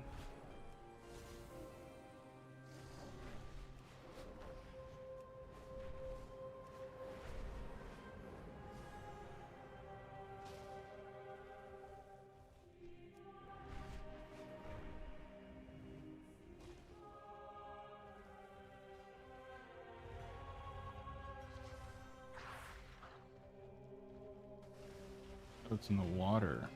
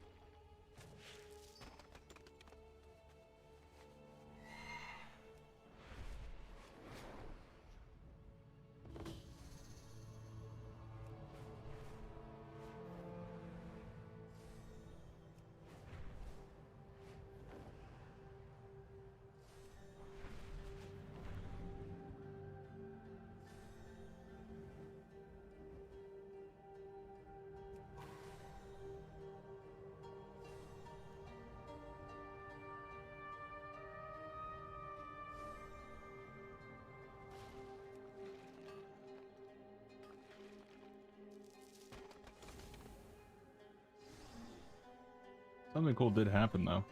I got a message from a company that wanted me to work on doing an affiliate deal for them. It's a gold making service in game. I certainly wouldn't mind promoting it if it's good and if I actually use it.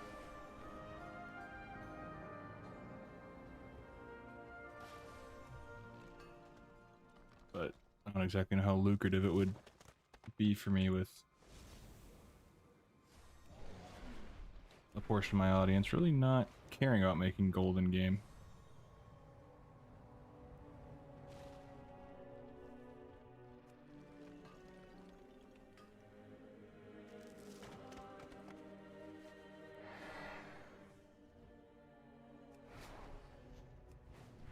Burn those defenses to ash before they turn the Yep, tide of battle. hang on. Yes, but first I need my daily, buddy. We are the seekers of light. Always be prepared. Beware the shadows.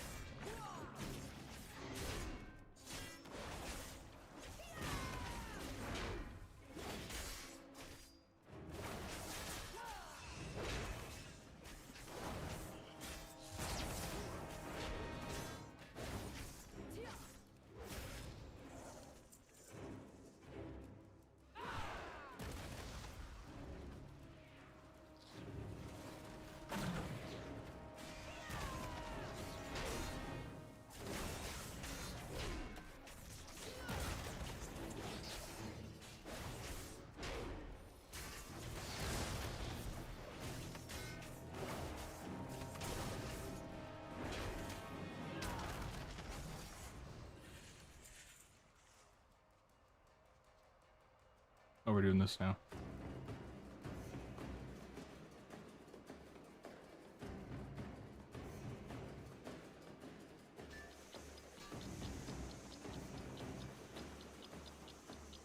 Run!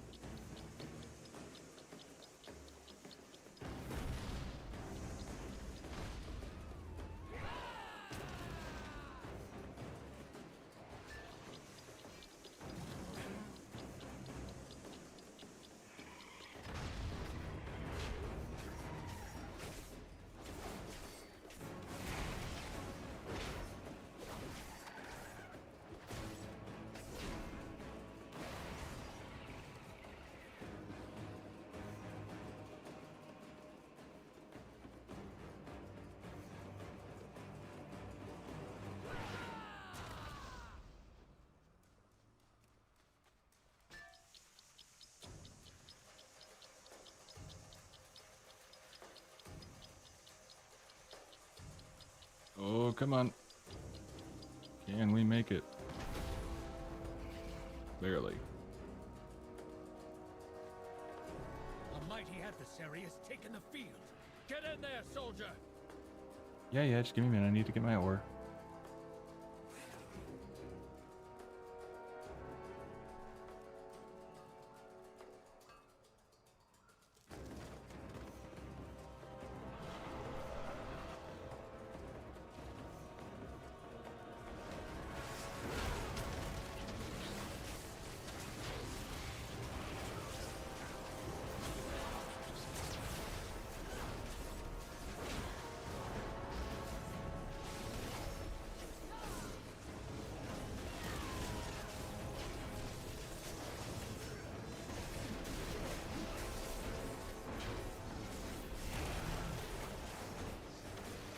Those crawlers are up to something.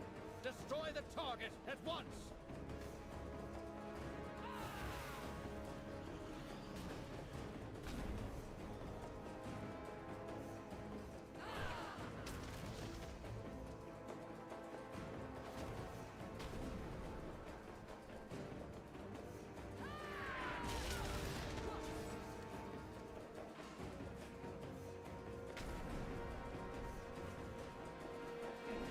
I have many lucky doos you like.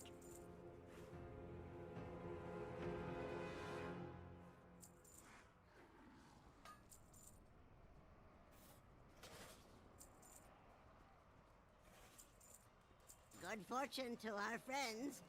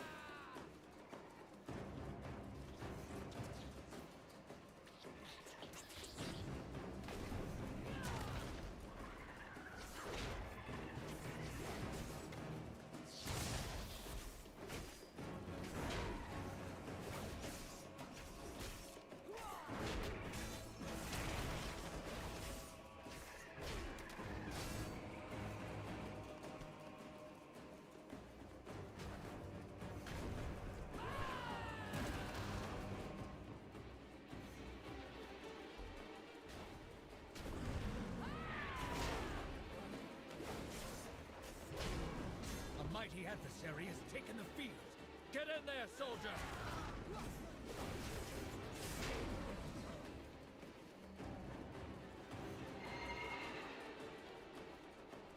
Let us take down this mighty adversary.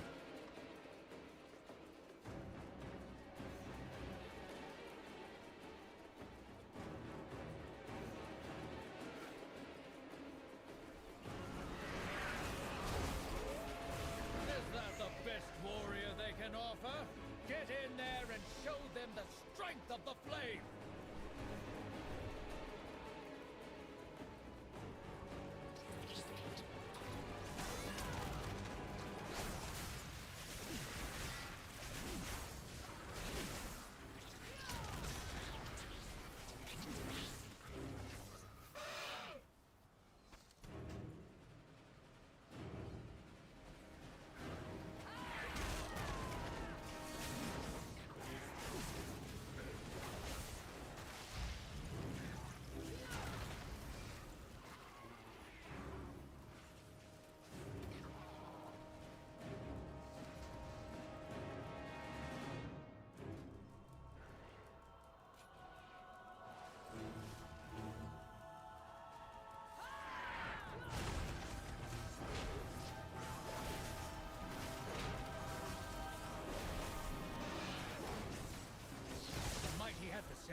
taken the field.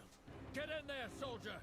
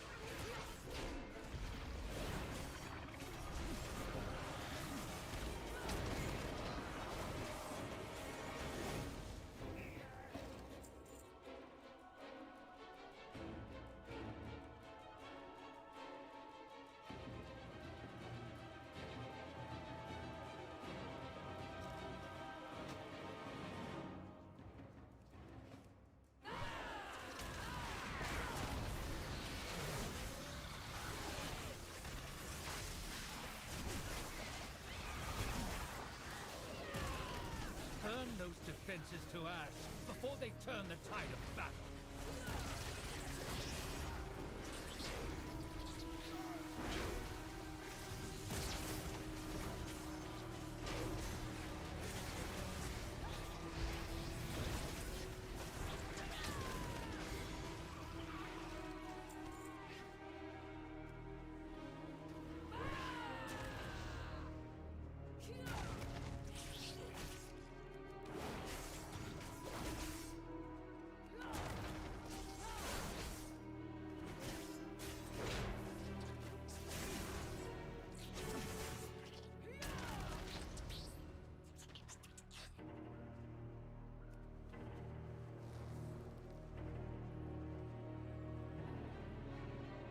Bird needs to act.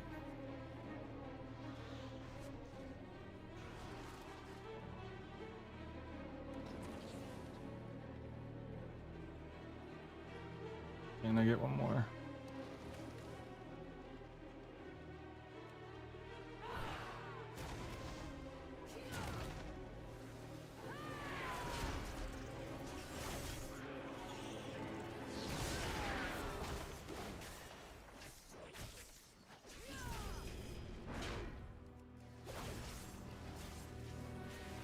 There are too many injured on the field. Bring them the warmth of the sacred flame.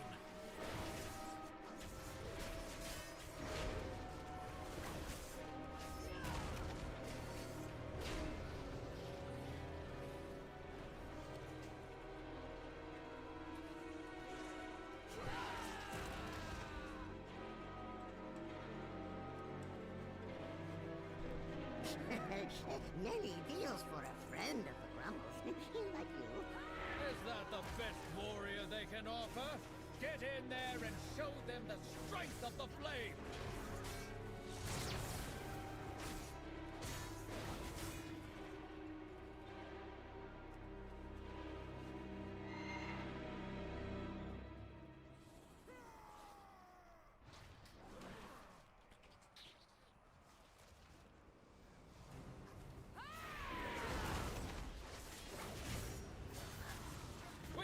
Them on the run. To me! Let us give them a reason to keep running! The cowardly crawlers are retreating! Rally to me, and we will finish this fight! Rally to me.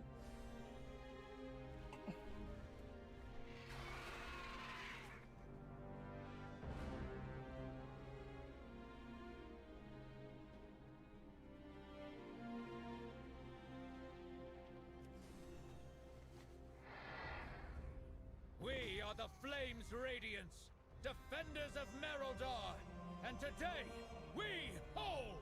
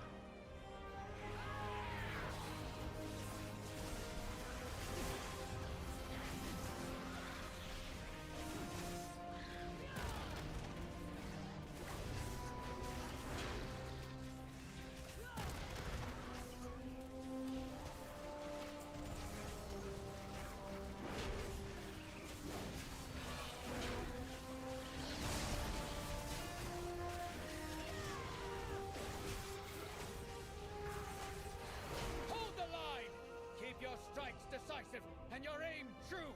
May the flame guide you!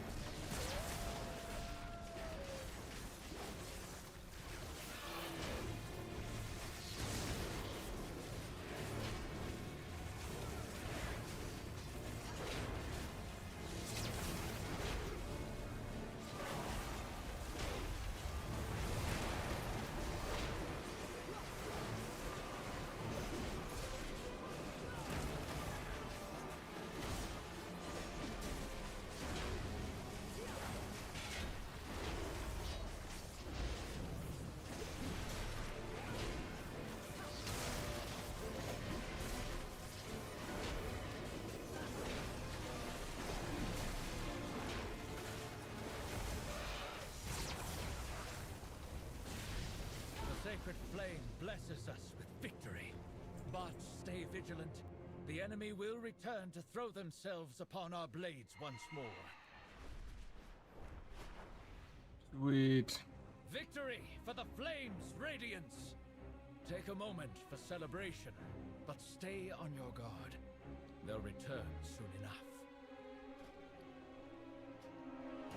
Okay. So we can go and do the dailies though.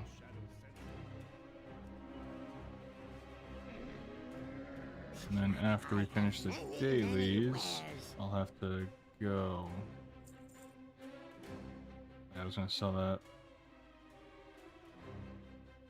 Is this? No.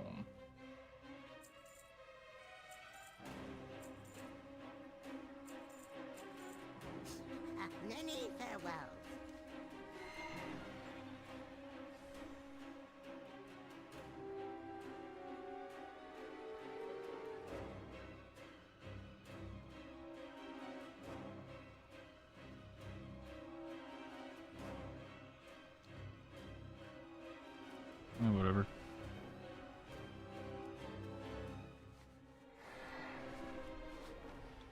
If anything... Oh, there it is. Okay, it's down here.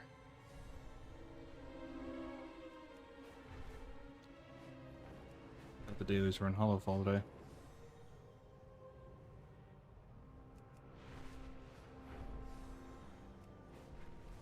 The Lynx, get the zoomies and misbehave. Take one for a run before it maims someone.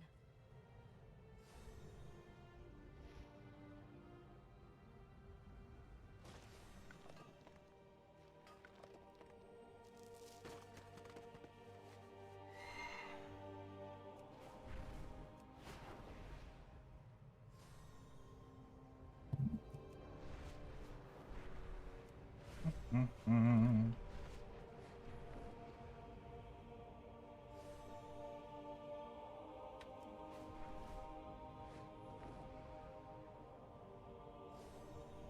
Turn this in, do the dailies.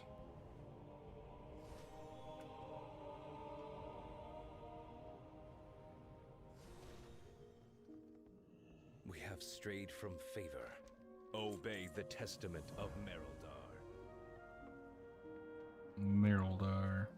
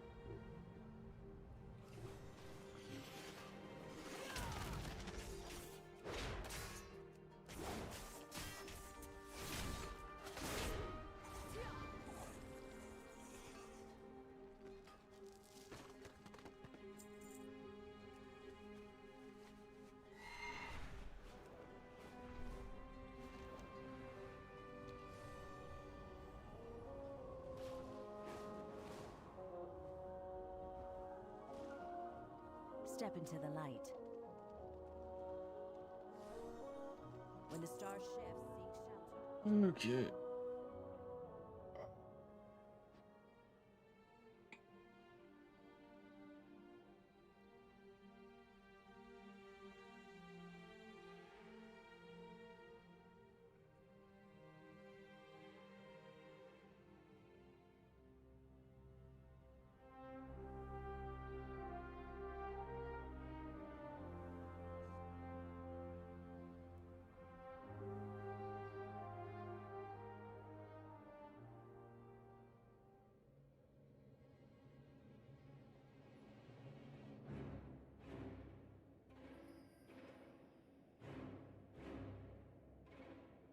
Hakuna Matata.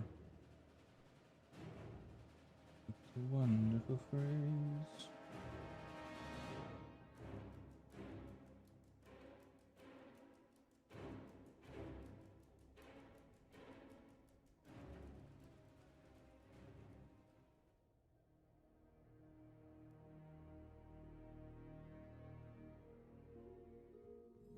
All right.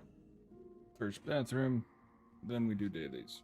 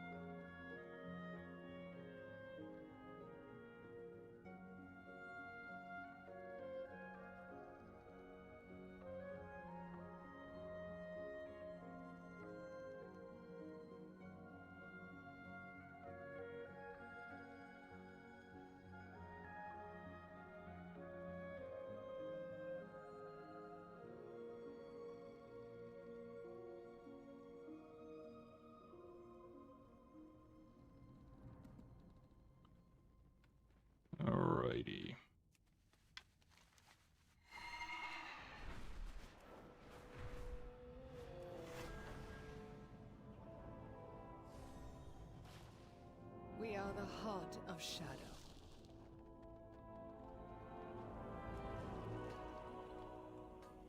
Let's see how quickly I can get wrecked down here.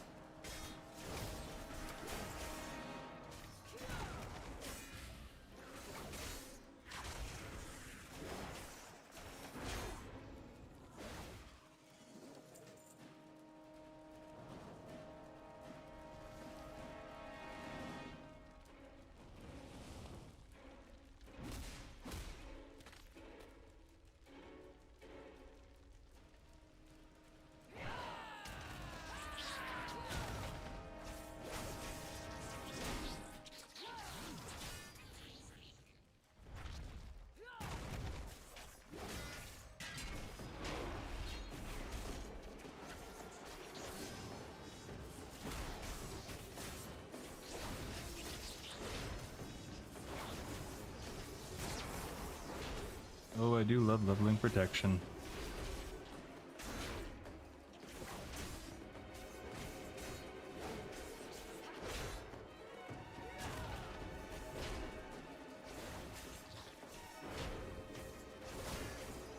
I think I might try Zygor guides.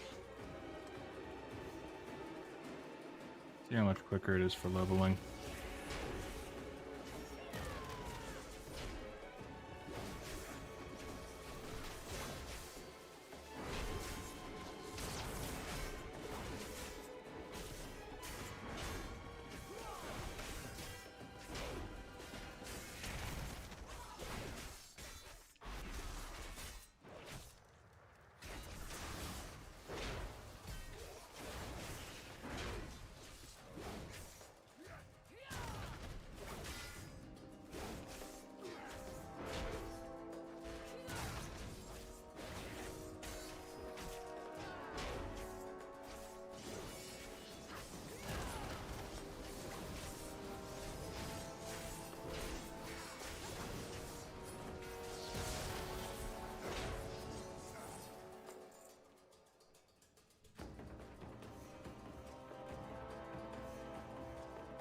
Come on.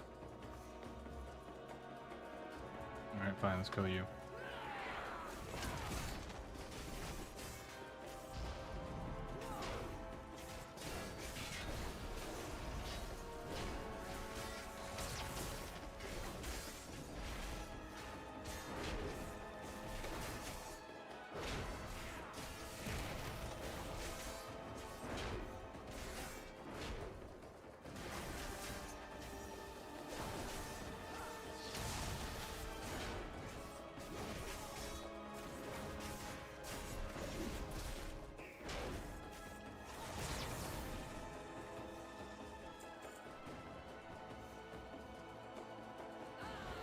Wonder how many we can take on.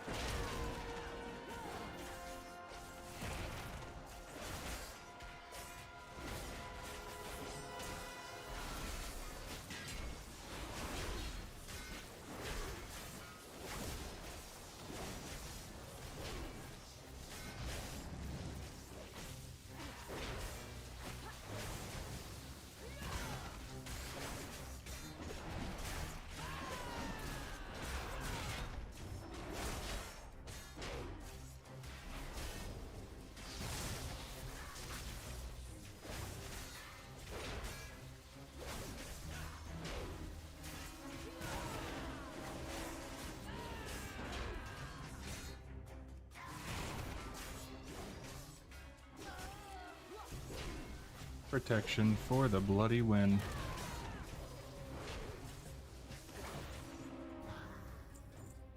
Alright, well, I wasn't actually expecting to live through that.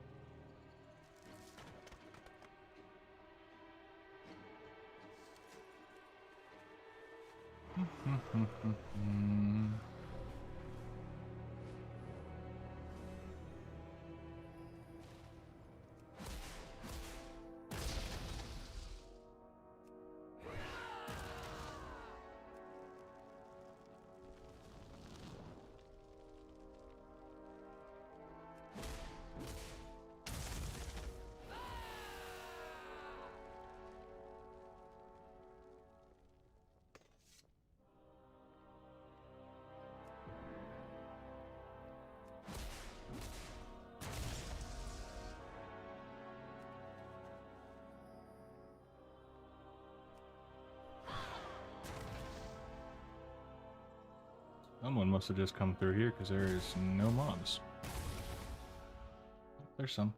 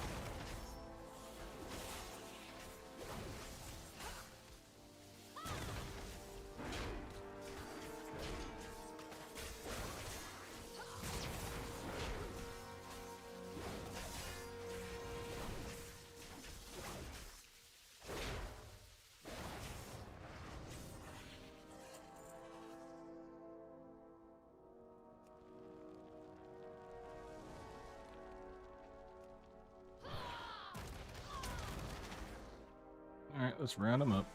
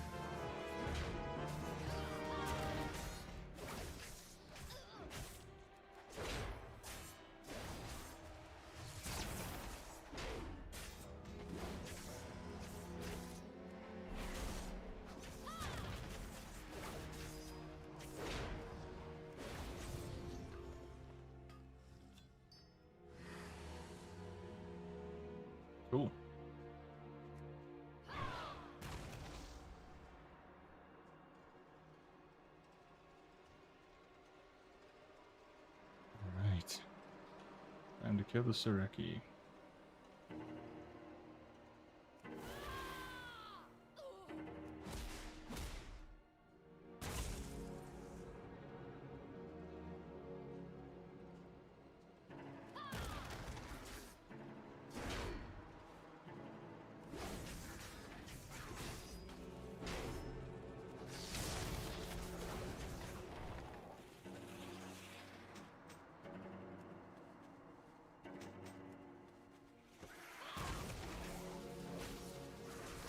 I think we're just gonna round up a bunch of these and try and kill them without dying.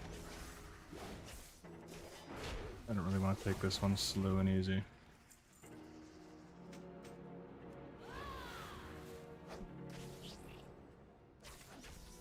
Here, buckaroos.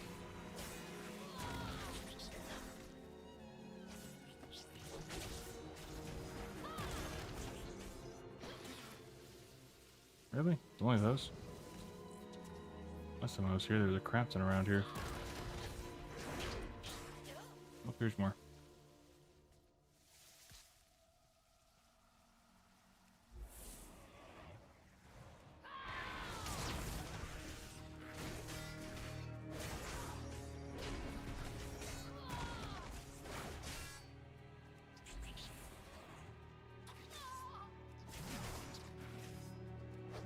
Come on, big boy. Let's go.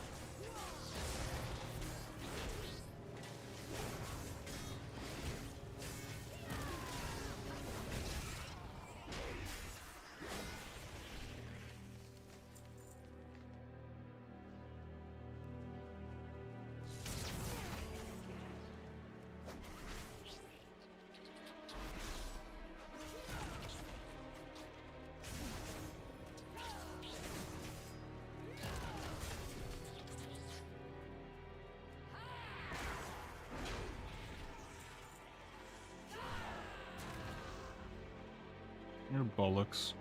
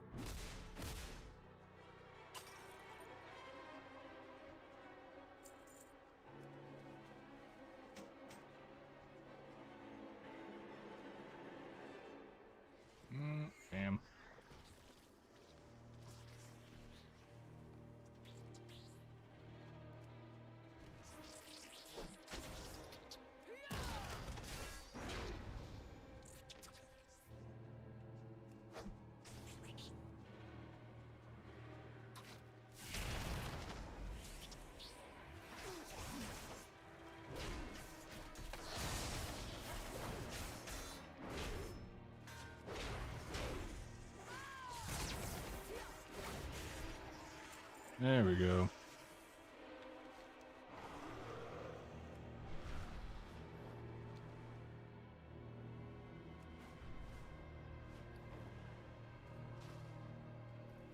We will triumph.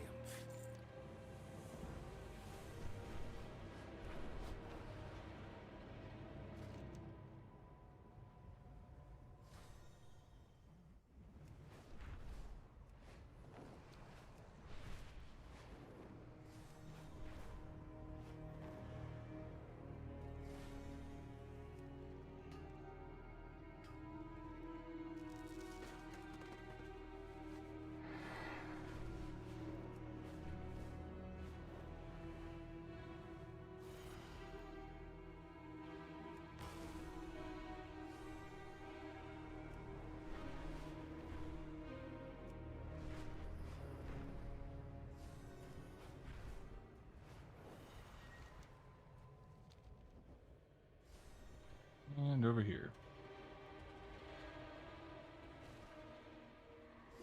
Beladar shift in your favor. Stay alert. Alright, I think that's gonna do it for today. Balls. Alright. Time for me to go and get ready and all that fun jazz. But thanks everyone for hanging out and chatting and all that fun jazz. Glad I was able to get something done. So at least tonight I can record.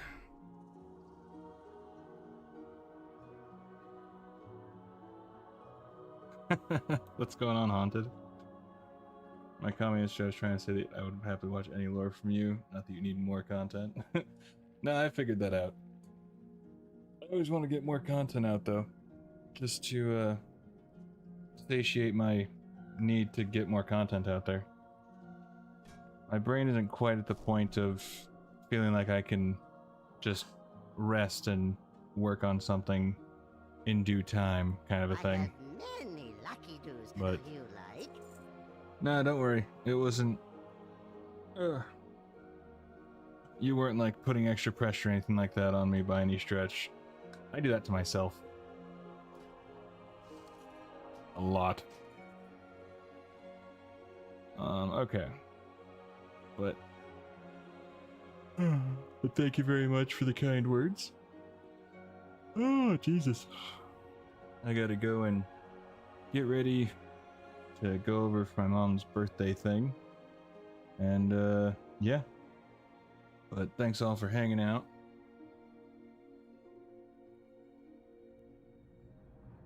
Just break up your videos. Well, the funny thing with my videos is that some are just naturally long.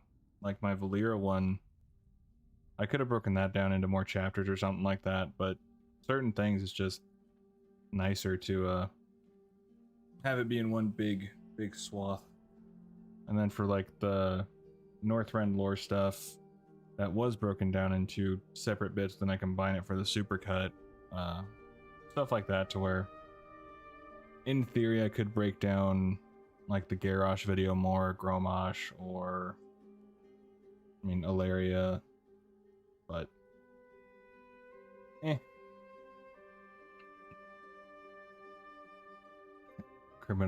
but yeah, you're criminally underrated. I appreciate that.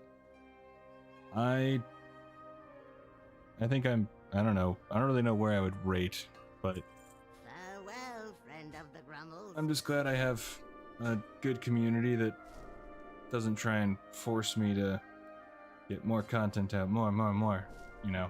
So it's always appreciated. Either way, I love it, dude. Get some rest. Oh, I mean, I'll try. After the dinner for my mom's birthday, it'll be back here to work on the August Celestials video. Just gotta record the Yulon part, render out the Nizao, and then read through the Zhuan script to be sure that's okay, and then probably rewrite a couple bits. And then do the voice recording for that, edit that, and then get those all scheduled for posting. And yeah, it's gonna be a good time. You know, for someone. Oh, I have just the thing, Wanderer. But Alright, Well, friend of the Grummels. that's gonna do it for me, but again, thanks all for hanging out. Holy, sounds like a lot of work. Parts of it definitely are. The voice recording can take... So for the voice recording, it's funny because it's really not the long... Well, actually, for the most part, it could be the longest part of the whole process because for part of it, you have... Say I do a 15-minute recording. It's basically going to be about a half hour for the whole thing to go through it because I have to re-listen to it. But along with that, within those 15 minutes, I could have 4 different takes of the same line. So I have to listen through to be sure that it sounds correct.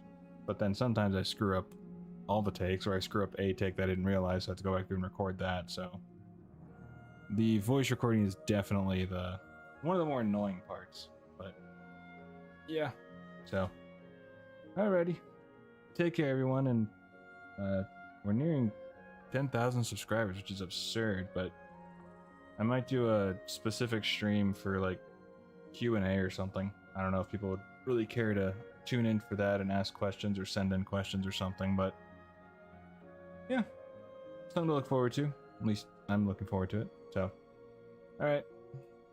Talk to you later, everyone. Take care, and thanks again.